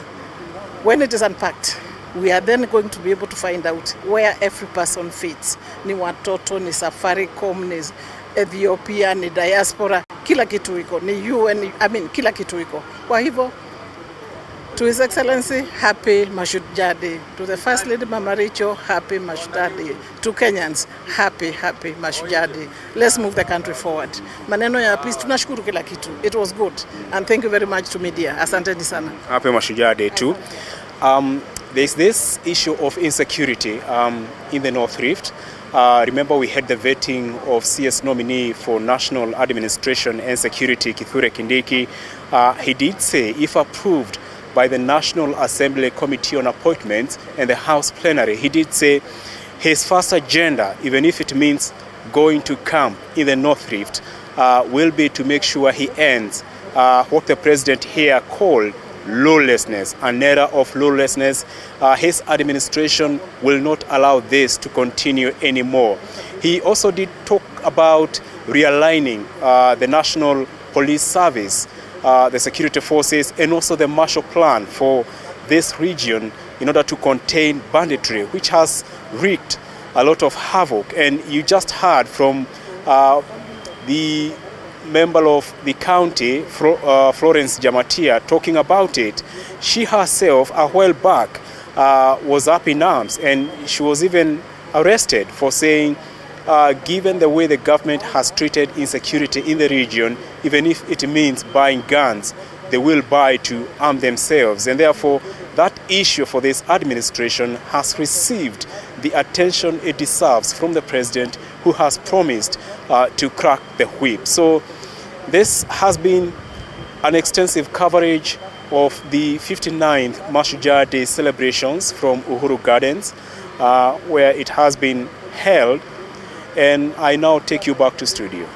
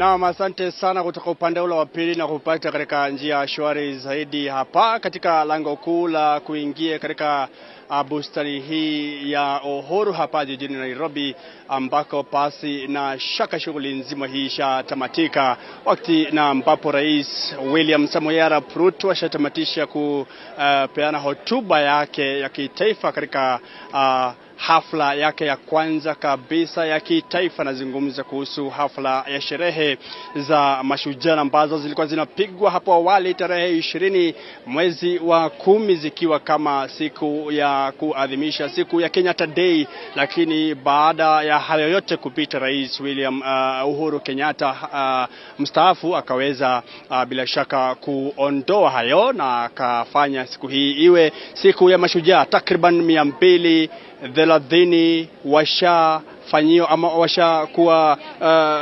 washakubaliwa hii leo na kuidhinishwa kuwa mashujaa rasmi wa nchi hii ya Kenya. Kwa hiyo ni hafla ambayo imekuwa ya kufanya Rais William Ruto akiwapa Wakenya matumaini kweli kweli katika masuala mbalimbali yakiwemo maendeleo na zile ahadi na ambazo alifanya kuahidi katika kampeni zake. Sitasema na mate, manake wino upo. Wananchi hapa wanayepi ya kusema baada ya hotuba hiyo ya Rais William Ruto. Je, makadirio ambayo walikuwa yashaweka yameafikiwa? Tuseme na moja hapa. Ndugu yangu, nijuze jina lako, songa mbele kidogo, niambie jina lako na umesikiza Rais William Ruto alivyokuwa akizungumza. Matarajio yako yameafikiwa na ni yapi ambayo labda hayajazungumziwa katika hotuba ya Rais William Ruto? Tuanze na jina. Okay, kwa majina yangu naitwa Pastor Peter na nimeshukuru sana, ni kwa sababu ya speech ya president. Ameguzia mambo mingi sana na zile sehemu nyingi ameguza ni zile ambaye mwananchi wa kawaida anahitaji. Lakini kuna shida moja ambaye hakuguzia na ndiye muhimu saa hii na ndio ambaye inastahilika. Ni kwa sababu hakuguzia habari ya unga kuanguka kwa chakula, maneno kama hayo. Hatukusikia pengine akisema ya kwamba solution itakuwa nini. Hakutuambia kama kutakuwa kama hakutakuwa na mvua, kutakuwa na maji ya kushiba madams ama kutakuwa irrigation. Hizo mambo zote hakuguzia. Tena kuna kitu kingine ambaye hakuguzia. Hakuguzia maneno ya venye tunasikia Laikipia, Saburu, huko Baringo, maneno ya cattle wrestling. Hakuguzia hizo. Kwa hivyo tungetaka aguzie hizo na aweze kuleta solution. Ni kwa sababu yeye ndiye kiongozi wetu na tulimchagua tukiwa na hope ya kwamba atakuja kutekeleza. Na tunashukuru sana kwa sababu ya hiyo speech yake. Kile kitu tungetaka ni yatimize yale ambaye ameongea. Yale aliyoyazungumzia, una imani ya kwamba ataweza kuyatimiza? Manake sio muhimu tu kuzungumza bali kutimiza. Yapo kadhaa ambayo ashatimiza wakati amechukua usukani katika ofisi kuu Ikulu, tangu alipoidhinishwa, tangu alipoapishwa. Je, una imani ya kwamba yale ambayo ashayazungumzia na yale ambayo aliyazungumzia katika kampeni zake atafanikisha? Tumesikia speech nyingi kutoka kwa hata the former president Uhuru Kenyatta, na tumesikia walikuwa na speech lakini hatukuona zote zikikuja kutimia. Kwa hivyo tungeomba na tuombe Mungu, tuombe Mungu ili rais wetu William Ruto aweze kutimia yale yote ambaye amesema. Isipokuwa sio yote malengo ambaye anaweza kutimiza, lakini tungeomba at least 70% ya hiyo iweze kutimilika. Tungeomba hivyo. Asante sana. Shukrani za dhati kwa kusema nasi, mchungaji. Asante. Bila shaka kabla niregeshe studio niseme na mwingine mmoja hapa atufahamishe. Hebu ndugu yangu njoo hapa tufahamishe jina lako na unatoka maeneo gani? Leo hii umesikiza hotuba ya Rais William Ruto. Je, amefikia matarajio yako? Kwa majina naitwa Samuel Chalo Musembi ama jina mtaani ODM. Mimi nakaa hapa Wilson, niko mtaani tayari. Kiwanja iko mtaani kwangu. Hotuba ya rais imekuwa mzuri kulingana na vile ameongea. Lakini speech yake imekuwa refu sana mpaka nikachanganyikiwa. Alafu kulikuwa na shida, watu wa sound wajangalia system, mashine zilikuwa zinakwama. Sisi waje tulikuwa tumekaa huko mwisho kwa gate, hatukuwa tunapata yeye vizuri. Kwanza deputy wake Kachako mimi sisikia kitu ameongea. Na tumepiga kelele sana, watu wa sound warekebishe, lakini hatujasikika. Niko na hiyo. Ni yapi ambayo ungependa gusia na hakugusia? Mimi jukumu langu kubwa kuja kwa hii kiwanja ilikuwa nisikie akitaja unga. Maisha yametulemea. Unga ni 250 saa hii. Mkate ni 70, maziwa ni 70. Nikicheza ni kiasi 200, hiyo 200 ni ya unga, hata itoshe unga. Inabidi nikope kwa jirani ile unga kupima. Ya 100. Ndio angalau tupige hii siku iishe, si ndio? Kwa hivyo mimi yangu ilikuwa nisikie kiongozi wa taifa Ruto akitaja unga, maisha yametulemea, nakwambia ni kubaya bwana. Ni kubaya. Aya, ni kubaya. Nataka urudi hadi shilingi ngapi unga? Unga naomba ikiwezekana irudi hata ifike 90. Kama wakati wa Raila alisema unga ifike 90 nikakuja hata 70. Si ako na uwezo? Asante. Si ndio? Asante sana. Shukrani za dhati. Naam, bila shaka ndio maoni na mawaidha ya wananchi hapa katika bustani ya Uhuru jijini Nairobi baada ya hotuba yake William Ruto, ndio rais wa nchi hii, kuweza kutamatika. Wanaondoka ndio lango kuu hili wakielekea za kwao baada ya kuhudhuria hafla hii kubwa. Kwa hiyo la ziada halipo.